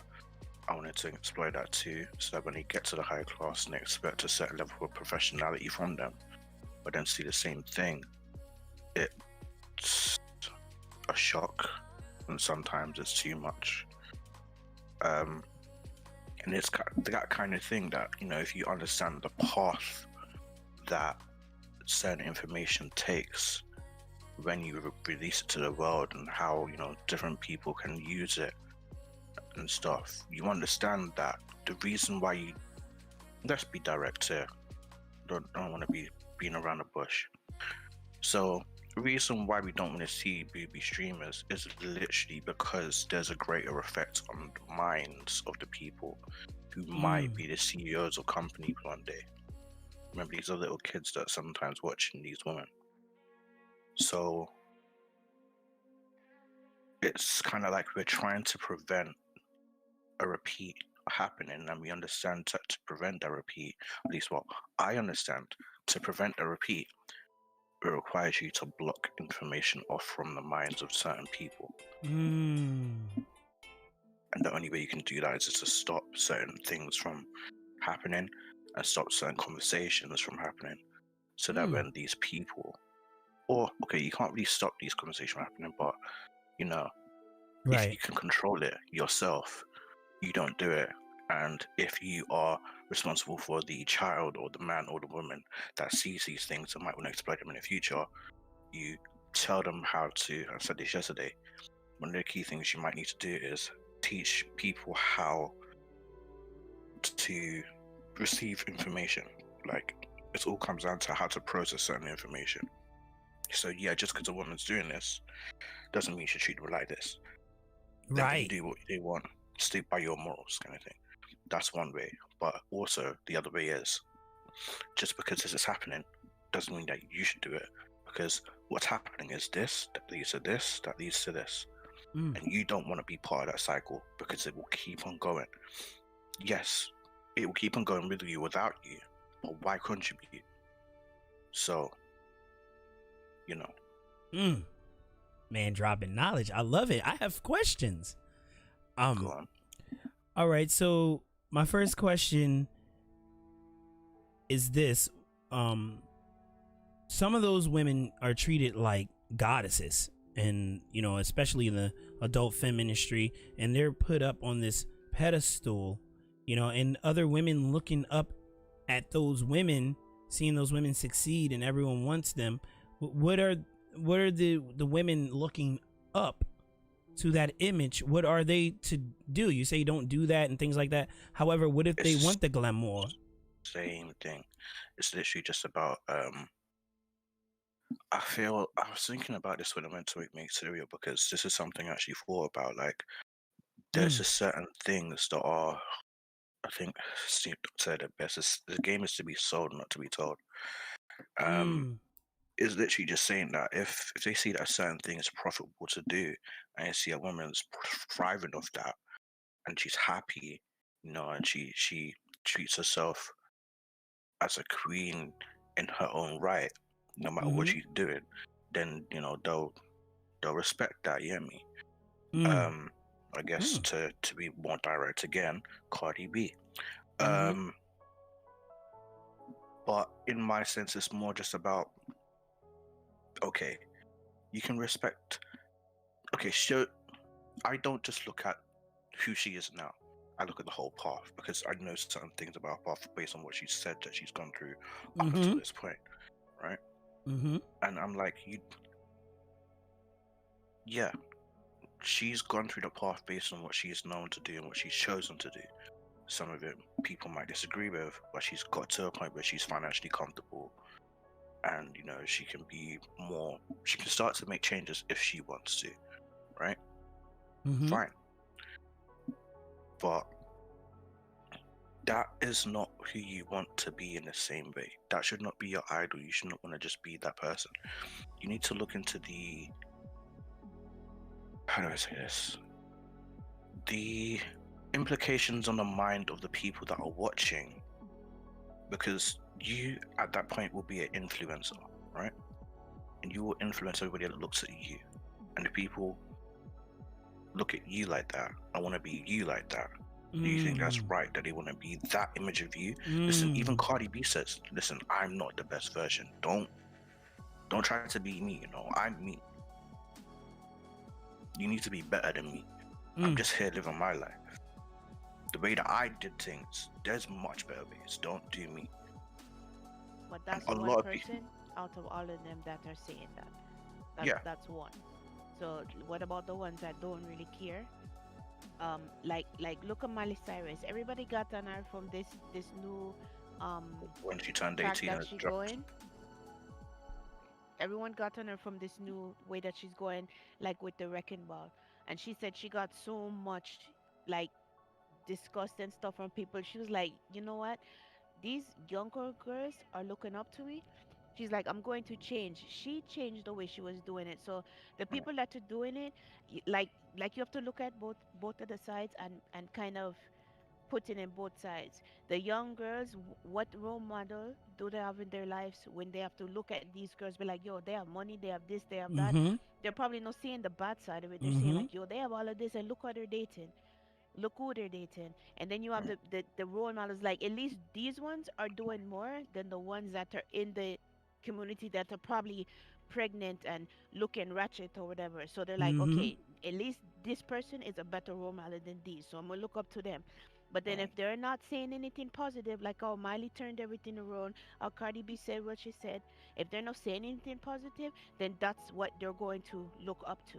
So it's up to the entertainment. You remember the podcast about the stuff that's being portrayed in media and their effects in the youth? Remember that one we had weeks ago? Yeah. It's up to them. It's up to also you to have to look and say, no, this is not what I want. But it's probably because you need somebody in your life to say, yo, you don't have to look up to me, but don't look up to that. Like the youth here, he was listening to a lot of rap and stuff, because we spoke about 6ix9ine Skitterhead. He looked up. He was listening to a lot of rap. I'm sorry, I don't. My bad, Skittlehead. Yeah, he was listening to a lot of rap. I was like, don't listen to that stuff. Let's try to find you something else. He's listening to Rod Wave. He's listening to XXXTentacion, some songs. He's listening to like his older brother. Give him some people you can listen to. That's okay. Keep going, y'all. I'll be right back. Negative people. I want to interject into that if possible with the rap thing, because my church, I remember a period of time when I was in school, when my church was bashing the whole rap industry, well, the whole just music industry, period, and telling people not to listen to that. Now, I didn't take that as face value. I knew myself that the reason that I listened to certain rap, like at the time when I was 14, 15 years old, some of my favorite songs were songs that told a story and that had a lesson to be learned from it. I listened personally for the lesson, for the story, for some insight on what can happen in life, etc. Because my life is only so interesting. Other people have different stories to tell, and I love hearing that. But that's only because, and as you said, my influence as like my brothers always taught me certain ways to carve ways into my mind of how information should flow. So I personally, when I listen to music, there's just certain things, even as a 13, 14-year-old, I didn't like hearing. I ain't like hearing all that sexy stuff. Like, I honestly, all that stuff about bragging about how they're doing certain thing with girls, that's pointless to me. But I grew up in the hood as well. When they tell stories about how stuff can go wrong, or with Kanye West's first two albums about how certain things happened in the family, like I can relate to that because I have certain family problems too, and I can relate to certain things that he's saying. I can relate to certain hood stories that happen about how people go through, backstabbing and people dying, and having to, especially when Dre says in the last part of his 2001 album, if crying makes me not gangster, then I don't want to be that. And I felt that as a 12-year-old because I was like, well, yeah, because I mean, when my grand died when I was 10, I still felt that, for the next few years, kind of thing. So, it's all about, back to what Ty said, it's all about kind of like guiding a child on, because this is the thing, from what I said yesterday or the day before, your child is gonna just take in information. You can't stop that. It's just gonna happen. There's no choice. It's all about making it a way so that when they take in the information, having them process it in a certain way. It's not about keeping them from certain things, because I mean, even though one of the first things is keeping them from information, sometimes it's possible, sometimes it's not. But for the times when it's not, they should have certain morals, certain statutes, etc. that are like, okay, I see this is happening. And based on what my mom or my dad or my brother or my friend or my teachers told me, this doesn't seem right. Sometimes they know why it's not right, and sometimes it just feels wrong. But whatever it is, you need to forge that avenue in their mind so that it can pass through that part of their mind to say, okay, no, we can't do this. Yeah, that's just my take on it.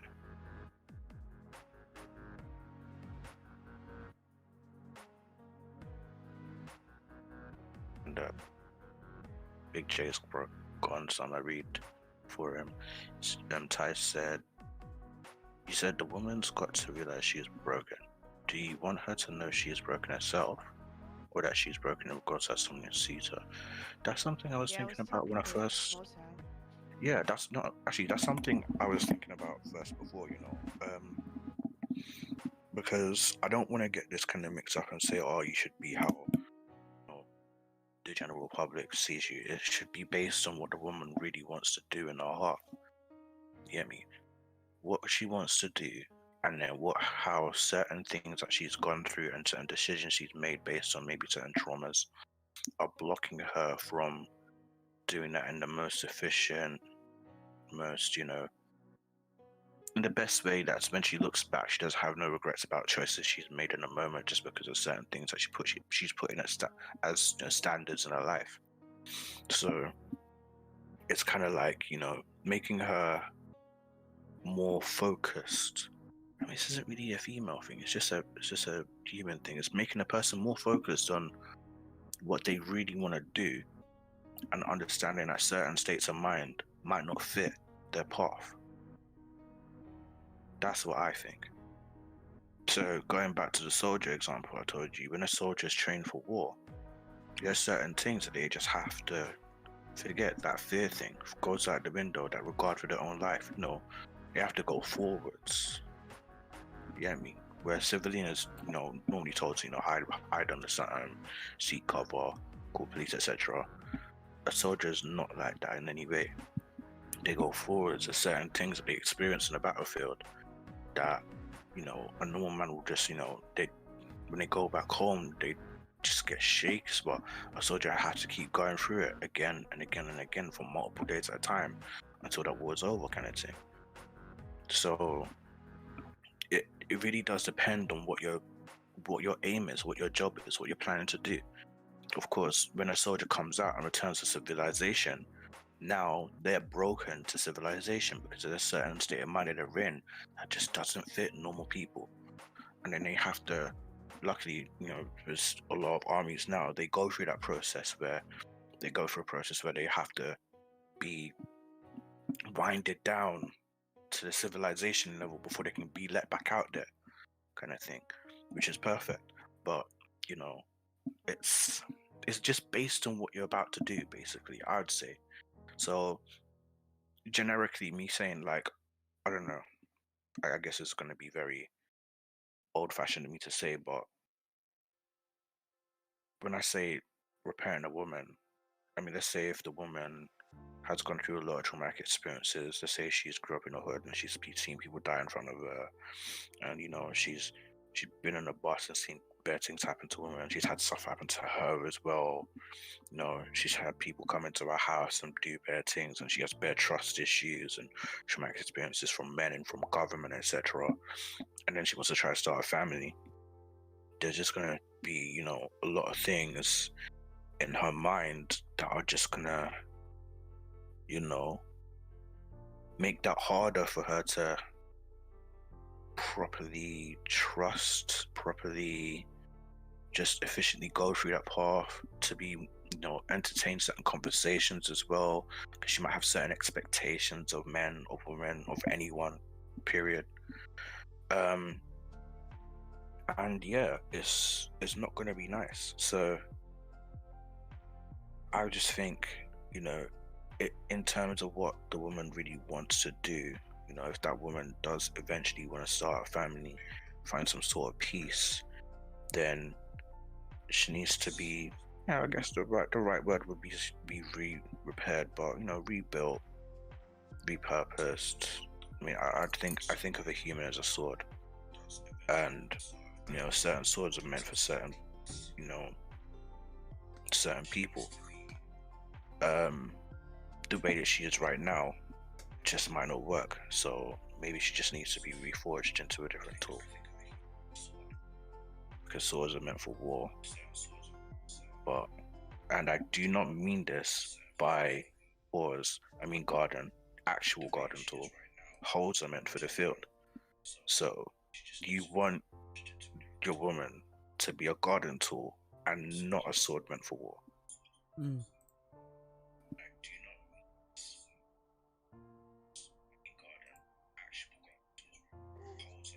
No, I'm listening.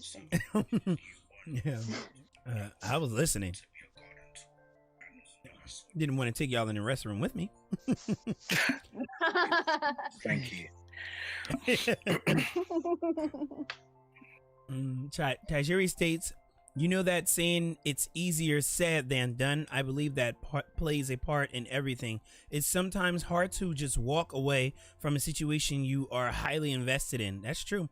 The Most High says, I think we hear your phone. I turn that off. I turn that off. You know what I'm saying? But with that being said, I'm going to put this tad bit in there because I was holding a secret ingredient that I believe in myself. And like I said, I could truly be wrong, but I'm taking a stand on it. There's been a time I stopped being a streamer and all this other stuff because I was thinking, hey, you know what? I went from 3 viewers, 4 viewers every single stream to 8 to 200. And it seemed overnight, from 8 to 200, and then from 200 to like 1,000 viewers.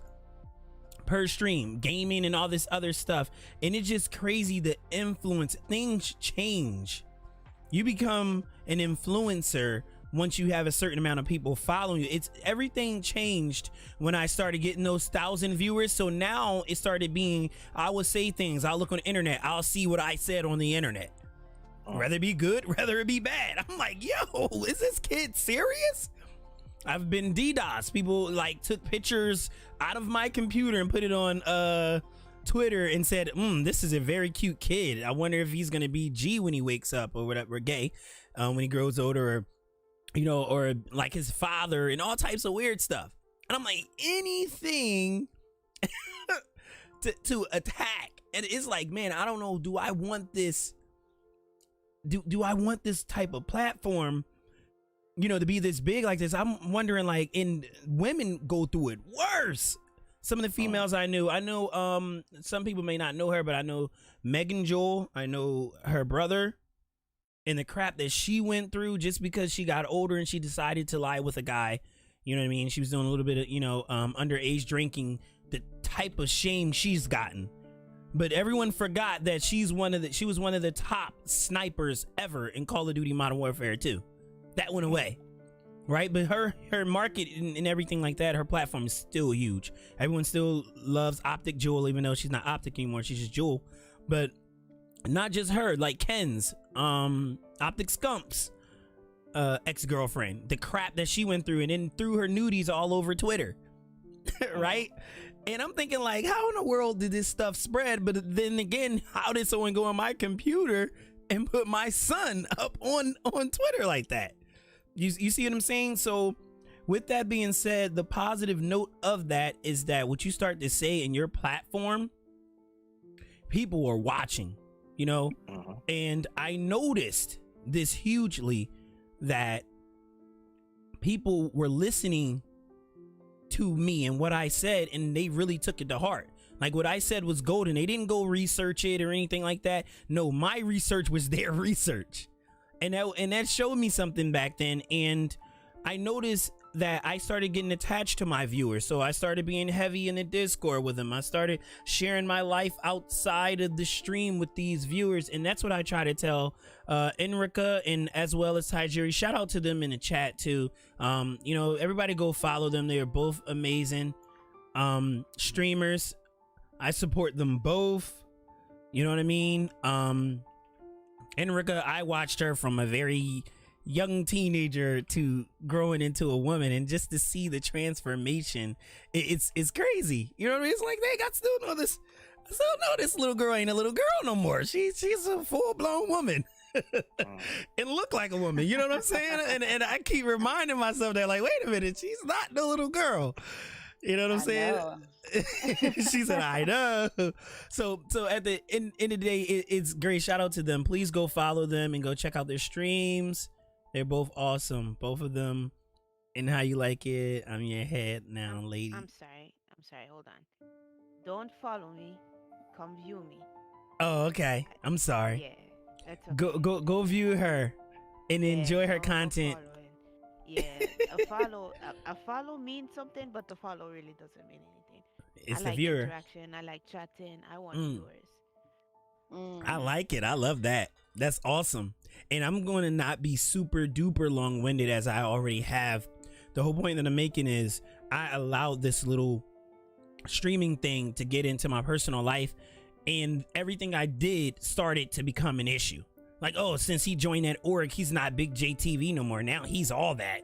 You know, I joined the whole In Control Gaming. I started losing followers. Then viewers saying, oh, this guy comes and donate, he gets more love than me, and I've been here all this time. And you know, I have BiGJaY-TV, so I can go anonymously in others' streams, and I've done that. And I've listened to people who so-called were friends bash me, put me down, call me all kinds of names. But like, dude, I once supported you before you even known me. You know what I'm saying? And now you are talking about me with my viewers, and then lost a lot of viewers. Like, it created a huge thing on Twitch, and then I went back down to like 8 to 10 viewers. Of course, it showed me who true friends were, but it also showed me that like that celebrity thing, it's hard.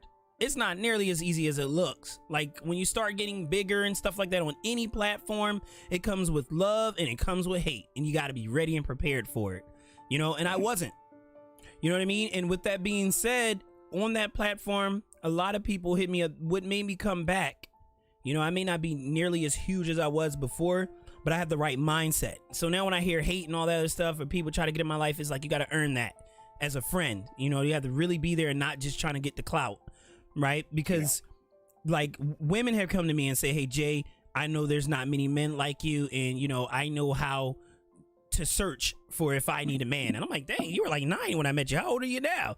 And I'm like, oh, well, I'm a teenager now. Oh, okay, you got it. You know, oh, you was a teenager. Now you a grown woman talking about I'm married, you know, coming in my stream saying, hey, Jay, I'm getting married. How you been? And, you know, things like that. And then kids hit me up on the side like, hey, dude, man, you know, I wasted my childhood watching you. And, you know, I love you. And a lot of people was just, you would see that you did have an impact. And you didn't even know. Like, it was the female told me she was following me 5 years. I just found out a couple of days ago. And she said, I've been watching you for a long time. And I'm like, I never knew that, you know? And I'm like, wow, that's pretty cool. And guy telling me, hey, man, I'm about to commit suicide. About to kill myself. You know what I mean?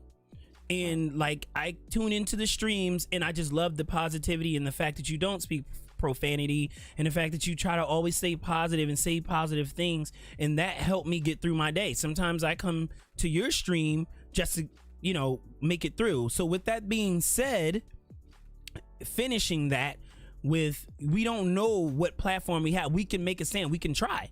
Even if you have 8 people in your stream, or however many we had a good number tonight of people who came in. They're going to take that with them. They're going to take something with them, because there are women, because that's the subject head tonight. There are women who are scared to come up and say, hey, man, my daddy used to touch me.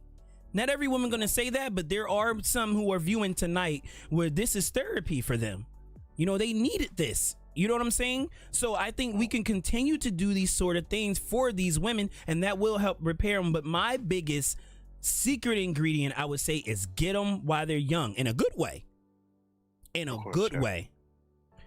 I believe that if you get her when she's little girl, she's jumping on daddy's lap, you telling her, if this ain't daddy's lap, or even if it's daddy doing something crazy, you tell the authorities.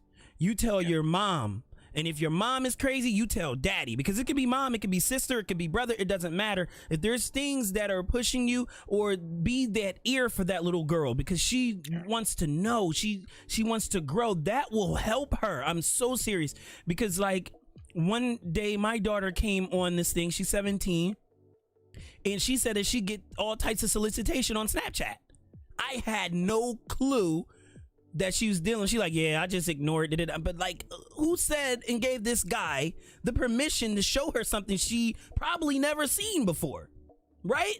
How fair is that? And people say, hey man, I'm sorry to tell you, it's a possibility that she may have already did it, but it's also a possibility that she may have not. Shouldn't she have the choice? Why does it have to be thrown and sprung upon her? So I think we should protect them at youth. All of us, males, females, brothers, sisters, because there's a pervert in every single family. I don't care who you think you are or what you think. You may think that somebody's not rubbing it up to a freaking little girl in a tutu. You may not know it, but there's pervs every freaking where, right?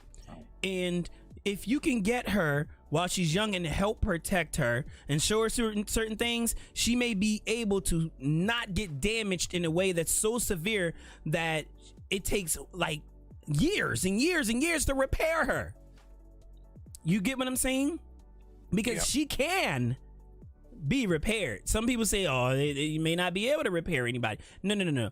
I believe that the Most High above can repair, but if people don't believe in that, I believe with certain practices, certain type of communities and ways of life, a person can and will be repaired. You know, you go to certain villages in other countries and things like that, people are being repaired. Some people take safe havens and go to these love estates islands for a couple of months and totally rejuvenate and repair their mind. And you got people talking about, oh yeah, there you go hanging out with those tree huggers. Some of those tree huggers are repaired though. That's the thing. They're tree huggers the whole life. Oh, forgive.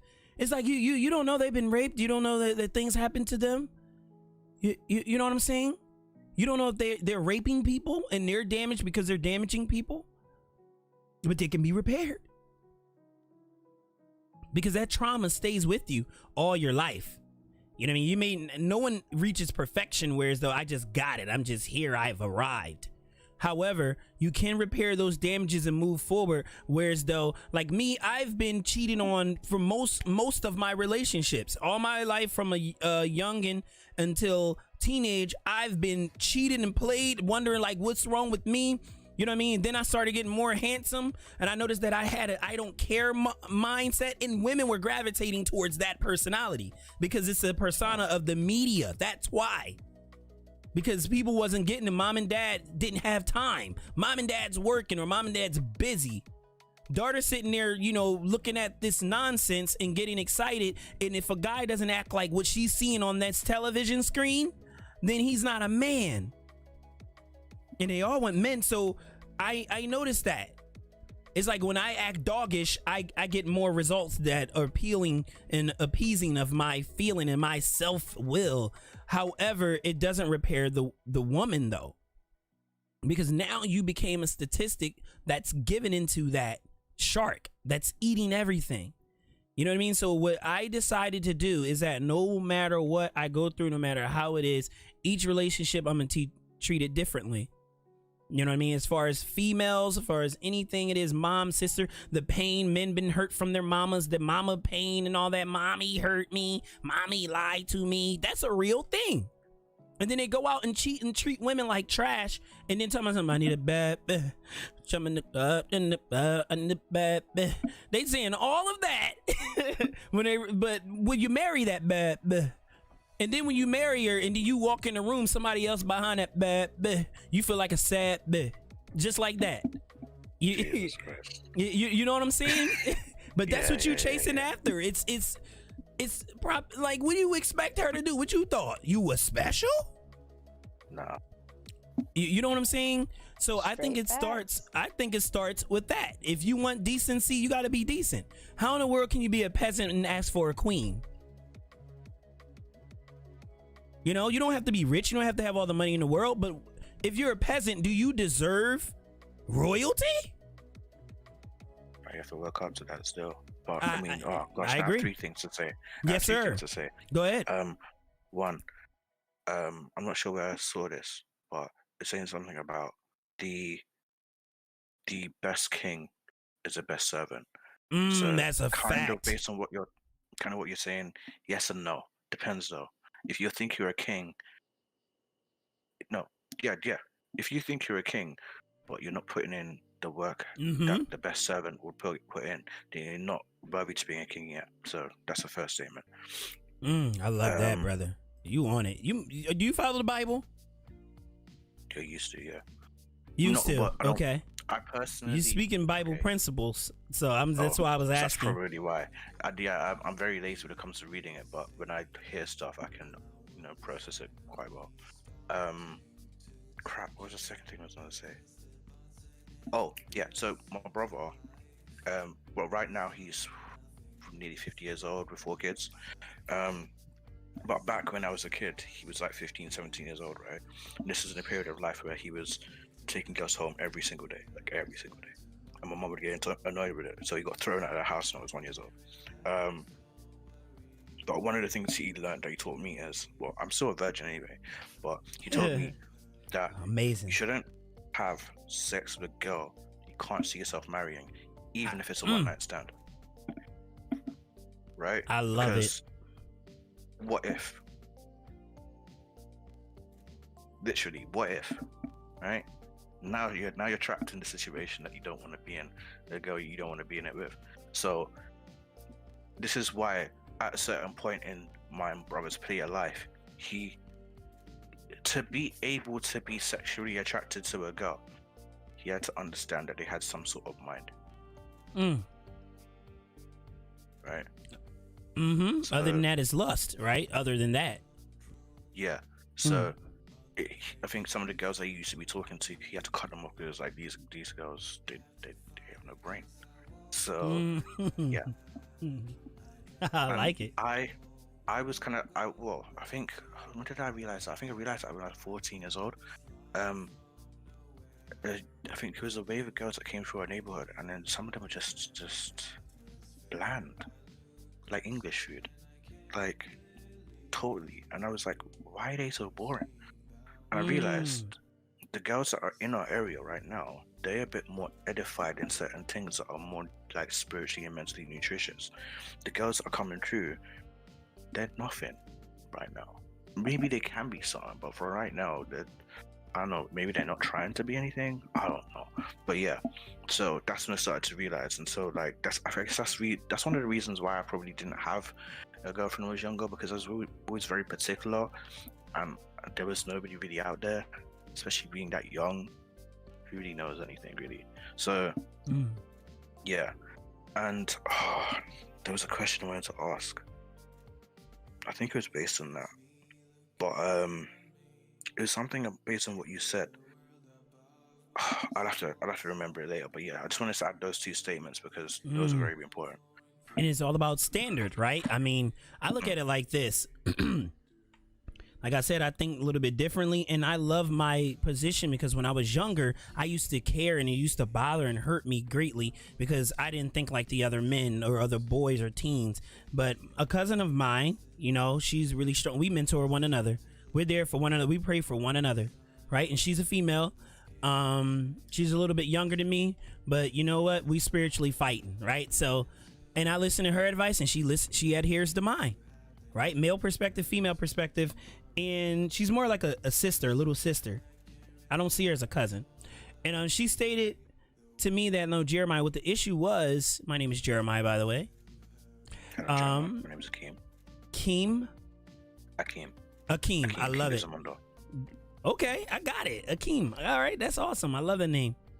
And I look at it like, you know, she was telling me, Jeremiah, the issue is that you were more advanced in your way of thinking for your age. Most boys are playing with toys and cars.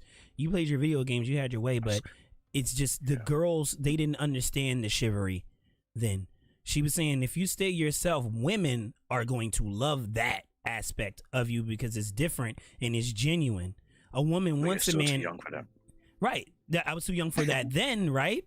But the thing is, if their mom and dad was teaching them certain things, it wasn't allowed that BET uncut to get up in their brains, they will understand that. They would know what that is. Now, I was hurt going through that when I was young. I'm like, man, how come I can't get a girl? Like, I'm a good dude. Am I ugly? You know, I'm not ugly.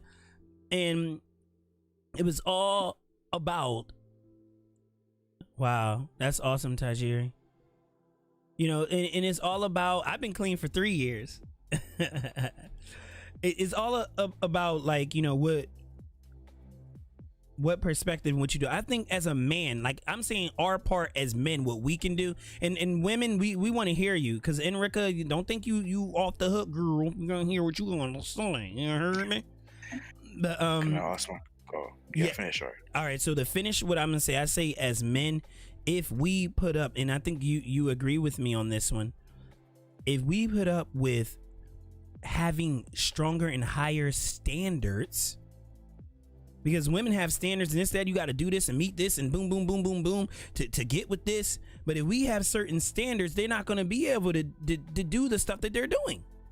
It's simple as that. It's like, how in the world you going to rule the world? You going to, it's like, nah. So now you're going to have to work and do this and do that to earn this income. I love the business owners, the women that are entrepreneurs. I respect them, and I love their grind and their hustle. It can be lace and lingerie, you know what I mean? But I'm saying certain things that they doing, you know, that is pulling in the audience and keep that perpetuating, and little boys and little girls are seeing these things and they're getting all this money and doing all these things. If men have certain standards, they'll have to be alone.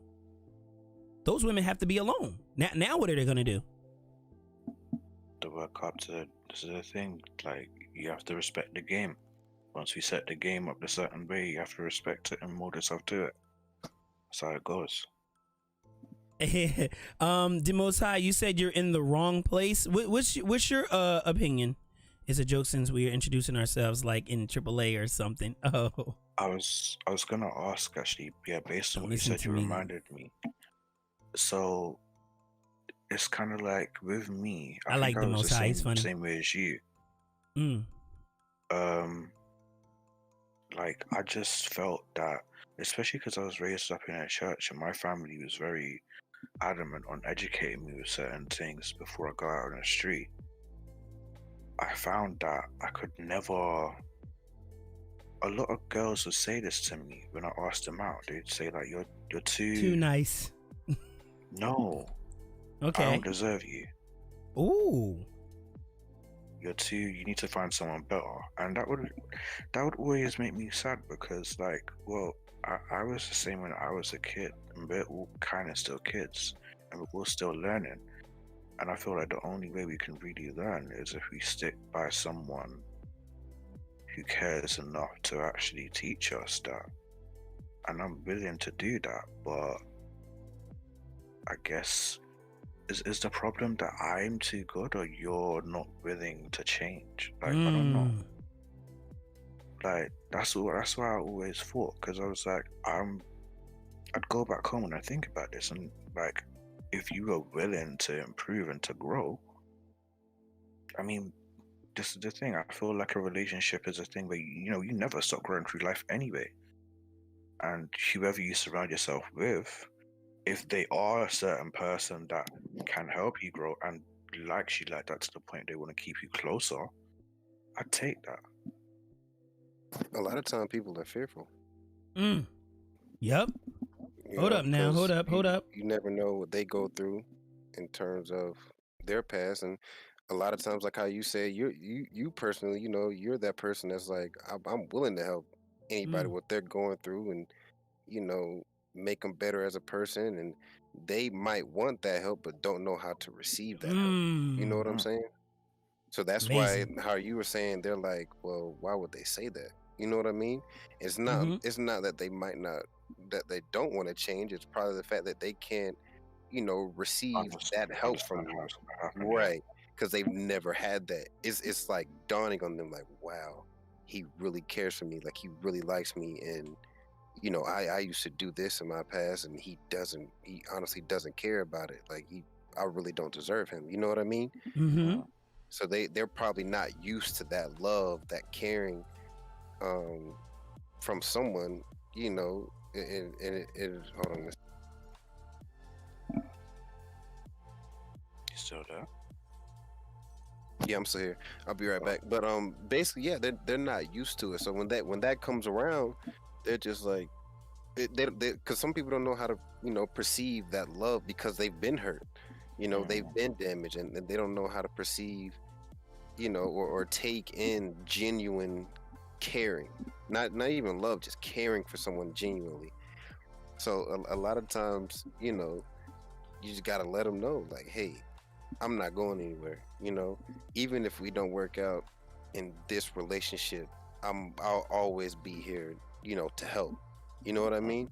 And just that reassurance will definitely help them out in the long run. But I'll be right back. Okay. Got you. That makes sense. It does indeed. That was always my biggest thought. It's kind of like, I understand that kind of thought, but I'm like, I guess, yeah, kind of going against what I said before, but I guess I wish the game was different in the terms of how certain people saw it, kind of thing, because I understand education isn't just a school thing. It's a by beholding you become changed thing. You get me? Yep, I do.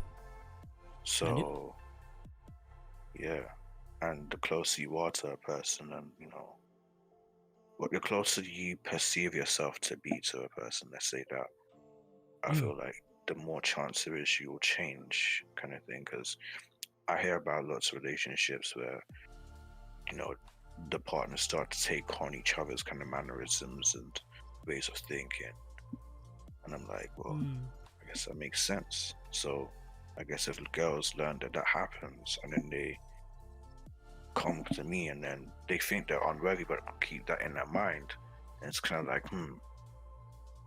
would I like to change, would be one of the questions they'd ask themselves. kind of thing.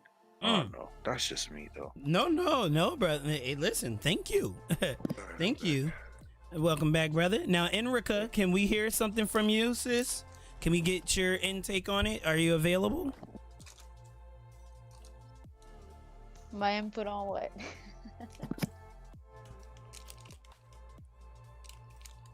Huh? No, I said my input on what? Oh, the whole situation. You know, repairing the damaged woman, what you've heard. You know, what you think, your intake. You know, just to get your perspective. All I know is NH. No, I'm sorry.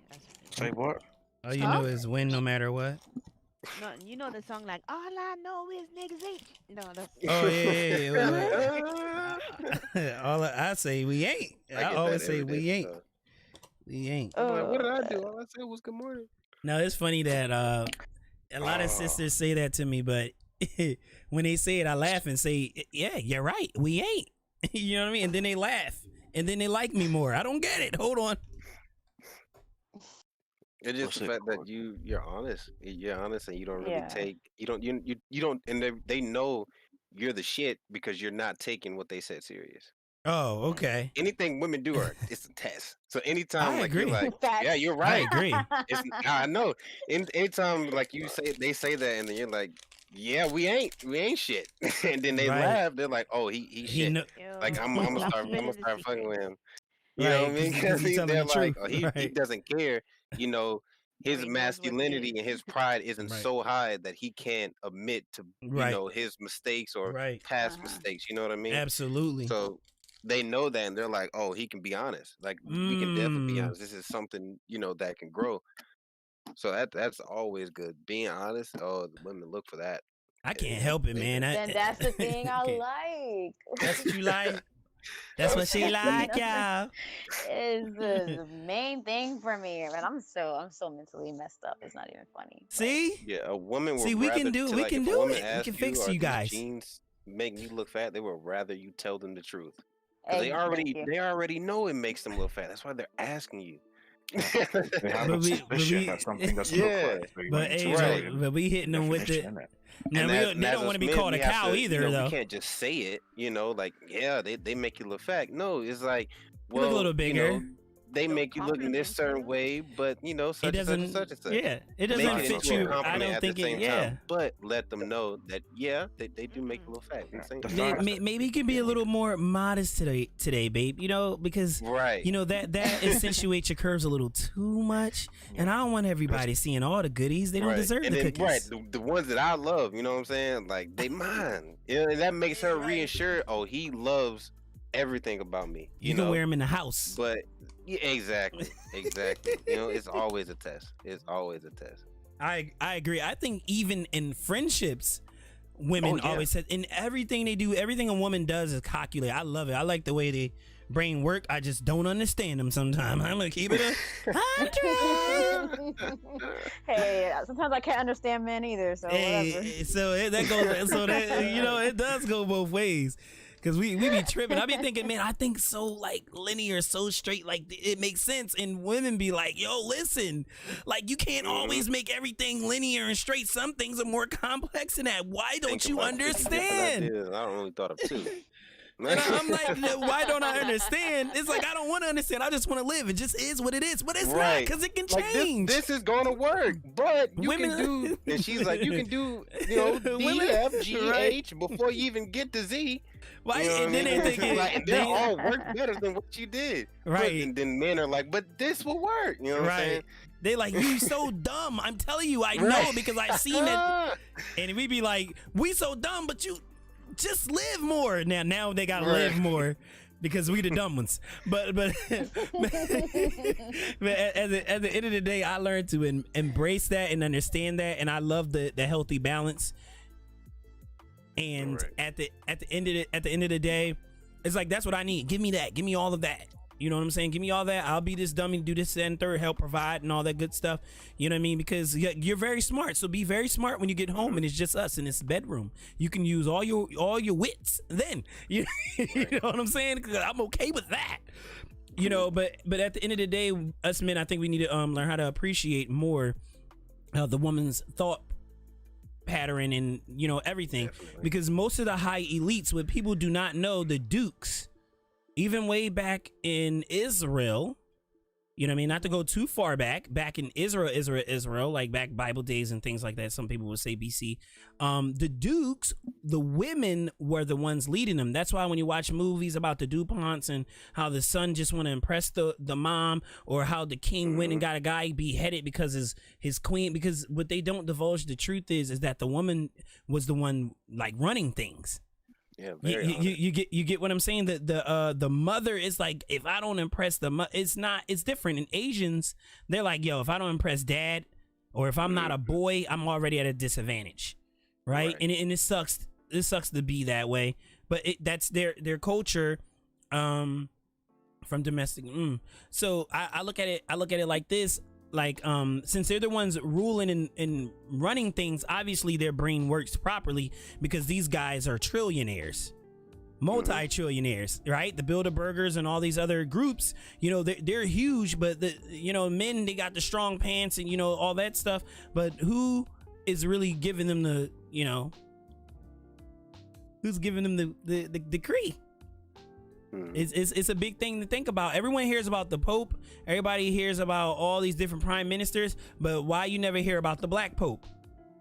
Why you don't hear who's at the top of the Scottish Rite? Now, we're not going to get deep, because I know that YouTube going to strike me. I know that Twitch might strike me. So I'm not going to go too deep. But what I'm saying is that women, their value is more. These women are getting so suckered up and sucked in, they're not realizing that they're being used as a prop for propaganda, and that their bodies is what's being used, and that's a low vibrational frequency. You can't get ahead, you can't build generational wealth off of low vibrations. That's the trick. It's no middleman anymore. It's women how you said now, and they're the women that don't trust anything. Right. You know what I mean? Using their body so built up that it's a whole castle that you can't even get into without getting past all 50 guards. You know what I mean? And there's no middleman anymore. It's either they're too guarded, or it's either they're too unguarded, and they just let anyone do whatever. Facts. Now, Enrica, what do you think? What is your plea? Because like, one thing about me, everybody know I'm very honest, because I don't got time to lie. I be forgetting too much. You know what I'm saying? I don't got time to lie. Jay, didn't you just say? I said, what? What? Enrica be like, it's time for you to go to bed, Jay. You gotta go to bed. I did go to bed. What? What? No, I don't even. She said I was going to bed. Yeah. Like, well, I said I was going to sleep. Like, she be like, Jay, take your butt to bed. You know what I mean? Go to bed. I'll be the first one to tell you to go to bed. Yeah, and me, like, I can't do the lie thing, because I get real dingy. Like, I'm like, yeah, I did that. What you say again? What did I do? Yeah, right. You have to ask them what you did. Like, what's wrong with this dude? That's how you know. That's how you know someone can't lie. Something wrong with him. So I just keep it straight and frank, minus the diary. You're missing out in the Most High is asking questions too, so don't forget your chat. Oh shucks. Oh, Miguel them. All right, sorry about that. The Most High, don't bust me, scalp them. All right, he said I can't just think me being a decent guy and being nice to a damaged woman will change her. What? Yeah, get in there feeling better. Stop it. The Most High, tell him to stop it, yo. Hey man, hey listen, we all gotta learn. All right, so the Most High said this. Your American accent's too strong for a patois thing. Don't do that. Oh shucks. So are you yardie as well? Grew up in a yardie home. Oh, that's what's up. Hey, the funny thing is, you'll be surprised. I can go in Japan and sound like a straight Japanese. I'm just putting that out there. And I can go down south and sound like I'm straight from down south. So I don't know. While he's telling me, oh yeah, I seen that. So I'm trying to see what he said. They run back to the yes man that agrees with them. Do they? That's the ones that's too guarded. I thought they don't like the yes man. I thought they just use the yes man, take the yes man wallet and boot purse and keep it moving. That's they cry and say damage him. The ones that are super guarded, that's why he's not for spilling secrets. Negative, that wasn't beat up based off one of my friends and cry about it and then run back to the guy. Yo, the Most High, you dropping true knowledge. true knowledge. That is facts. I mean, I've been through scenarios like that, but I look at myself like this. I'm a man. I'm a nice man, but I'm not a simp. I cannot simp. It's like simp don't work for you. It don't work for them. You're gonna get banned. Stop saying it. That's what guarded women want. Who, me? You said I'm gonna get banned? Men who don't want to contradict when they're wrong. Oh, you're not allowed to say that word? No, Yeah, just they say. banned I've it. been saying, simpleton. Yeah, You can't they say did. that, and you can't say something else have to do with being a virgin or something. Like on all social media Dang, platforms. for real? You can't say that So you word. can't say you can't say simpleton. You can't say simpleton. I just say simpleton or simple. Yeah. A simple dude. Can you say a They nut? banned Can you say a people nut? on You can't be a Instagram for nut. saying that shit. You can't be a nut. Can you say that? No. Can't be a nut. Can you say that? You can't be a nut bull. Yeah. Yeah, you You can know say what? nut I don't bull. even see why that's a A thing. Like pussy-hole. why that a pussy, With a meatball. like me can't even see why you can't really say it. That's why I said you should be able to say how you feel about somebody without it being labeled. Everyone loves labels without it being labeled to where now you feel something different or you're being called something that you're not. And that's what the world is today. That's what I was saying. There's no middleman now. The world is either too sensitive or too guarded. You know what I mean? So that's why they're just banning simple words. You know what I mean? Because the world now is too guarded, or they get hurt over the slightest stuff. You know, so you have to watch what you say. You know, so you don't hurt Ashley's feelings 15,000 miles away. So You know how what I do mean? you? So how do you? And that's the defense. That's the thing. Like with people, like we need to break out of this media thing because that's what's damaging everybody, and it's by design. Believe it or not, it's for social engineering. Because if you got that type of emotion going on, get everyone emotional, the men are going to be more feminine, which is going to make the women more upset. And the way women brain is wired, if he won't do it, I'm going to put my big pants on and I'm going to do it. A lot of women, they do that, you know, and they're not going to submit to, I will say, brother Meatball. Y'all know what I'm talking about, Mr. Meatball. Hold on, I'll be right back. I'm getting some water for my drink. It was like and I was listening to Akeem earlier. It's just like how he was saying earlier. It's now social media. It's how you were saying about Cardi B. They're looking at her as the blueprint. You know what I mean? And with all what was going on with her, she was doing this, she was doing that, and now she rich. Dog, she still got cheated on. What's good? What can I do? You know what I'm saying? You see what I'm saying? Once she's a blueprint, if she fucks up, all them females behind her feel like they done already fucked up and they ain't even did nothing. You know what I mean? Because they're looking at her as she's the blueprint. She went from stripping to reality show. Now she's a successful rapper with 3 Lamborghinis. You know, if she can do it, I can do it. And then it's in terms of that, and then it's like, well, I'ma just stick to doing me because she can cheat on and he rich and she rich. They're going based off of money, not based off that person's relationship, because they're miles away. You don't know these people. You don't know what they're going through, but their life is just portrayed like a movie. So people judge and try to do what they do, and it doesn't work out. Same with males.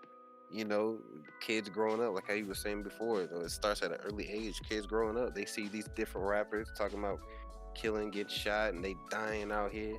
You know what I mean? They're basing, that stuff off the wrong thing. Especially from where I grew up.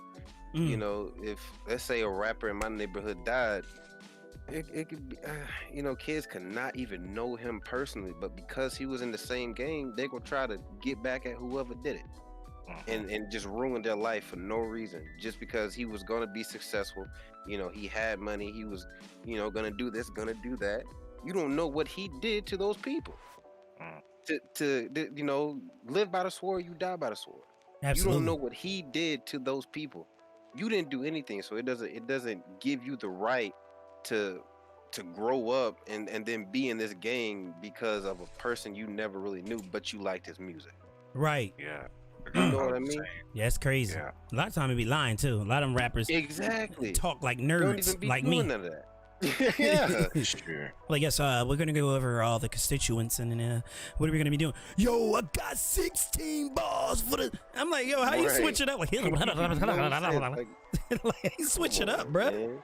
That's why the certain music I listen to, you know, whether it be drill music, whether it be, you know, music about how Akeem was saying earlier about a story. Because my favorite rappers, you know, one of my favorite rappers is Chance the Rapper, right? Yeah, Chance. Chance is like a Kendrick Lamar. He grew up around all the hood stuff, but what he writes about is what he lived about, not, you know, killing drugs and all this. If he talks about drugs, it's because he's done them or been around them. He's not portraying them as something good. You know what I mean? Right. Mm-hmm. You know, so You understand that he lived into a bad part. You Exactly. had to get out of that. right, and that's why I used to like him as a rapper. You know, way back I could relate. You know, then he got, you know, famous and he started making, you know, just upbeat music that really didn't have no meaning. They were just kind of upbeat. You know what I mean? And then now he's starting back to get back into his roots because, you know, he's got nothing to do but think about life in his house because of the pandemic. So he's been coming out with better music that I can relate to right now. But, you know, and then there's certain rappers that I've listened to because I've lived in the hood. I've dealt with gang violence and all that type of stuff. Me too. So I will listen to people like Kendrick Lamar who have that story, you know, because I'm like the Ricky, you know, from Boys in the Hood. Like, I'm around it, but I've never portrayed it, and I've never said that I've cut back a 9 and shot somebody. You know, I've never even said that I've owned a gun. But my best friend and people that I've been around do that type of stuff. Right. You know, Absolutely. and they know that I'm not with it because I'm an honest person. I'm gonna let them know. You know, if something go down, I'm taking off. Like, I ain't staying there to try to shoot it out with you. Like, I'm taking off, and people like that honesty. You know, because it's been times where I've been at, you know, house parties, and something has happened with my brother. Well, he's not my brother; he's not my best friend, but he's like my brother. And it's something that's happened with him, and he'll tell me, he like, "Yo, Joe, you know, somebody go down. Let's go ahead and get you out of here." You know what I mean? Because he know I ain't with that. I know I'm not with that. He's not finna keep me in a situation where I'm not about it. You feel what I'm saying? Yep. Yeah. Now just imagine if I would have lied. He would have been like, "Yo, get such and such out the car. We about to, you know, blah blah blah." You know what I'm saying? And then I'm sitting here with yuck mouth, like, oh, you know what I mean? Like, Yeah. oh shoot, they about to find out I'm a fake. You know what I'm saying? You know, I gotta make up an excuse rather just telling the truth off the bat, and they already know. All right, I got to get my boy out of here. You know, he got such and such to do tomorrow. You know, I know he ain't with it. I still love him. You know, he's still a G. You know what I'm saying? But I need to get him out of here. And that was his thought process. And that makes it better for everybody if you just be honest. Because now that'll get him out the situation. I can get him out that situation. Hey, bro, let's just go, bro. Let's just get out of here. You know what I'm saying? I would ride with you, but I got stuff to do tomorrow. So let's go ahead and get out of here and fight another day. You know what I mean? Yeah. I calm him down. He gets out. You know, we live to see another day. You see what I mean? Rather than I lied, and so he all hyped up, and now I can't lie to him and say I'm not about it. Then he gonna get mad at me. You know what I'm saying? And then that makes the situation worse. So it's always good to, you know, be honest with people from the jump, because people will catch you in your lies sooner or later. Right, exactly. You know what I'm saying? And I love that, man, that you said that. And a lot of times you don't even know sometimes you're lying, you don't even know you're lying. Exactly. You know, you gotta be careful. But like when you stated about it will, and when you said about that whole G thing, I'm thinking about it because right now I'm in Philly, I'm in West Oak Lane, Uptown, ain't nothing but bang bang, shoot out, pop pop.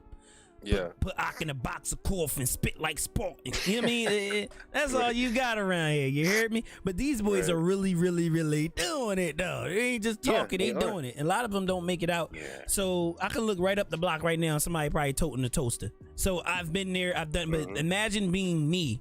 This is what I didn't like and I didn't enjoy. The way that I speak and carry myself, I was worse than that.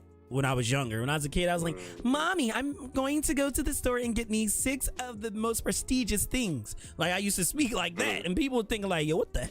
Yo, man, get that young boy!" Right? So,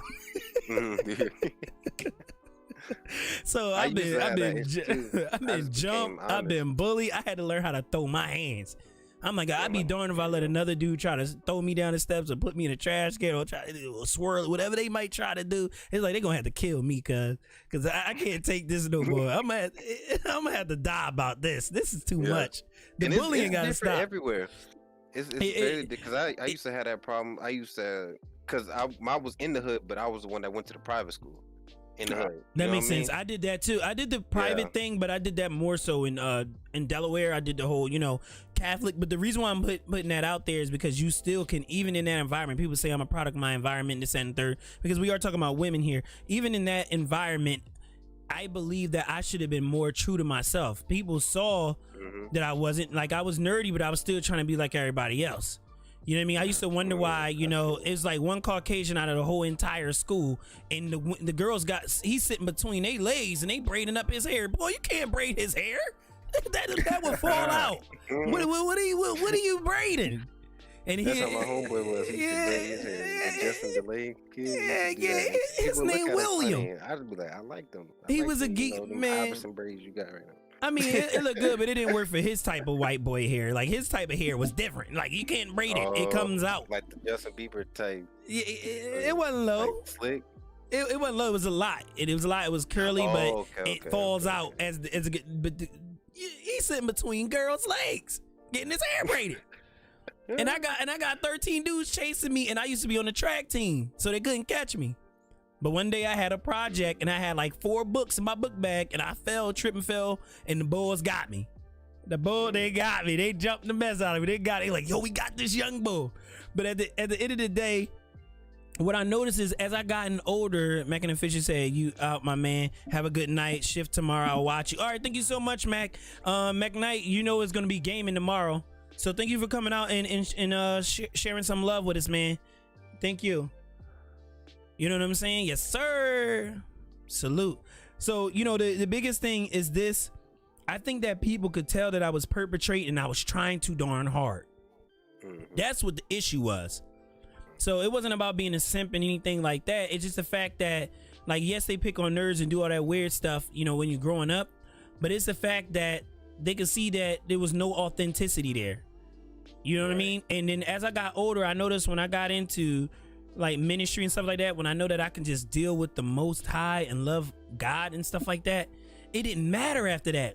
Now, if someone see me walk down the block, they like, oh man, yo, no, put that away, man. Take all that minister. You know what I'm saying? Like, no, not Jay, man. Yo, man, he about to try to preach us to death. You know what I'm saying? So it's a different level of respect there, but I'm not trying to be cool or hard or any of that, and I'm not trying to minister anybody head off. But the thing is, not only do the men respect me, drug dealers respect me, gangsters, whatever they may be, you know what I mean? They won't be like, oh, yo, there go that boy walking down the aisle, let's go ahead and rob him. They be looking like, oh man, there go Jay, man.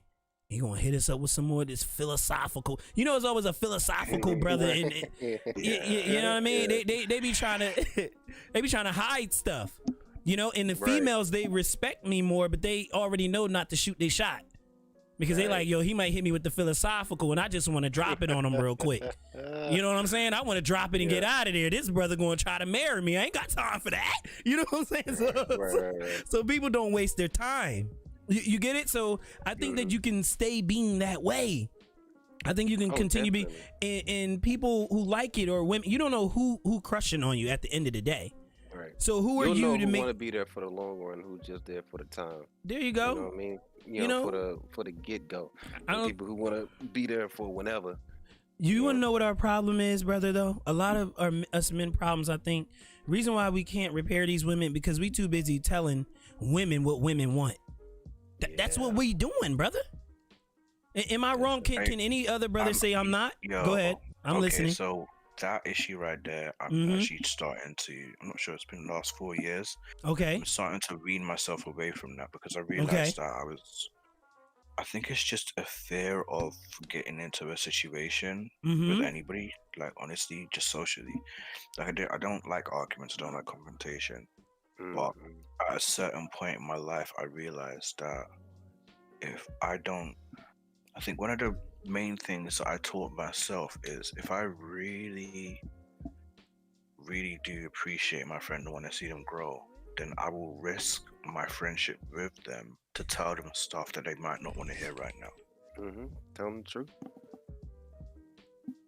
And it's kind of scary because you understand that sometimes these things that they hold to heart are really important to them. But if you can see like the future of their actions, you kind of need to educate them on what you can see is going to happen. Now, a lot of my friends, like, I guess I've always been kind of scared myself personally. Even when it came to like, I think when I was like 18, 19 years old, I was even scared to just talk to anyone because I was like, does anybody even want to entertain a conversation with this boy right here? Right. And so this is why I never really had friends back in the day, because I was like, who cares really? But one of my so I was in a choir when I was 19, 20 years old, and my choir master told me, so at the time I was like the communications leader, so I had everybody's numbers. But and then my choir master came up to me and said, oh, why don't you chill out with them lot? Like, you have their numbers. I was like, well, I'm not going to talk to them. I have their numbers. Doesn't mean I'm just going to speak to them. It's like, what do you mean you're going to speak to them? You have your numbers. Like, what's going on? Like, well, I'm just some random guy sending them texts about when a choir meeting's going to be. I'm not their friend. Right. And he told me, and he said to me, hold on. So let's reverse this. Now, if you were to get a random text, friendly text saying, hey, how are you? How would you respond to that? I was like, I'd be okay. I'd respond in jest. I mean, there's nothing, no beef. It's like, well, that's exactly the same way they're thinking. As long as you're respectful, they have no reason to do anything to you like that. Right. So I was like, oh, well, okay, good point. So then I started to message everybody, and I made like 10 friends that day. But yeah, it's just like I guess from that certain point, I started to wean myself away from being fearful of how people will react if I just like, if I know I'm genuine, then I shouldn't be fearful of what I'm gonna say. Right. And that's kind of the thing I'm trying to, even now, because I think I found another streamer, and like I think she's a musician. It's not really her music that I found, but I found somebody's music that's under her same name, and their music was crap, and I thought it was hers. So I was telling her about it, and she was like, "It's not mine." But at first, I was scared to tell her because I was like, "Does she even want to hear criticism right now?" Like, Right. I'm not even a musical professional. What? She doesn't come to me for advice. I'm just some viewer on Twitch. But in the end, I was like, you know what? If I really care, I'll at least try to say something. Because what sense is it if everybody's just, scared and vibing and just being, oh yeah, keep going, good job. But nobody's actually telling you, oh, this sounds kind of weird still, don't do that. Because that kind of stuff actually helps you improve.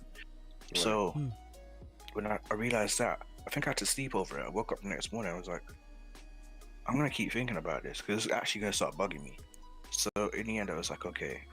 I asked, so always what I always do is I ask for permission because I don't like to think I just have the right, even though I know I'm genuine. I don't think I have the right to just say, and I at least have to ask permission before I speak. So I asked for permission, and I said it, and then she said the songs weren't hers. Fair dues. But even if the songs were hers, I'm pretty sure it would have went well anyway because I realized, I'm not going to be disrespectful with it. I'm not going to be like, oh, you're crap and you should start making music. No, I know, especially because like I grew up around a lot of musicians. Like my brother that I used to live with for like 4 years, he was a beat maker and a producer. And I used to get a lot of like London-based rappers around, and I had to coach them through things. So he taught me some of the stuff as well. And then, of course, I was in like 2 to 3 choirs throughout my life in church. So from all that musical experience, I realized while I was actually typing stuff, I realized, wait, I might not be a proclaimed musical, like, professional, whatever you want to call it, but I have a fair amount of knowledge and experience to the point where if I wanted to start now, I have a really good foundation. So I should say something. Like I should share my knowledge. Like I shouldn't keep it to myself because that doesn't do anything but hurt people. It's kind of like when people say, you know, if you're not saying something, if you're not doing something, then you're part of the problem, kind of thing. Like, yeah. So it's just that I guess it's kind of like having courage slash. I guess Ty would say the best here, stop being a pussy. Yes, that's her favorite thing. Oh my gosh, she loves saying that. Stop being a pussy. She loves saying that. No, before hold up. Good morning, Ty. Shut up, pussy. Whoa. Hold up. In a way, she's right. Before you finish, no, don't stop. Before, but one moment.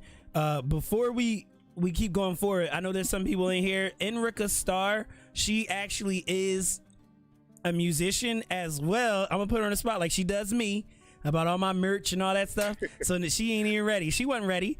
And she also have a single out called Stronger Now. So if anybody will, please check out her single. Is there a way you can put that in the chat, Enrica? Aw, you're so sweet. Please put that in the chat so they can hear your song. And yeah, I'll link it. Give me a second. Thank you. And I thought different things when I was hearing it, and it helped me. I'm like, yeah, I'm okay. I'm stronger now. And it wasn't nothing what I thought it was, but it helped me. I got a song out too. Do you? Yeah, it's called DOP. You know how you have WAP? I'm DOP. Okay. You know what? I'm done. You can't say you done, but mention the song. What dumb? I don't know what DAP is. I'm scared to say it. Like, I thought that's it. Dang, brother, you couldn't wait to say it. No, you against it. Said it. You against it. You against it, brother. Say no, I'm joking. I'm just messing around. I'm about to look it up. I'm being silly. I'm about to. And then you gonna see Ty Jerry swinging her locks, saying UP at the beginning of the song. Say no, I'm silly. Oh my goodness. UP, DAP. And you know what's crazy? In today's society, Ty's joking about that song, but the way today's society is, she probably could make a lot of money from it. There we go. I mean? Awesome. Check that out, guys, girls. Life is people troll so much, in this generation. Right. I mean, if you want to get serious about the title of the song that isn't even out yet, the song's probably about not being interested in a man trying to hit you up. Right. And people will probably bump the hell out of that. You know Trust what I mean? I mean, like Bugaboo. Right. I mean, at the end of the day, it is what it is, I mean, well, music is expression. Now, some people say, yo, all that mumble rap stuff, like, I can't give it, I don't like it, but at the end of the day, it's music. I've heard my anxiety taking over me, da-da-da-da-da-da. And then it's like so many people jam into it.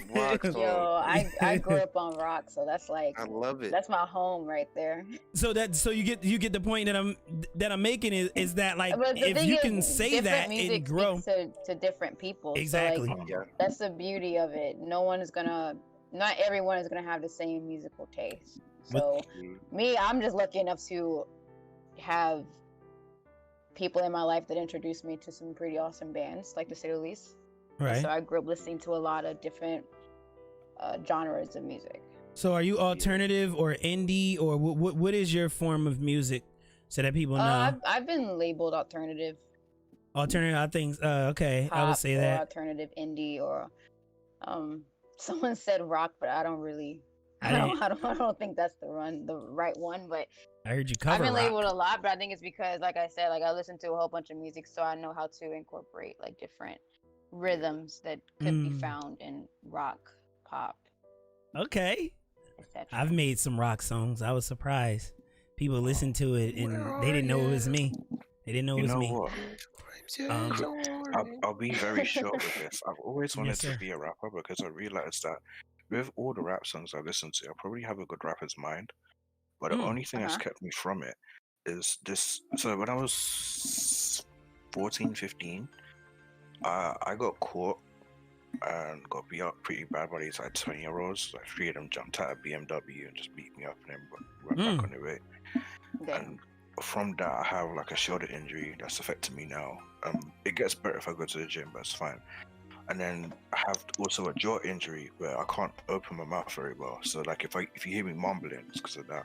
And I always thought, I'd like to be a rapper, but I always, from that point, my brother bashed me about this, but I have to tell him, hey, remember, this happened.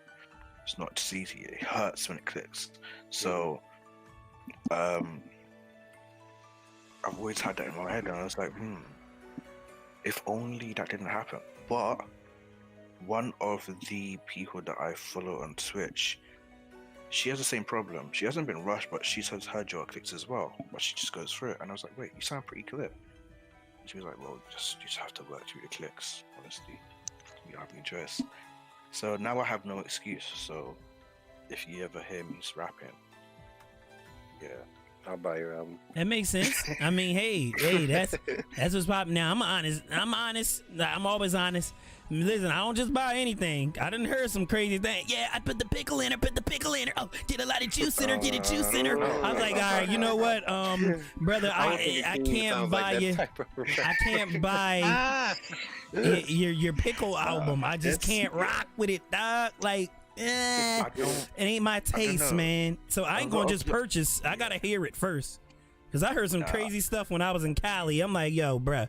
He said, yo, man, this is my son, man. You got some good. Where it's at. That's like not in a good way, but I mean, like that's where, like, yeah. Yeah, I was like, what the freak?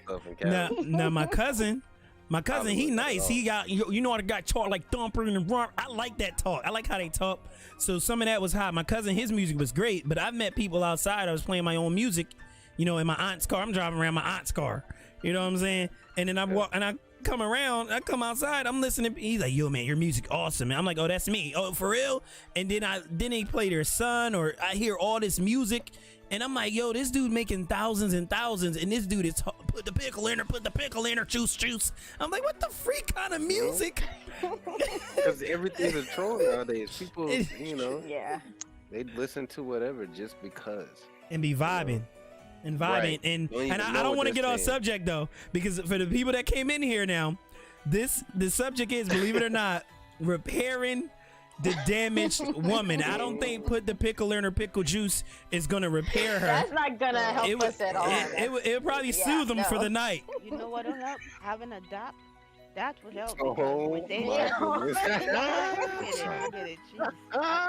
I'm tired of this conversation. Having a dap. You tired of repairing the damaged woman? Or you tired? I'm trying to put my 2 cents in, and everybody's like coming for me. So you tired? You tired of the pickle? So you need the juice instead. Put the link in. See this and drink. I don't need this stuff. Yeah. I don't need this. I mean, you can refix the woman who has the dap with some water, you know? I don't know. She needs a little hydration. That's it. Hey, I'll be back, guys. All right, got you. With them? My daddy's gonna move my car. He has to go somewhere. Okay, I'll be back. He's gonna leave me with them. One of the things I like to say quickly is that when it comes to music, even just making music, or like when I got into poetry for a while, R&B disgusts me. Like what type of R&B? Because there are different R. Because you know, Rod Wave, R&B soul gold. He's technically an R&B artist, but he doesn't. It's the reason why people still like R. Kelly R&B. Right? Disgusts me, because I've never been one to entertain sexual themes in anything, and from a young age I just felt like R&B, people kissing, even my own brother kissing his wife, just disgusts me. Like I just you don't want to see it, like public affection type stuff. Like people talking about what they did to a woman and what a woman did to a man type stuff. Even if it's clean, that household. Even if it's clean, and respectful, I don't like it. I need to open ya. Yeah, I just don't know. I don't want to hear it. Like, you just like to keep it in the house, like that's your business. Keep it in the house, type stuff. I respect that. See, this is the thing. I've never been in a relationship before, and I'm a virgin. So keep it in the house. I don't even know what that means yet. I just don't like it. I got you. I just feel like keep Yeah, it that's a out of valid my point. sight. Keep I it think out that of would my help. I think that would help That's repair a the valid woman as point. well. I don't like my 'Cause son you're to not see the only that. one. Yeah, you're definitely not the Yeah, only one. I don't like that. I mean, if it's clean, a quick kiss, pep. I don't like seeing them smooching in public and anything like that. I mean, I've been You through don't like cases saying what in public? seeing them Smooching. heavy smooching in the public. And Oh, okay. I didn't hear you. I only caught like the last word of that. I'm like, what the heck did you say? the most I can tolerate is the guy walking with his girl and he got his hand on her rump or something like that. But sometimes that bothers me. Like when I see a guy just walking, he's with his girl, and he go hold her rump, and her whole rump hang out the side of his index and his thumb, and then he's smacking it. I'm very visual, but you can imagine it. You get what I'm saying? Like all this meat hanging out. I shouldn't be able to see all this meatage. I've seen that before. Like growing Like, up, I'm not like trying to going meet Disney and greet. stuff with my brother and sister, It's my mom. crazy. I've seen that, and I've on purposely, grabbed my sister, and my mom has grabbed my brother, and I'll pick them up.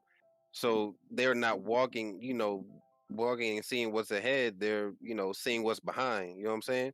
So even if they see that couple, they don't see him, with his hand on her ass and all that different stuff. They just see the couple. You know what I mean? Right. So I've definitely tried to block, because my brother's still a virgin now, and so is my sister, and me and my mom growing up, we tried to block that away from them. Not keep them in the dark. You know what I mean? But to where they know, that it's not normal, to just go out and do this all willy-nilly. You know what I mean? It's normal to keep yourself celibate. I think that repair the women as well. Norm. I think that repairs the women, because like seeing that, like, this is the thing. What if I was a little kid? Because when I was a little kid, this song is When I Was a Little Child. It's called With You in the Morning by Carl Storm. With You in the Morning by Carl Storm. For all of you of whom have come into this discussion, the thread head is repairing the damaged woman. So next week, I think we have a popularity vote of repairing the damaged man. I got a feeling that we gonna get got next week. Women are getting it easy, lightly on the wrist, but I think men are about to get bopped. Because I'm getting text messages. Oh yeah, next week we need to be going on repairing the man. I'm like, oh snap, family! Like, dang, you ain't even in the chat. Somebody already got stuff they want to say. Yeah, I'm like, you didn't even write nothing in the chat yet, sister. Somebody's ex is about to get bashed. Yeah, you just sitting here. I asked my ex-wife to come through and check out the show, so she could be in here chilling. She might come next week. Well, first off, Jeremiah. You about to spill all the secrets. Yeah, she probably gonna get like all you females that's out there secretly crushing on me. Yeah, she might turn y'all off. Yeah, y'all might be like, yeah, I'm cool off Jeremiah. I don't need me no TV. I needed a real Big J, and he seemed to be like little J right now. So you didn't stop being I knew it. I knew he was. I knew Jay wasn't a good guy. You know what I'm saying? Next week, Big J might get aired out. I told him time to get. Kept telling his bum behind to get off the bed, so I broke his game. She did break. She did break my game. She broke my monitor. She did break it. I came in the house. I was trying to look all cool. I was like, yeah, trying to get away from her so I could get to the room. You know what I'm saying? I came in the rain. Yo, the PlayStation was busted. For one, she threw it in the trash can. You know what I'm saying? And then my monitor, the 4K monitor, was busted up and on the bed. I ain't had it. Like, you know what I'm saying? Gift. Looked like it was a gift. I'm like, what is this? Oh. She was just chilling in the living room like nothing happened. Like everything was good. As soon as I walked in, I went straight to the room. Because I looked at her, I'm like, oh, hey, how are y'all doing? But I just didn't want to stay and talk. I just wanted to get to the bedroom so I can get to the video game. And little did I know the video game was broke up, so I fixed it. I fixed the game. And then I was sitting there playing, and she came and she said, oh, so you found your game. Took the joint and tried to break it up again. I was like, Lord, help me. So that's one sign of a toxic relationship, because she wanted you to talk to her, about the situation and argue. No, listen. Man, I'm about to fix this. I ain't even finna argue with her. I'm gonna go ahead and fix this and start Absolutely. playing again. You Hey, know what I mean? I wasn't ready. So when she came back in the room, she was like, in her mindset, it's like, oh wow, he really doesn't care. Right, exactly. That's not the case. No, not Like at I said, all. That might not have been the case for him. You can learn from that situation. Like what you did is right, but there might be an added step there. So before you fix your game, you have to go to find out what she's mad about, try to resolve things so that when she sees it fixed, it's, she doesn't have anything to hate you about after. She can just, No, I mean, at the end of the day, I understand that, but I had my opinion, right? And this is on subject. My opinion is this: you didn't purchase that game. I had that game before I met you. I was a gamer when I met you.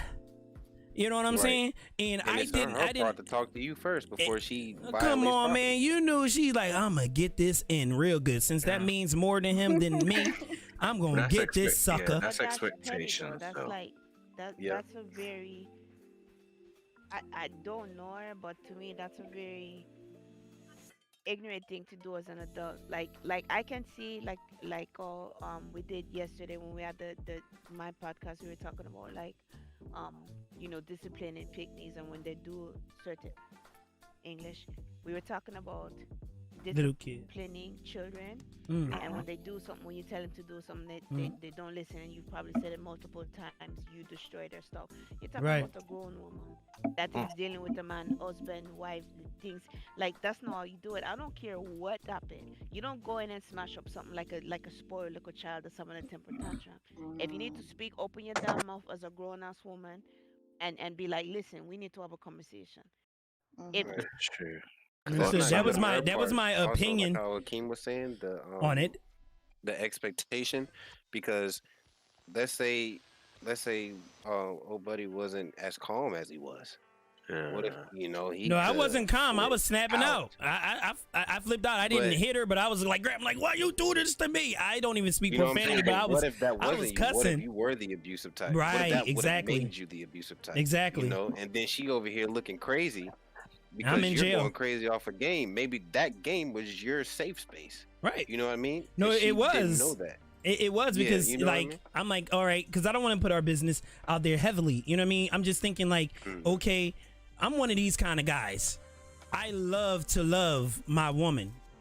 Any chance that I get a chance. You know what I'm saying? Right. So if I get that, it's not the solving to all my problems, but a lot of pain goes away. A lot of anger goes away. If I'm working heavy shifts and I'm coming home to something special. You know what I mean? Yeah. And like you don't have to make no meal. You don't have to make no bath or nothing like that. But it'd be nice for me to at least be able to cuddle with you, smell your hair, like the conditioner in the hair and all that good stuff. I love that. I'm loving that. You know what I mean? I may not get no, as they say, nookie or whatever, but that's fine. However, if I haven't had that in years, and on top of it, like, I don't know what to do, what I go and do is I find an outlet, which is talk to people on the internet, try to, hang out or do things like that. And then I go to something that I love, find what I love doing. So, you do a lot of Bible reading, in ministry, this, that, and third. It's like, okay, I'm not going to read the Bible from the morning to the night. I'm not, you know what I mean? I'm going to pray throughout, but entertainment as well. So you find entertainment. So you looking at things, all you see is booty everywhere. Booty just bouncing everywhere. And it's like, you didn't get any bounce. You didn't get the basket. You didn't get a ball. You didn't get nothing, right? All you got is blue. So you thinking like, I got to find something to do. As soon as you smack on the internet, there's another booty just waiting for you. Then your DM's popping. It's like, dang it, what do I do? So it's like, all right, I went over my pops and got my game. So it's like, yo, I want to play my game so I can not want to watch adult films, so I can not want to go out and, you know what I mean, go to Bust It Challenge on TikTok. Right. You know, I'm just keeping it. I'm a very honest brother. I'm being honest about that. So I'm transparent, because that way, if I get with a woman or a sister, she knows this brother is into this, that, and third, and she can make the choice whether or not she want to be connected to that. You know what I mean? So if you know that I love sniffing hair or sniffing underarms, which I don't, that's disgusting to me. It's my opinion. You know what I mean? But some people like licking underarms. I'm serious. It's a real thing. You know, I don't want to lick an underarm. I lick other things, but I'm not into that. You know what I'm saying? But if that is the case, then you know that you can choose whether or not you want to deal with that. So if you don't like that and you just put up with it, that ain't gonna work. I think damaged females gotta set their standards of what works for them. Right. You know what I'm saying? Like, brother, can, like, if you looking for a brother to be a sole provider, like a sole proprietorship, then let him know that straight from the gate. Those are my expectations. Don't get upset with him because he's not that guy and you thinking that he's gonna get it over time. He may not get it until 10 years down the road. Yeah. You didn't be say realistic. Anything, you can't expect him to get anything straight up. Right. You know, and I deal with that. I've dealt with that before, or I would hear you lie to me. I'm like, everybody know Jeremiah. Anytime I can tell you I like doing this and doing that, and I just put my business out there like that, what in the world do I gotta lie for? Right. You know what I mean? I already said I'm a nasty brother. I want to get nasty. So what else is there to hide?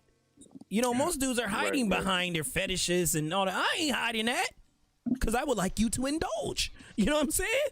You know, and if you don't want to indulge in that, let them know that. So sometimes it's like women want us to talk. They want this and want that. But I have to speak on some of the males' defense on the fact that women aren't putting it out there what their criteria is. They just have a checklist. And then if he's not fulfilling that checklist, he's off to them. Right. You know what I mean? But help him, because men got checklists as well, and we throw it out the door. Some men want their hair to be nice. Some men want something no scent ever. Like, that's probably hard to do, but they don't want to, you know, a scent. Or some men don't ever want to see this, or you know what I mean? Now, Tajir, I'm not trying to be disgusting. I'm just being honest, right? I'm not saying you're disgusting. I'm just, when you get done, I have something to say. I would love that. Yes, for sure. You know, it's like some men, you know, they got all these freaking expectations of a woman, which are, I agree, also is unrealistic. But like, so they would put it to the side simply because they want to measure up to being man enough for the woman. Like what my brother was saying earlier, like mostly, you know, men are trying to repair the woman so much that they're not repairing themselves. Is Hakeem, right? Yeah. So I don't think I said that though. No, you didn't. So it's not Hakeem then. It's the no, I don't think I said that though. I think it's somebody else. No, it's not you. It's the other brother. Oh. No, Druva. Mm-hmm. Yeah, you were the one that was saying that, right? In the chat. All right, so okay. So sorry about that. I got the wrong name. You sitting there chilling, like, I know I said that. Just vibing. You know what I'm saying? So I want to make sure, because like I can't be lying now on live now. But you know, they if I didn't, it's all good. I got the names wrong. My apologies. So I look at it like that is true, because I'm one of them. You know, I'm one of those guys. It's like, I'm so busy trying to be what she wants me to be. And then when I start falling short, I'm getting sad or upset because she's like, yo, brother, like, you presented a package and I'm getting rapper bars. You know what I'm saying? You know what I mean? You coming up like, yo, you Rico Suave, you got it all together. And then I'm with you. It's like, brother, you all sad about this. You feel like, I mean, like, yo, man up. And some women want that. You see what I'm saying? And I had to take a hard L on that, because it goes both ways. If a guy is bad, or if he's hurt, or if he's been damaged in some type of way, if you will, then how in the world is he going to help repair that woman that, you know, been hurt and abused by another man? This guy I think he has to have his ish together. I think he has to have a stable career. He has to, you know, have at least try to have a vehicle or some way to get around and do whatever. It's like, she's going to lay with you and maybe someday produce a seed for you. She's going to go through all this pain for you, brother. And you tell me, yo man, I'm trying to ride. I'm out here hustling, man. I'm grinding, man. I'm out here working for you, girl. And you ain't grateful. It's not that she's not grateful. She just don't want to be out in the street, brother. Yeah. you know what I'm saying? But a lot of times us men, we lose that because we're thinking that, oh, she only wants us for the money or this, that, and the third. And she's keep telling you over and over and over. as I had distressed earlier, we too busy telling them what they want. Right. You know what I'm saying? We're gonna say, no, girl, that ain't what you want, man. You say you want a man to do this, and but you don't really want that. Cause when you get that, you start acting like this. It's like, nah, cause she ain't get that, brother. That's why she keeps saying it. Security. Exactly. This is why with every situation that I like with all my friends, when they go through certain troubles, I always ask them, okay, so what do you want out of this, or what do you expect from the other person? What is the end goal? Like, what are we going to here? What are we going for? Like, what's our perfect dream? What are we working towards? Because I don't want you just complaining and then there's nothing we're going. Where are we going? Where are we going? Where do you want to go? Like, I have to know this. And then based on where you want to go, then I can help you. See me get back. Just complaining. Then, Tajiri. Go ahead. Yeah, if you're just complaining and you're just, hurt about something, but you don't know where you want to go, then you're still gonna be hurt. I'm sorry. Now we gotta let Tajiri speak. She was gonna speak too. Don't lose that. That was great. Yeah, Tajiri. Now what were you about to say earlier? Because you said you wanted to mention or expound upon something that I had brought up. Yeah. You are saying something about first telling us what we want. My thing is like I said before, my idea of somebody perfect may not be another female or male's idea of somebody perfect, but he's perfect for me. So if you're looking for like what and based upon like my friends and my cousin, like my family members, what we want in a man does not walk around with his backside hanging out in boxers. A man doesn't do that. So if you're looking for the caliber of female that's me, I for certainly am not yes to answer that question. I for one am not going to look anywhere in your direction because I don't want to be looking at pampers in a grown man before you give me a baby to change pampers in myself. That's what it looks like to me. Like you're walking around with shitty jaws. You understand? So that's one thing. And the same way that you're looking like I'm probably not gonna stand up to the caliber of female that you're looking for because your mind is in the trap, video vixen type vibe. I'm not like that, none at all. I'm not gonna go out and show the world everything I've got because everything I got is for you. No, I'm sorry. Everything that I have is for you. Right. In the bedroom and private. Everything that I do is for you and you alone. All the things that you want to see in porn videos, sorry Archer, that is all for you. You want it, we'll try. That's all for you in the bedroom. It's not for the world to see, for the world to know what I do. Now with that said, you remember I was saying that you won't know what somebody's doing. They figure that they have to be out there and do certain things to attract, or at least because you probably like if you're very freaky, you and you get with a female that's not, you then feel like you wasted this time because maybe she's not the type that will ever do that, any of that. So it's like, okay, now you see somebody that's dancing, you're like, okay, they're freaky because they're dancing like this, so no, I can at least try to form a thing, but um just be I guess wary or look into it or get to know the person. That's why get to know somebody first, because like I say, there's some things that you can get hints of or some things that some people can say.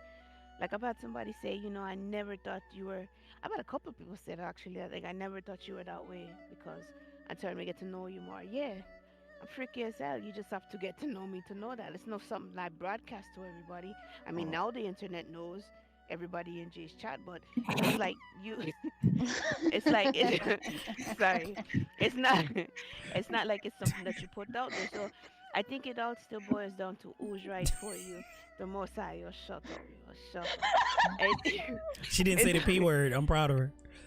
It all boils down to what you feel is right for you and what is your idea of perfection.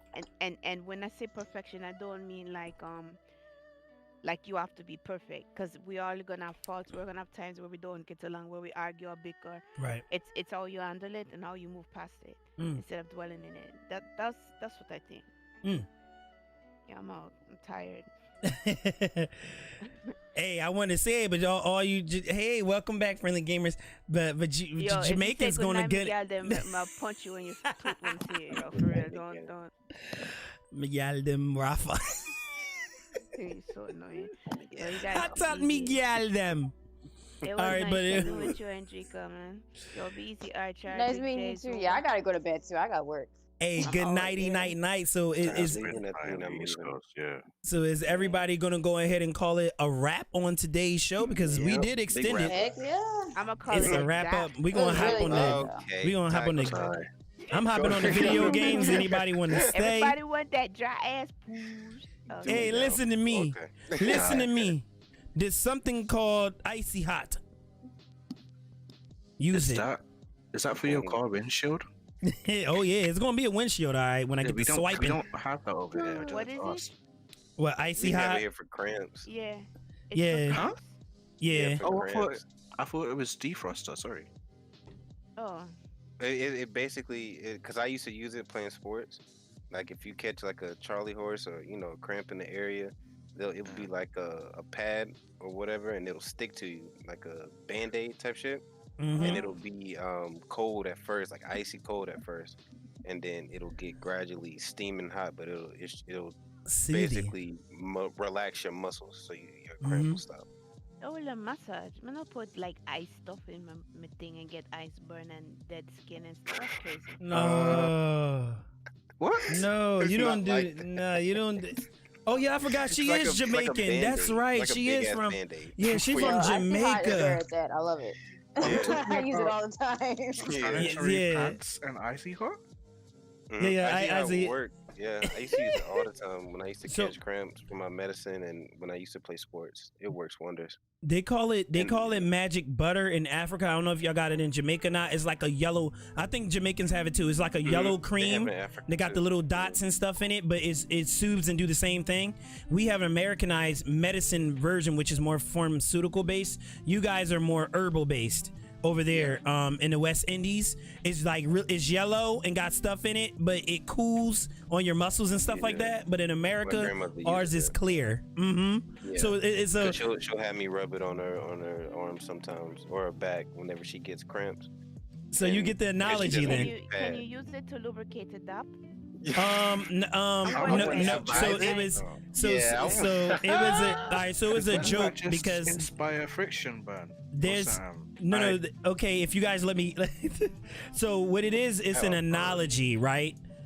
That type of stuff they have in lubricants for women, but you don't use the actual icy hot. It's a reference. That shit. Because it feels like that, and it does that, and it helps lubricate the woman, and that's why we be like, yo, get that icy hot. When really it's not called that. It's actually cooling sensation lubricant, his and her pleasure or whatever. That was the point I was making. That was a joke. That shit will burn. Yeah. No, that's for muscles. It's not for the Kegel exercises. None of that. So don't do it. A good hour or two, you'd be sitting there. Careful, B. You never did that shit. All right. Good night, Ty Sherry. You don't want to cry. You heard me? Confirm, as somebody that's not from anywhere near the US, icy hot is not a car windshield defroster. No, we have something else for that. No, it's not, man. No, it's for your body. You put on achy muscles when you get hurt. Not only cramps, it deals with pain. Like people have back pain, they use icy hot.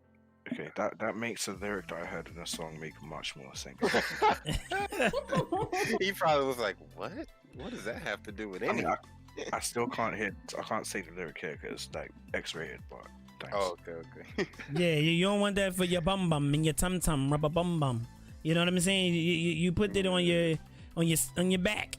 Put it on your back. Mm-hmm. Don't say, yeah, girl, I got this icy hot for you, and get to trying to rubbing because she might actually leave you for good, wife or not. So for you out there, you're in the UK, right? Just get you some O gel. Look up O gel.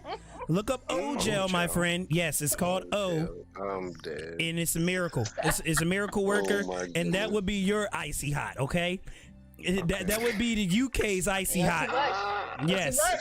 Yes, don't put no icy hot on the please, bro. Please take it from me. Don't take it literally. That was a reference, my friend. That was a reference. Oh, dude. I mean, I'm so done. The only lubricant good I night. know of. On that note, I bid y'all all good night. Godspeed. Hey, Enrica, it was great speaking with you. You actually stayed up late, so I might not hear from you in 5 days. Yo, I stayed up way. Yeah, that's how you express your anger.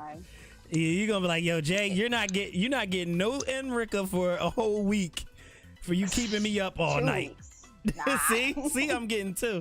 But guys, please check out her music video. The song is called Stronger Now. I'm a personal fan of her work. Go check it out. All praises. And have anyone else anything to say on this night's Repairing the Damaged Woman excerpt? Anyone have anything else to say? I had a blast. I've learned a lot. I build a lot with you all in different perspectives. I'm grateful for everyone that hopped in the Discord with us. We do this every single Sunday. Next week, most likely, Kels Tusway will be able to hop on with us. You know, we'll be able to stop all those matrix signs and put some pictures or videos up there next week. But I enjoyed everyone who came out. I'm gonna hop on some video games. You know, everybody know me to game up and everything like that. All my family members that's here watching, thank you for coming through. All my friends that came and watched, thank you for coming through. Next week, all you women that hit me up in my text messages talking about something, next week you better do the men. Hey, listen, please don't hurt us too badly next week. Next week will be Repairing the Damaged Man. Thank you and good night to everybody who's leaving. And I'm about to set up this stream for the gaming. You heard? Oh. Sweet plan. Sweet gaming. What game? Call of Duty. Oh. Are you about it? And we running this commercial as we go into that gaming scenario. The reason I'm not about it is because I can't aim even in a toilet. So I'm not can't aim in a toilet. Dang, brother, you blessed like that? Can't aim at toilets? No. You sound like you're blessed, brother. I'm not. Oh, okay. I don't know now. Someone can't aim at a toilet. I mean, that seems profound, my friend. I'm a homebody. I'm a homebody. We come to vibe on the weekend, yeah. We come to vibe on the weekend. We come to vibe on the weekend, yeah. We come to vibe on the weekend. Mm-hmm. Are you? I ran it. I don't see it. It doesn't say pre-roll is on though, so it probably didn't work. Anyways, it don't matter. So I'm gonna turn on this Call of Duty. Yo, man, that's amazing. Amazing podcast. And what I'm going to do is I'm going to 6:30 p.m. Eastern Standard Time. But what I'm going to do is I don't want to end it 6:30. Eastern Standard Time. Yeah, a lot of people love those podcasts, so that's why we just keep it going. You know what I mean? Because it's good for people. We need it more, and Twitch do allow you to do it, and YouTube allow you to put it out there. So yeah, we just put it out there and allow people to speak, and I just like it not being one-sided, and everybody in the stream can hear me as well still as we go into the next scene here. You know what I mean? Because I'm not scared. So how do you say Miguel then? Can you help me? Grand Slammer! All right, guys, that was a wonderful talk. Oh, see, yo, you said different. It is a difference. Yeah, a little bit. You have to kind of put in the Y to make sure it's there. Miguel them. Miguel them, yeah. That's what Tajiri told me. And I thought I did put the Gial in there. I thought I did that. I'm guessing, do you listen to a lot of like reggae or like a lot of UK rap? Because we say it a lot in our rap. To the Gial them. I did. I mean, not right now. I don't as of now, but I listen to everything. You know what I mean? I listen to all types of different music, not everything, because some things bore me and put me to sleep. Yeah. You guys need to have a dictionary, thesaurus of your products. We are international over here. Yo, that's true. I definitely get that. Well, you guys have something called sweets. We call it candy. Yeah. See, you guys have biscuits, but our biscuits are not the same type of biscuits. Yeah, you got like cakes or some shit. But Yeah. biscuit. I'm like, yo, man, I'm about to go get me some biscuits and butter. You like, what? And then you bring it out, and I say, man, I got this napkin. They like, that's a Soviet. No, that's a napkin. No, that's a Soviet. No, that's a napkin. Like, no, that's not. So I had to learn that the hard way as well, Tajiri. Okay, on the Soviet napkin thing, British people are wrong in that because it's Africa. actually Soviet. A napkin is the thing you keep in your suit pocket. That's a napkin. Serviette's the thing you wipe your mouth with and throw away, in it. So Exactly. Yeah. Exactly. So, on that one, you're right. So I mean, it's pretty cool, like how they put it together. I used to wonder, like, what is a French fry? You know what I mean? And why is it called French fry? And what is this? What is that? So there are differences. I like that. Candy and sweets are different. I don't know why I look so dark. I'm usually like forehead glistening. So that's a good thing. But yeah, we go hop up on this game. We're gonna change the title. Out here as sauteing French dudes. I've got a question about your channel here. Yes, sir. Ask away. I'm very transparent. Am I in your night music request? What is it for? Music requests is like when you request. The reason why I don't do it as much is because a lot of things get you DCA'd and you get hit with a strike. But we used to have them in there, like music requests. Did you enjoy the chat? Oh man, I enjoyed. What the freak? What is this?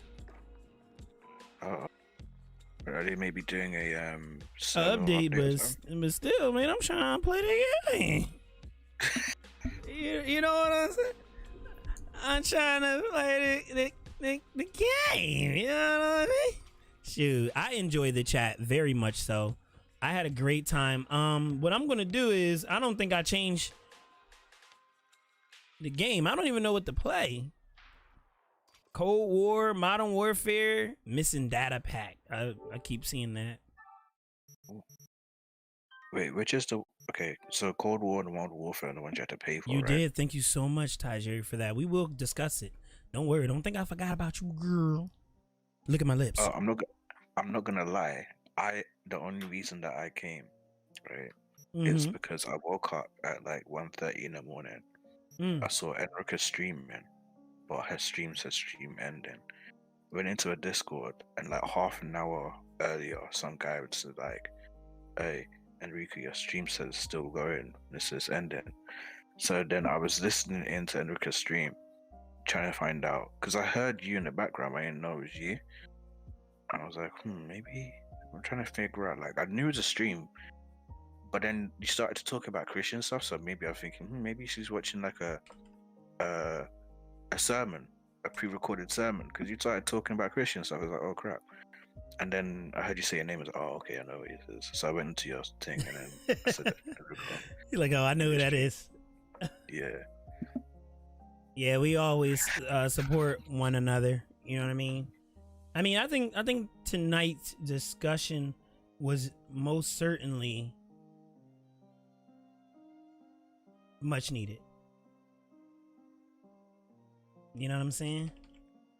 I think it was very, very needed. And me personally, I believe that it's going to help. Next week, hopefully, Kels Too Sway can put his thoughts in there. Oh, that's awesome, man. You fixed that mighty quickly. Now you back to play the game. BiGJaY. All right, good night, nighty night. Oh, movie time. Oh, movie night time. I love movies. You ain't invite me, though. That's cool. You know what I mean? When I do a gunfight tournament with me tomorrow. No. I love you, but I ain't trying to compete. No, man. People be too serious about that. And then I be hearing that big, harsh N-words and all that. I ain't got time for that. Ain't nobody got time for that. Sweaty. I'm so sick of people getting mad, and then especially if I do well. Oh my lord, it's over. Yeah. It's over. Yo, you're the biggest in ever. Be humble on them ones. Still make sure you don't amp them up too much. Exactly. You know, I try my best to have fun and enjoy it, but it's really difficult to enjoy Call of Duty. I mean, Netflix. That's what I thought you were talking about. I got Netflix too. I done watched a couple of movies. You can watch that new Thunder movie. You know what I mean? They had some serious girl on girl references in there, and they actually try to big it up with a grandma. So, you know, maybe you can look into that. Yeah, saying that I thought you two would be together. I was like, whoa, they went heavy with that. They just threw it right on out there. You know, just throw it on people. Oh, I thought you meant the grandma. Okay, cool, great. The grandma said it about the friends. I'm gonna go get blueberries. Hey, let's go. The grandma was involved in the whole sacrifice thing. Right. I don't know what she was involved with. Thunder Force. Yep, that's it. Kapow, bang. You know what I'm saying? So I don't know. At the end of the day, I don't even know what to play. Maybe I should play something different tonight. Mortal Kombat or something. Let me see a list of games you got a list on your feed. I delete them all because Call of Duty takes up everything. Oh geez, it's 100 gig in it, something like that. It may be more than that. Oh geez, because I think these are 1 tera. Right. I saw like 30 minutes. I think then lost interest. Oh yeah. Makes sense because I don't know. The movie caught me off guard with that part. I'm like, why they just throw it in there? One moment, stream freezing up. Gotta get another PC, y'all. First mid bread gotta get right. You heard me? All right, so these are games that I have. I have Steam too. Darksiders seem like fun, but this should be a new one that's out. Knack is good. That's really good. Uncharted 4 is really good. Tomb Raider Control, Final Fantasy. Final Fantasy, the remake is amazing. They did a great job with that. Never mind, there's a creepy guy in the middle of the road with the light. I'm not getting the blueberries. Yo, don't get no Bloodborne. You like that game? I think I played like a demo of number like 3 or something like that. It was far. Oh my lord, it's far. I probably won't ever play these games. Surprised you don't have any Rockstar games. Rockstar like Grand Theft Auto and everything like that. I don't like Grand Theft Auto. Red Dead. I have Red Dead Redemption. Is over there in a box. Brand smack new. Never played it. Oh. Should I try it? I know I'm terrible. I know I'm horrible, man. You gotta forgive me. Can you forgive me? Me personally, with GTA, I would only say this about the last 2 because I don't know. Those are 2 completed. The story, I think the way I'll start this off is I'll say that with people that live in the area that the game kind of depicts or live near it or kind of understand the culture already, it's not that great. But for me being a Brit and experiencing, so when you go into San Andreas and both the games San Andreas and GTA 5 are based in San Andreas, and go in there and you experience a close representation of what it's like to live in LA. It's interesting because you, like, for a kid, you never really experienced LA like that, and you know you understand that the beach lifestyle and the city life, and you go into the countryside and you see the different kind of cultures that mix there, and how it kind of all goes into this whole boiling pot kind of thing of just lots of things happening, and you see the underworld kind of thing, how it mixes in with the whole Hollywood era, you know what I mean? And it's interesting, especially with San Andreas.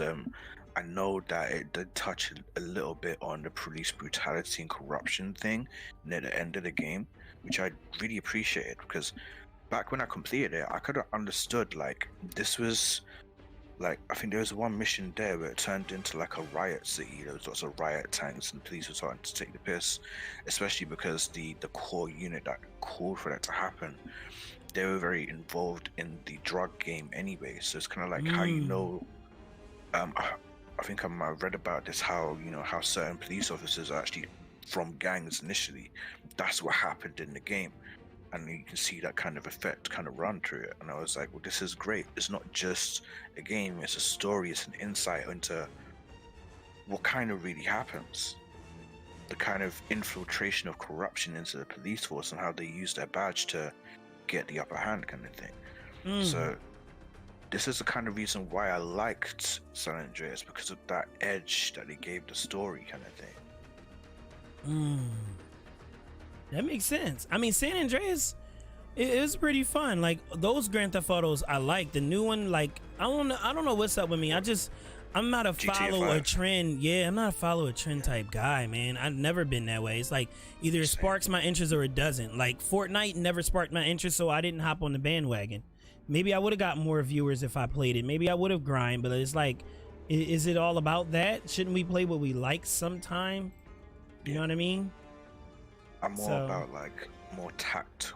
Like I like to be more strategic, or it has have to be like I have to think of strategies to actually beat it, like a puzzle or something, or it's a good story to the point where I'm immersed and it feels like a cinematic experience.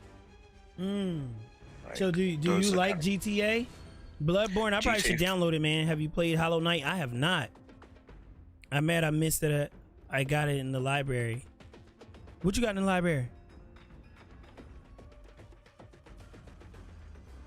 This week's games has been like corny, man. Like it was zombies only type like stuff. With GTA 5, I've completed the storyline 6 times now. And I'm it's trying not to get because it on I try YouTube. to do anything new every time. No, it's the exact same. It'd be cheaper. It's the exact same playthrough every single time. It's literally because it feels like a movie. Like, what? There's the GTA 5 storyline. And is realistic, right? Or wrong?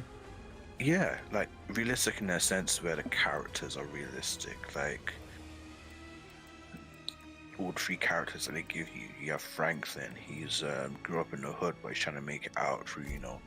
He understands that this hood living ain't really gonna make as much money as he wants to. The way that he wants to escape the hood, he's trying to make bigger moves.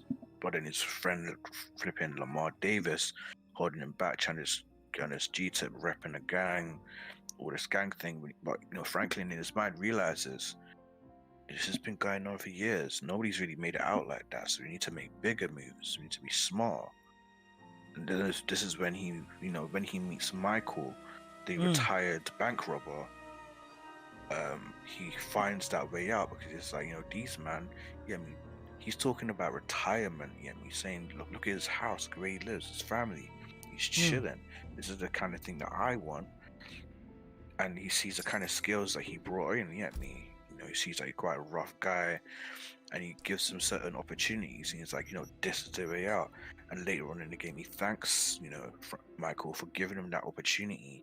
Because obviously, the thing is, with Franklin, he knows that, a bank robber, sees a little hood rat and thinks, he probably ain't going to be right for the job. But the fact that Michael even took a chance with him in the first place, you have to appreciate, because you're letting somebody who's never did a bank job, or who you don't even know who's done a bank job in their life, come in for their first job with you.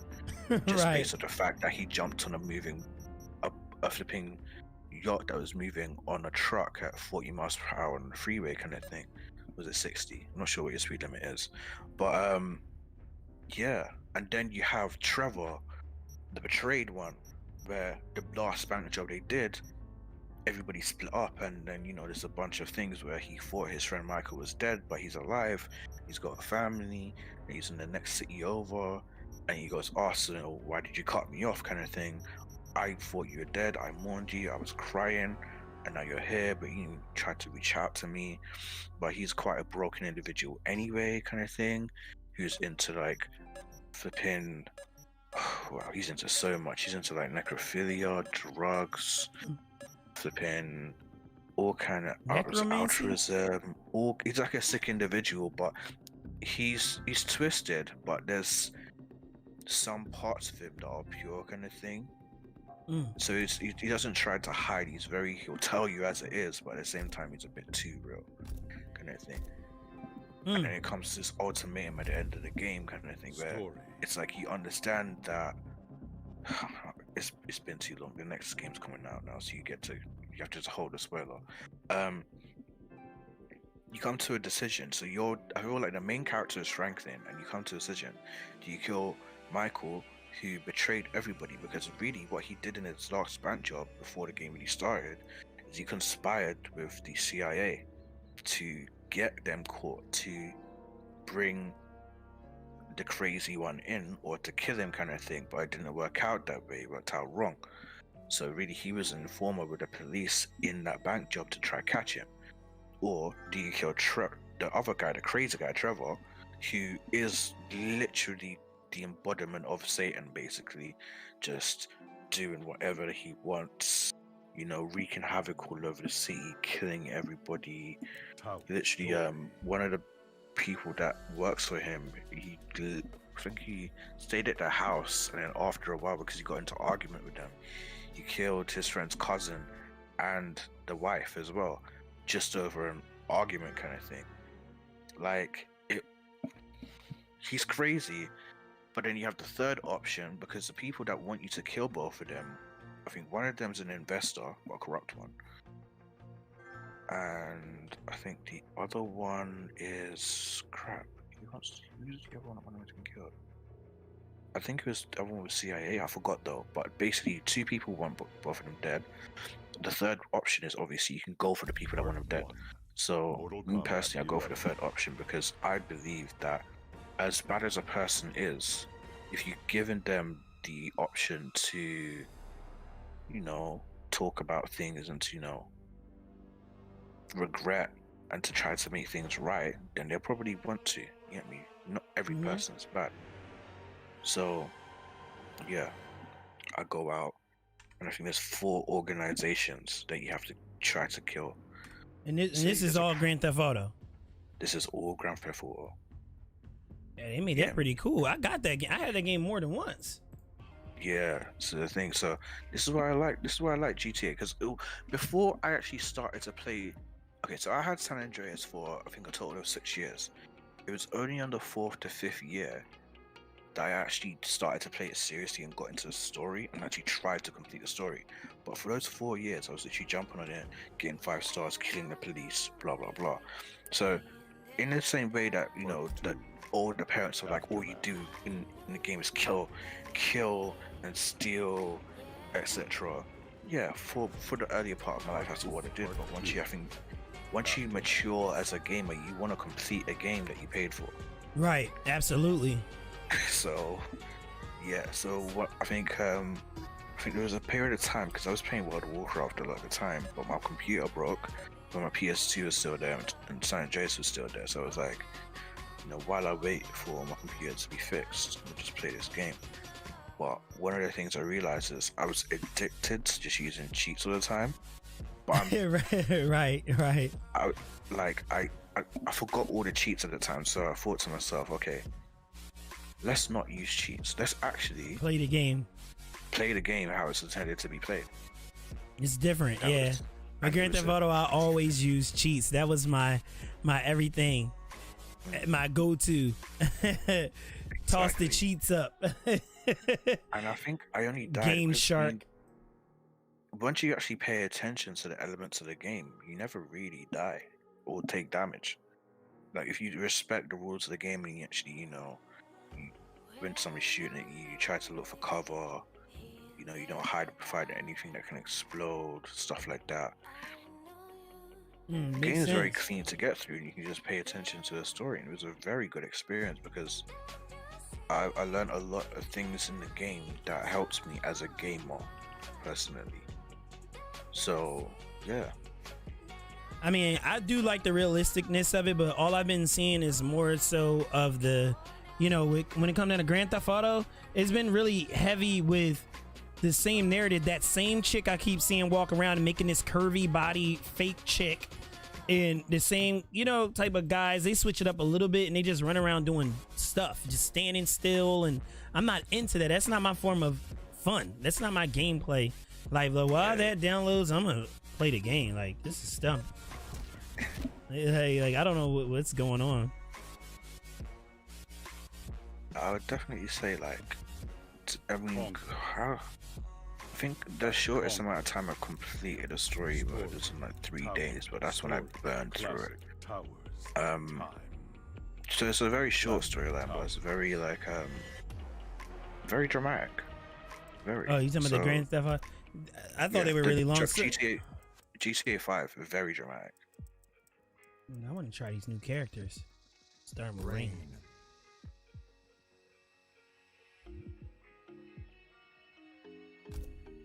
That's really interesting because, you know, I mean, as long as it works, man, and keep the people engaged, keep people having a good time and stuff like that, then that's all that matters. I mean, it's a video game, but some people take it seriously. Yeah, a lot of people are like, yo, man, Grand Theft Auto, dog. If you ain't playing no Grand Theft Auto, you ain't playing at all. Like, dude, calm down, brother, sister. You know, it'll be all right. You know, yo, man, you ain't on that Grand Theft Auto yet, man. You ain't playing that Grand Theft Auto. I'm like, no. Nah. This is the thing. I can't even hear the game. It takes me. There we go. On average, it takes me with any media, whether it be games, music, film, etc. On average, it takes me 2 to 3 years to actually listen or watch something. So it took me 2 years to watch Black Panther. Word. It took me like 5 years to watch the first Iron Man film. It took me. I started playing GTA 5 like 3 years after it came out.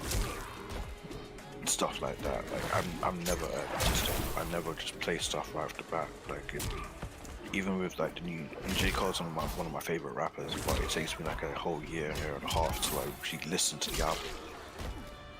Like, I'm not sure if that's because I don't want to, you know, be in the same hype element kind of thing, but I don't know. I feel like it's just sometimes I need to be in the right state of mind to take in something new. Mm-hmm. And that is not always when it's released, kind of thing. Sometimes it's literally when I have like one of them really, really boring days. And I'll be like, okay, this is the perfect kind of state of mind for me to take in something new because I'm calm, I'm not in a rushing mood. I've got lots of spare time. I can just sit here, pay attention to what I'm listening to or watching. Stuff like that. So, yeah. I've tried to play games and I've tried to just rush through it because I've no time and I never really enjoy it. I don't know what's going on in the game. Yeah. I just die a lot. So yeah. Well, that makes sense. Makes sense for sure. With that being said, would you like to hop in on this game though? Would you like to come vibe? On Mortal Kombat 11. Yes. Hey guys, I'm gonna restart this stream so that I can end the first chapter with the Mortal Kombat. Everybody